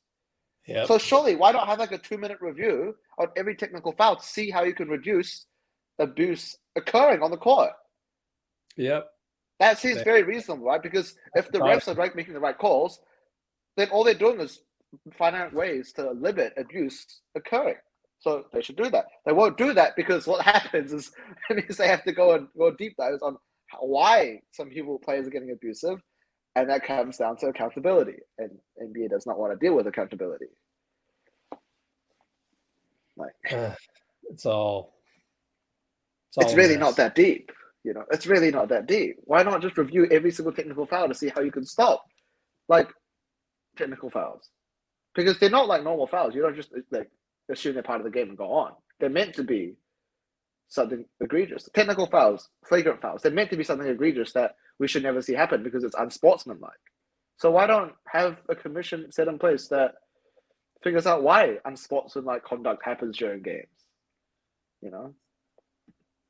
The assumption is that you get flagrant or technical fouls for being abusive, being racist, hate speech, that type of thing. So if you want to get rid of that in the NBA court, that's a really, really good initiative to have. But that's not why. That's not why those fouls are given out. So that's never going to happen. Nope. They just have a totally different. I mean, maybe the players, like, no one's thought of that in the Players Association. Because I'm sure the Basketball Players Association, they could, at the next CP, the bargaining agreement, they could, this could be put on the table. Yeah, but nobody cares about that as much because there's only so many. Well, what would happen? No, what would happen is that with every single missed call that they know is a missed call, they can start getting takes on purpose, and the NBA will be forced to address it. Suddenly, it becomes an abusive system where players can force accountability by publicity. Takes maybe that's too powerful. It takes a lot of but the thing is, that type of thing can be done post game. You can review the technical fouls post game. How they have 2-minute reports. That means there's infrastructure for it. Who's they? Players or no, whoever does the NBA refs, don't they do 2-minute reports? Why are they motivated to fix the technical system? They're not motivated to fix the technical system. Well, because unless the fans all write in publicity. Well, yeah. That. But the thing is, if the refs are giving out 12 technicals a game because every single player is complaining about calls that are getting missed, well, maybe they should. Suddenly, they're force the NBA's hand, force them to address it. Yeah, there's not enough motivation to do that because there's only so many Draymonds. If everybody in the NBA was Draymond Green, then yeah, I could see this as a. Yeah, I think it would be great. It's a movement. It just means but not every game of basketball becomes more pure. Every NBA and the thing is, if you can guarantee the safety that they'll review the tech, then players will be willing to take the tech and have it removed afterwards. And then refs will be less hesitant to give out techs because they know they will have to think about whether or not they're being right or wrong. Yeah, I mean that's an ideal world. Or they can call for review. Why not call for review before you give out a tech? It's not a big enough issue. But if it's not a big enough issue, but the problem is, it's like the second it does become a big enough issue, you're in a very, very bad place. The only time people will actually actively think about that is if it impacts the game in a significant matter, or someone missed the call with 2 minutes and 5 seconds left, that completely changes the game, gets someone ejected. By the time you realize that's a big mistake, it's too late. I mean, that's it's not like they shouldn't be taking proactive steps to making the game better, but they're the NBA, so they don't really care. There's a lot of arrogance out there. They're not. It's not within their right to do that. unfortunately. Let's see.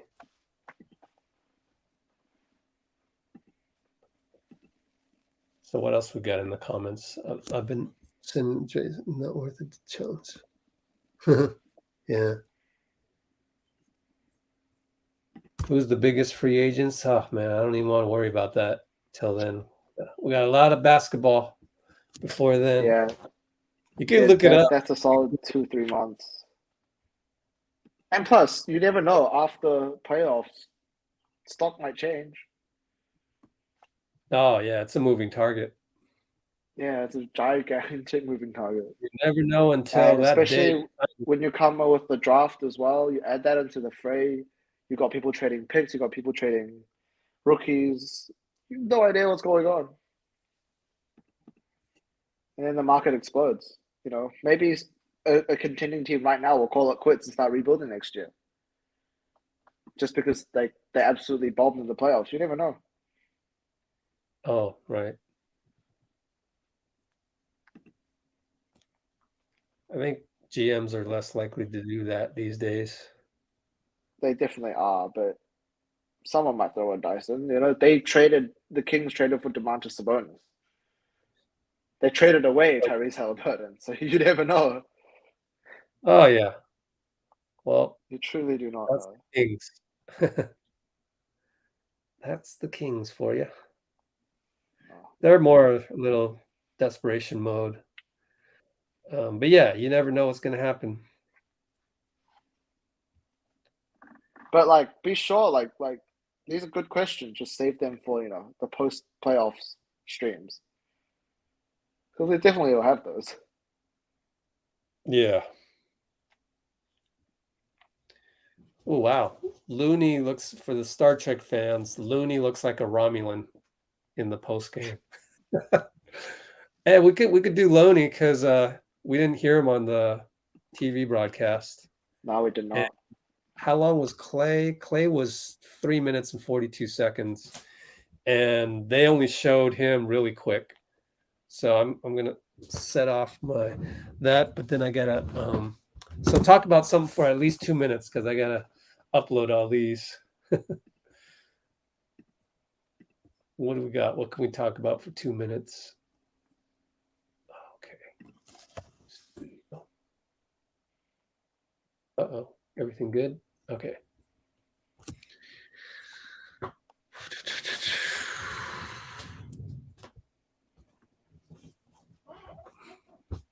Kuminga will overtake Wiggins sometimes in the next season and become a third option. We'll see. I mean, I can see it. It's early. Especially give him it might be early, but give him a good off season. You never know. He's made so much progress within this year alone. Like, well, good. I just think it's clear that Jerry's entertainment is drawn from comparisons and predictions. Yeah, It just is. and like, so good for you. I think there's a new way to enjoy the Warriors, and that's how we do it here. Yeah. Oh, one thing I do wish we see more is backdoor cuts. We haven't seen many of those recently, but that also comes in with the fact that gravity, and I think we have been trying to do it, but we just inadvertently 100%. end up. Yeah, we end up like inadvertently cluttering the lane instead. Actually, in today's game, there were a lot of cuts and then like short passes around the primary defender to get good layups. There were a lot of those, a lot of them actually. And I was watching on the Wizards stream. That was like one of the only good things they acknowledged because aside from that, they were pretty much drunk. Mm-hmm. The Wizards commentary, they were. I should mark the thing. I should have written things down they said because sometimes it got quite funny how bad their takes were. Like it just becomes clear they don't watch. They like because they're Wizards commentators, they don't watch Warriors games. Yeah, and so they were saying some stuff that just like Yeah. wasn't really like the right mark at the right time. Like they were talking about how they were talking about how Corey Crystal was a great shooter, blah blah blah, and it's like yeah, sure. And they were also talking about like how Kristaps is can also be that guy, and like that guy who can shoot, and players always have to respect him from the three. Right, 2 sentences after saying Kristaps shoots 30% from three, I'm like, did you? Excuse me. It's like, excuse me. You just said he shoots 30%, but like, and you compared him to Corey Crispin as like both being really good shooters, when like that's clearly not true. That's like the one egregious one I remember, because they were talking about their own players, which means there's even less reason for them to like mess the comparison up. All right, let's play Clay here. All right. Because we didn't get to hear all of his post game. Who's here? 25 people. Okay. Jerry's going crazy. Jerry's turning into our resident Stephen A. Smith. I just tend to tune that out. Share screen. Stop screen. Share. Here's Clay. Let's play this. This should be fun.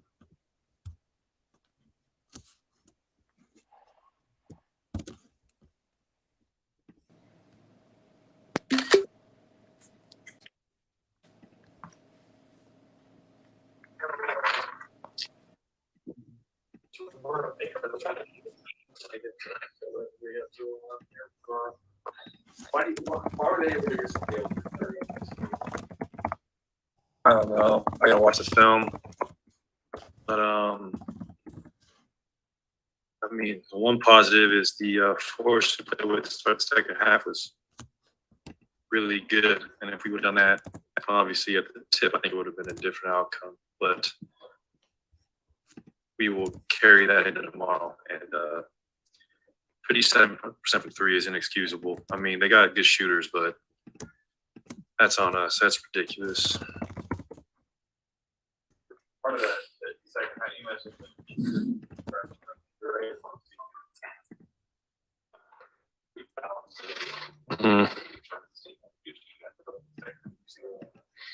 Absolutely. And I said, Draymond, we know and love, and you got to get Dre a few more games. I mean, he was out with a really serious injury, so it's going to take some time for him to catch his rhythm, and there's nothing wrong with that. Just a herniated disc is nothing to play with in it.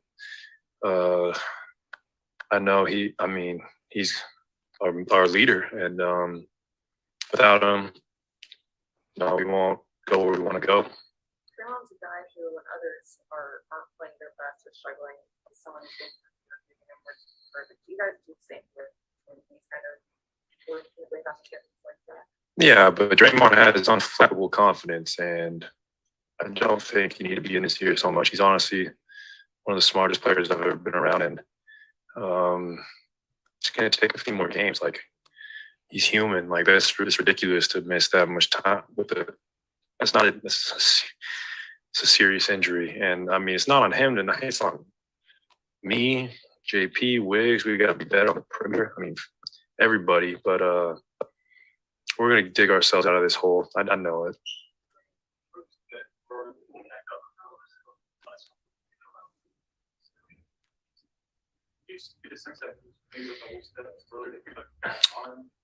No, he's so quick with the ball. I couldn't tell, but I mean, Jordan's been so huge for us this year, especially with Steph out. We asked him to do so much as far as handling the ball, initiating the offense, scoring. So he's a little banged up.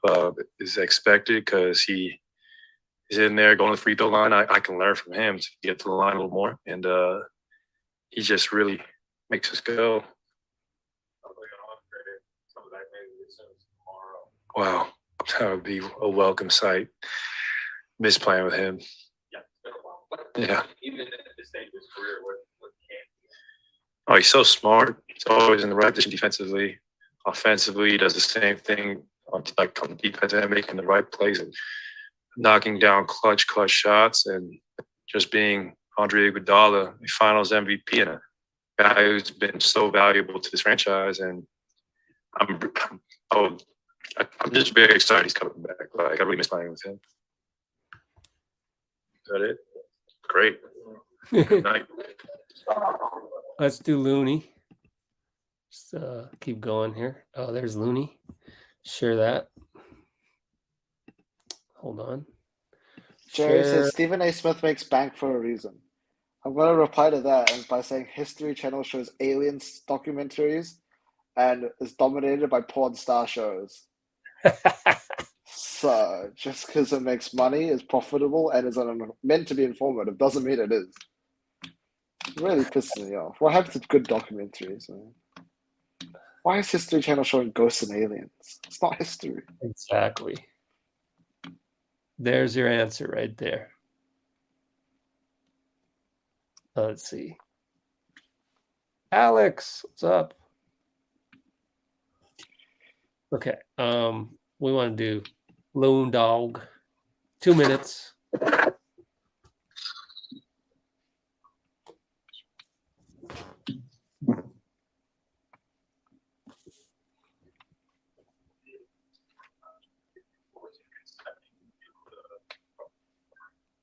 Can you say that one more time?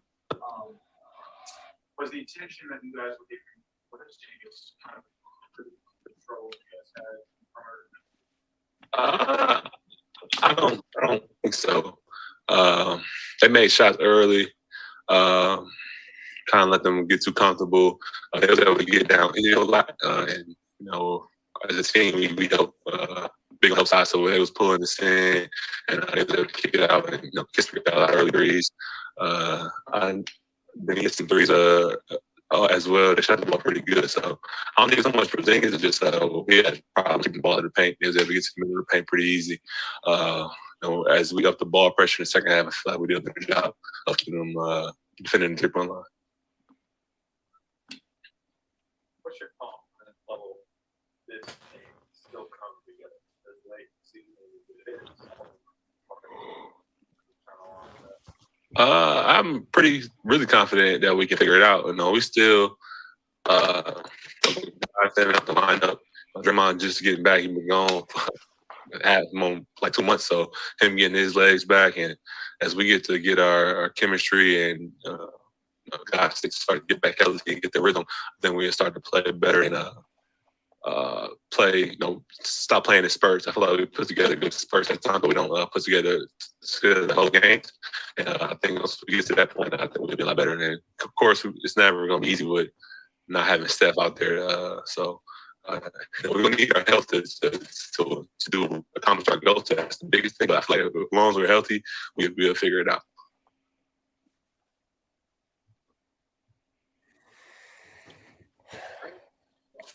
Oh, that's it. All right. Jeffrey, that was short and concise. Yeah. Here, I'll let you take over because I got to use the restroom real quick. All right. Where are you at? There you are. There I am. I switched to you, huh? Primary. Yeah, I don't know. Oh, right here. Solo layout. Boom. Okay. Actually, I'll go horizontal for this. There you go. This is all me. My stream now.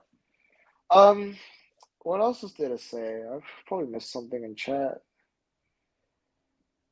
I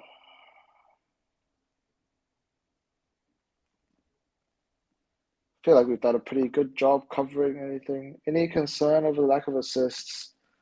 Well, I think a lot of those, when we shoot that badly, you're bound to, miss out on it. Like we had so many open shots that didn't go in, and those all would have been assists. Every single driving kick meant to be an assist. You get the open three, you shoot it, and you shoot 25% from the deep.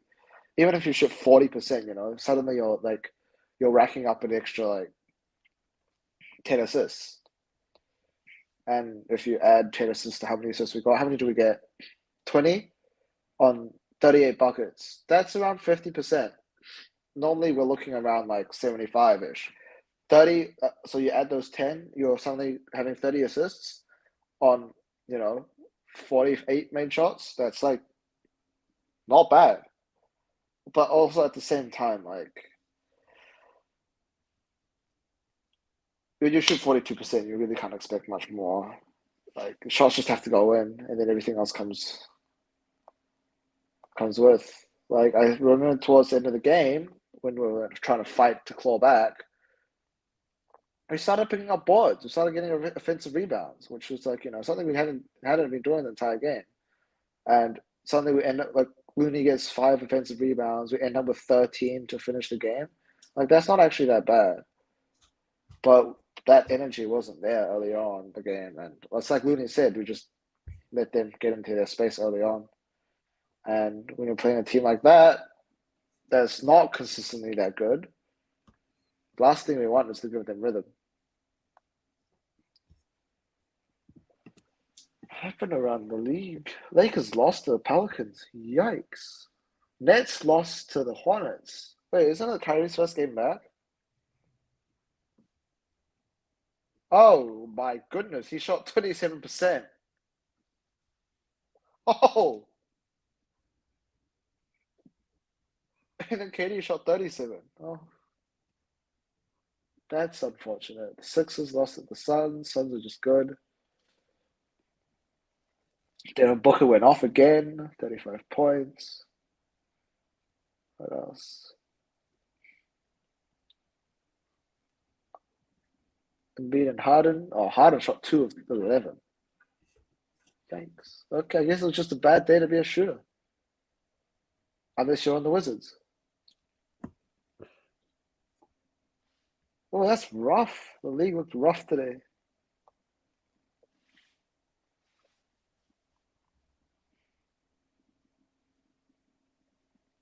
Any other questions? Let's see who's healthy on the Grizzlies. I think they have their full roster on there.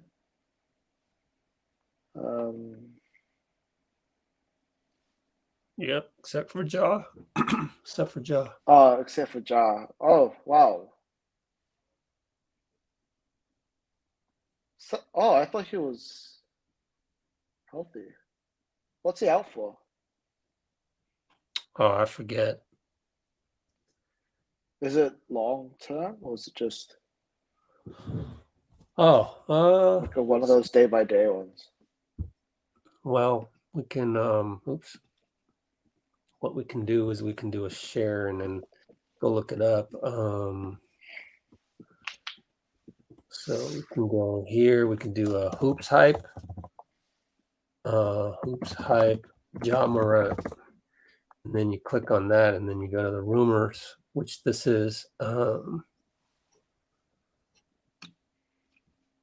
appointment for his rehab. Again, they expect him back for the playoffs. Reevaluated in 2 weeks, 3 days ago. So yeah. Sorny. That might be interesting if the Ja Morant the Grizzlies gain a lot of rhythm heading into the playoffs. They might lose that once they get Ja back in. It'll take like a game or two for them to get reacquainted. But those are a game or two where people can pick off. And the assumption is they will be playing 7th seed. Never mind. I was thinking maybe like a lower seed team could get a pick, but I strongly doubt any of the teams getting in the play-in tournament are going to be strong enough competition. It's crazy how like West play-in is like 31 wins, whereas the East play-in is like 38, 39. But then their first seed would be our like 4th seed. You want to take the Miles Turner one that we've been addressing since January, or should I take? I set up the salary table there for you. I'm just gonna say, like, if we could, we would, and if it would be nice. But if we could, salary slot. Yeah, if we could, does not fit with ours. It doesn't fit with ours. Even we can't do the multiple player thing because great player, good fit, probably undervalued for a salary. If he had a bigger salary, yeah. If he had a bigger salary or a smaller salary, both ways there's a possibility. But he has neither. Which makes whoever brought that Miles, whoever's championing Miles Turner on Warriors Twitter doesn't understand that part. Yeah. Anything but 18 million, like not anything, but Like you the- know, Like what the you said. Pacers don't like the only person we could trade for him was Andrew Wiggins, and the Pacers aren't going to pick up Andrew Wiggins because why? Yeah, so a lot of these trade scenarios, they forget to check and see why that team would trade him to us, and then our salary cap structure is so restrictive. Yeah, and that's why it's even more important to keep those our rookies, Yeah, the players we drafted, because if they hit salary wise, there's so much less of a burden compared to people you can trade for. that's right. You don't have to do that salary cap gymnastics type stuff. Yeah, you just say yes, and then you And get it. try to figure out a way Taxative. to get Miles Turner that just is so difficult to figure out. Yeah. So that's your answer on that one. It's not really doable, so then you never know, what you call it. Bob Myers somehow got Andre Iguodala onto the squad way back when. Yeah. But I feel like that's simpler than Miles. 18 million doesn't match with 'Cause- Andrew 33. Just doesn't match. Getting a guy to sign for less is not the same as getting someone who already has a salary to like somehow give it up and sign for less. Or even a couple guys. The other thing that people forget is that if we got two guys, Miles Turner and somebody for Wiggins, let's just say it, we know that's impossible. Then you have an 18 million, the other one's 15 million. I'm Joe Lacob. I would rather have a salary slot of 33 million that I can trade away and get a $33 million player back rather than two guys that's 18 and 15. And now it's doubly as hard to deal with that.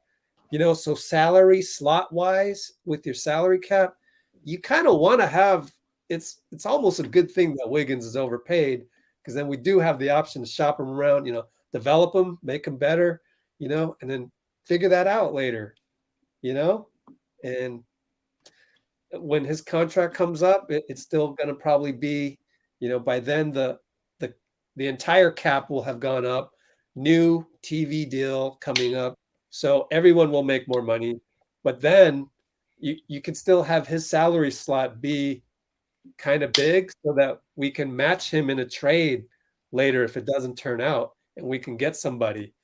And that's kind of like what we did with D'Lo and KD like that.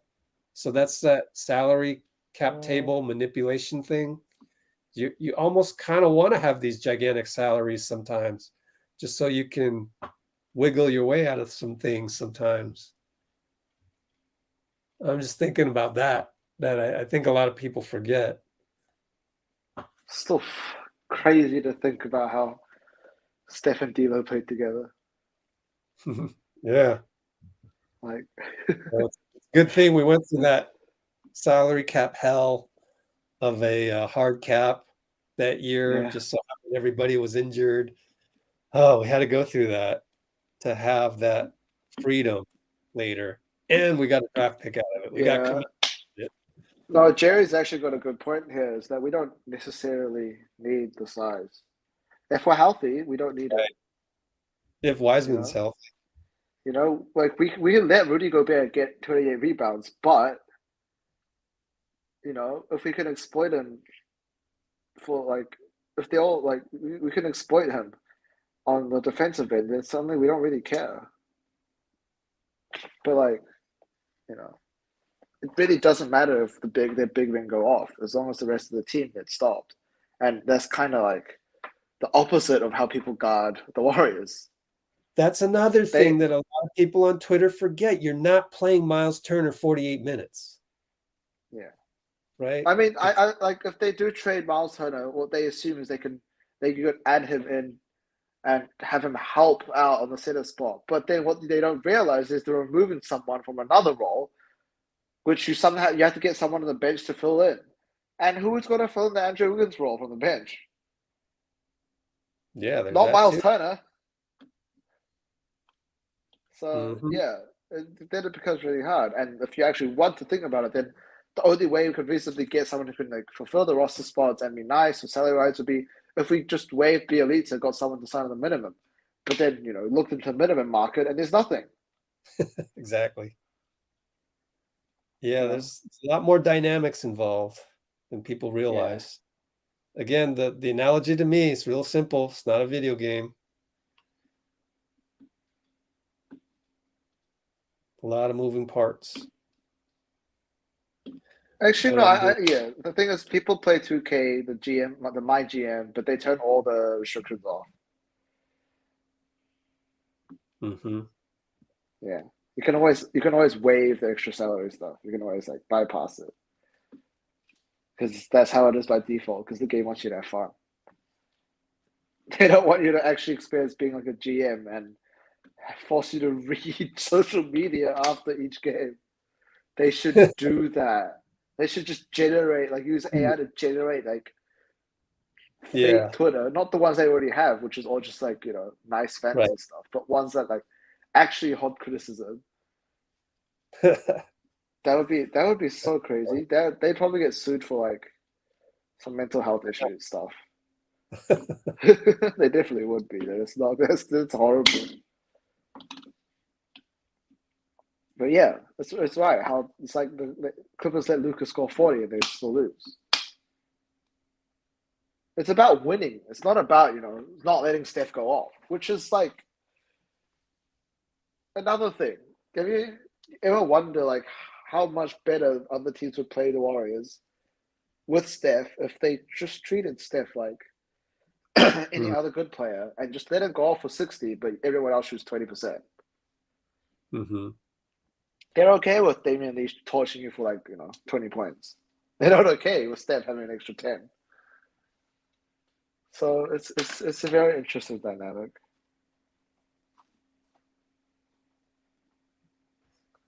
Because if you think about it, you go back in history, why is Kobe Bryant not getting quadruple teamed on every possession? The man's even more of a bucket getter in terms of taking impossible shots. But, no, the mentality is just different because the level of outplay is just different.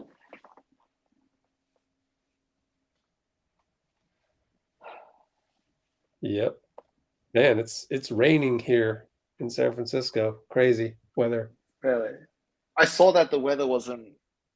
It was really cloudy, or whatever, earlier because I was watching Sail GP, which right now was they had the sailing Grand Prix in the Bay Area. Uh, Yeah, it was at 8 a.m. my time, so an hour or two before Warriors game. mhm. Yeah.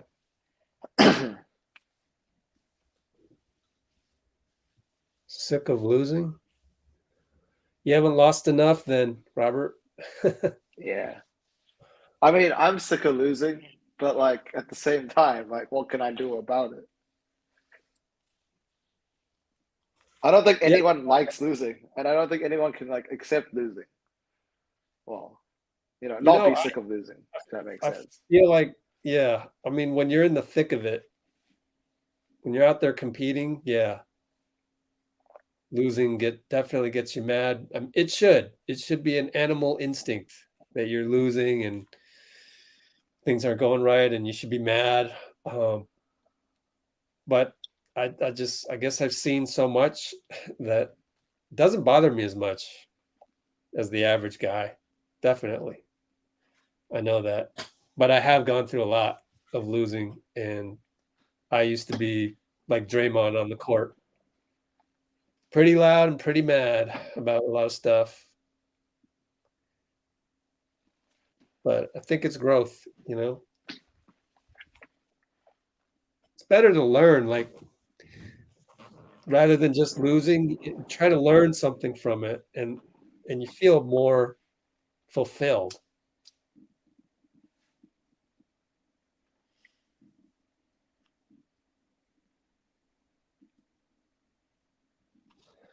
slowly getting some of these post-game interviews up. Barrio Boys, like I don't disagree with what you're saying. I also don't I don't agree with your rationale. Yeah, I do agree with your rationale, but I don't agree with your methods to how to deal with the issues. Like, if Looney gets in foul trouble, oops, it will be rough. But the thing is, there's nothing we can do about it now. So, and there wasn't really much we could have done anyway, like earlier before as well. So, like these were the cards that we were dealt with at the beginning of the season. So we just got to play with them. So, like, you can think about one of the things that I'll just add down to the list of stuff we'll talk about after the playoffs are over. We can shop for another big man. Maybe someone comes up in the market, someone's unhappy, someone gets injured or whatever. You never know. But there's no point talking about it now because it makes for a good discussion because the whole thing deals with hypotheticals. And when you talk hypotheticals of basketball, you could go on forever. And because when people do that, they always assume the best or the worst and not reality, which is somewhere in between. Very well said. I've missed that where I get drained a lot after these losses because trying to keep everybody thinking in reasonable terms and bring on that positivity. But good to have you on so that you can carry that load a little bit. Well, yeah, it's fun. I don't get much chance to talk basketball like here anyways, so this is where I come to do it. Yeah, same here. Okay. Trying to look for some Looney quotes out there. Nobody has anything. Everyone has skipped Looney because he's not going to get any clicks. Because he's Looney. Yeah.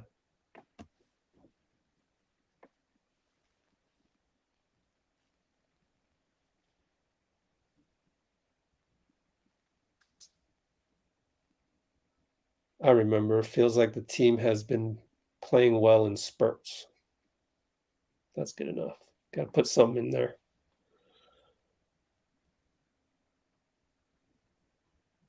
Okay. Anything else going on as I update our YouTube channel here?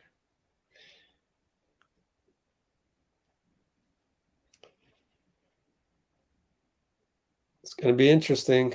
Going to be real interesting when Steph comes back. I think that first game, or maybe we can get away with the emotion of it, everybody feeling good, and then kind of get back down to the fundamentals, which is important right now. Boxing out, making those cuts, not dribbling too much, like JP sometimes does.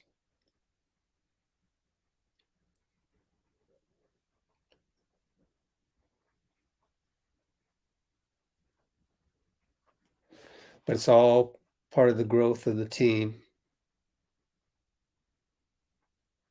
Raining in Hong Kong.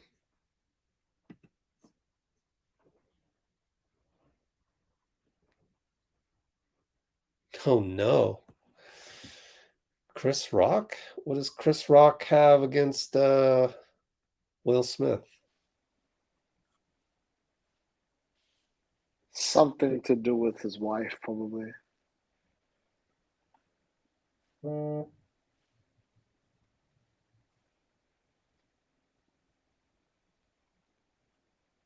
Almost done.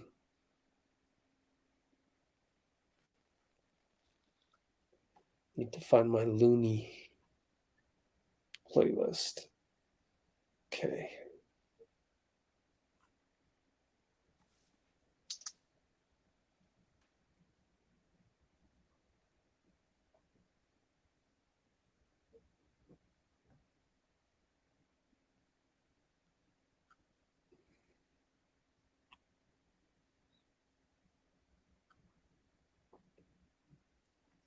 All right. Playlists. Looney.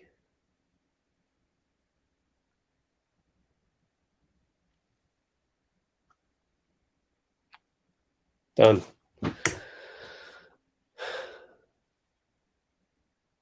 What?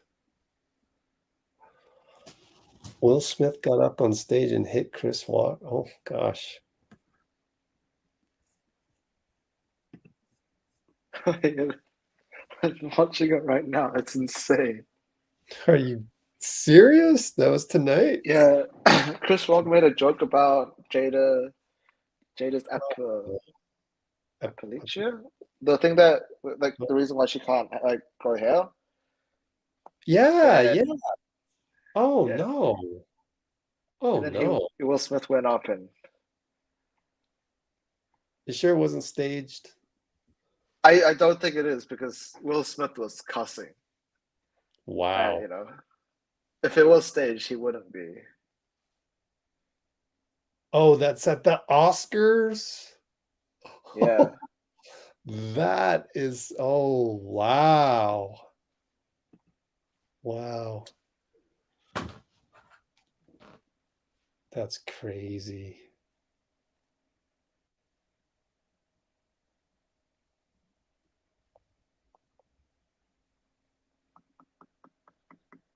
That's crazy. Wow.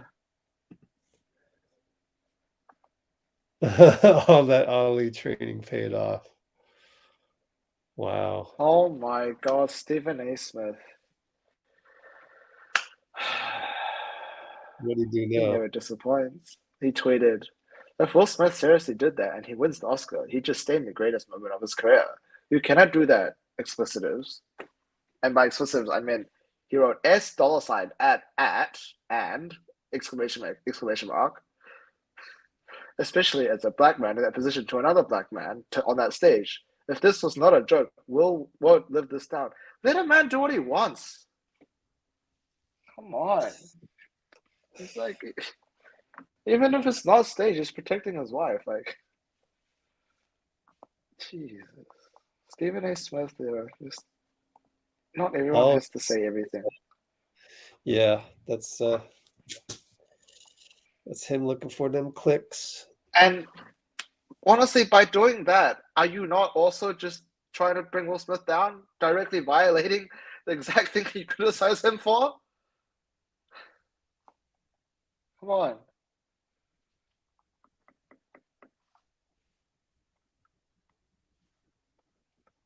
Logan Paul found his next opponent. Oh my goodness. Yeah, my entire future's Will Smith now. No one cares about the Warriors game anymore. I know, huh? Which is, I guess, a Thanks, good thing. Will. Thanks, Will. Chris Yeah. not wrong. Chris wrong. That's funny. Exactly. We need more physical altercations in award shows. This is a tweet someone said. It spices it up so much. Imagine all the losers fighting for a second chance for another vote to win. I would pay to watch that. That'd be so funny.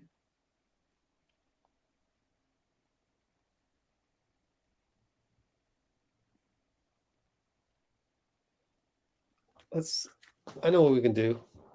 Since oddly, one of our radio personalities says his panic meter is at 5.5, the most it's ever been this season. I'm sitting here going, wait a minute, we don't have Steph right now, though. How can your panic meter be at 5.5? But we can just look at the remaining games. So Grizzlies Monday, take a day off. Phoenix, take a day off. Take 2 days off. Utah and Sacramento. And then 3 days off, the Lakers. And then to end things, at Spurs, at Pelicans, after another day off, back to back. So Steph isn't going to play that last back to back. We know that for sure. I don't know. It's like, do these games even really matter all that much? They only matter if Steph is back. if you want to projecting to the playoffs, and we want to stay competitive even without our MVP, and we want to rebound, box out, do the fundamental things, run the 0.5 basketball. But it's kind of like all bets are off until Steph gets back. That's what I feel like.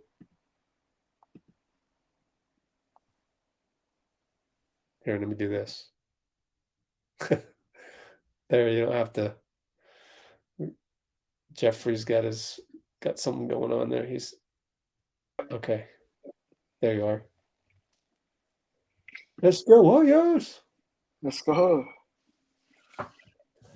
Oh man, I'm proud of my Clay against Avdija background. Made it perfectly right in there.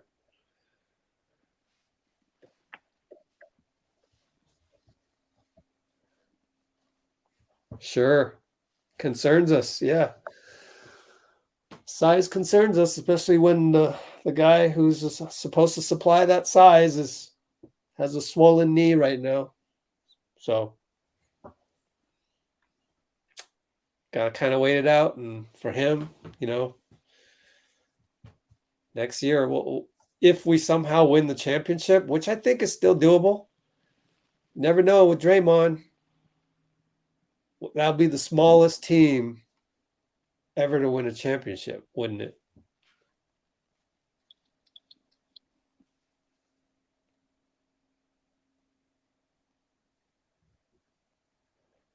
Clay, Draymond, Looney.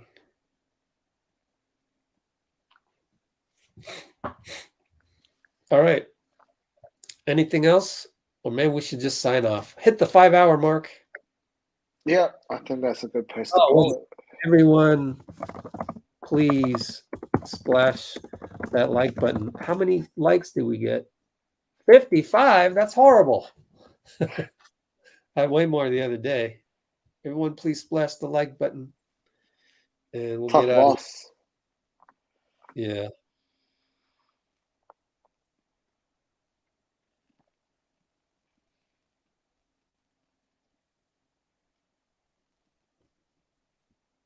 All right, so we'll see everybody in precisely, back to back. So tomorrow, 5 o'clock tip off.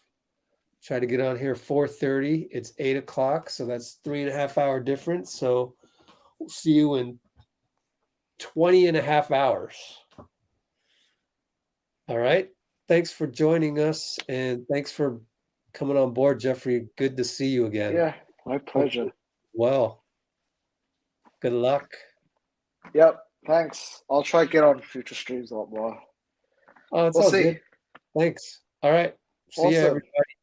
Bye-bye, people. Laters. Bye.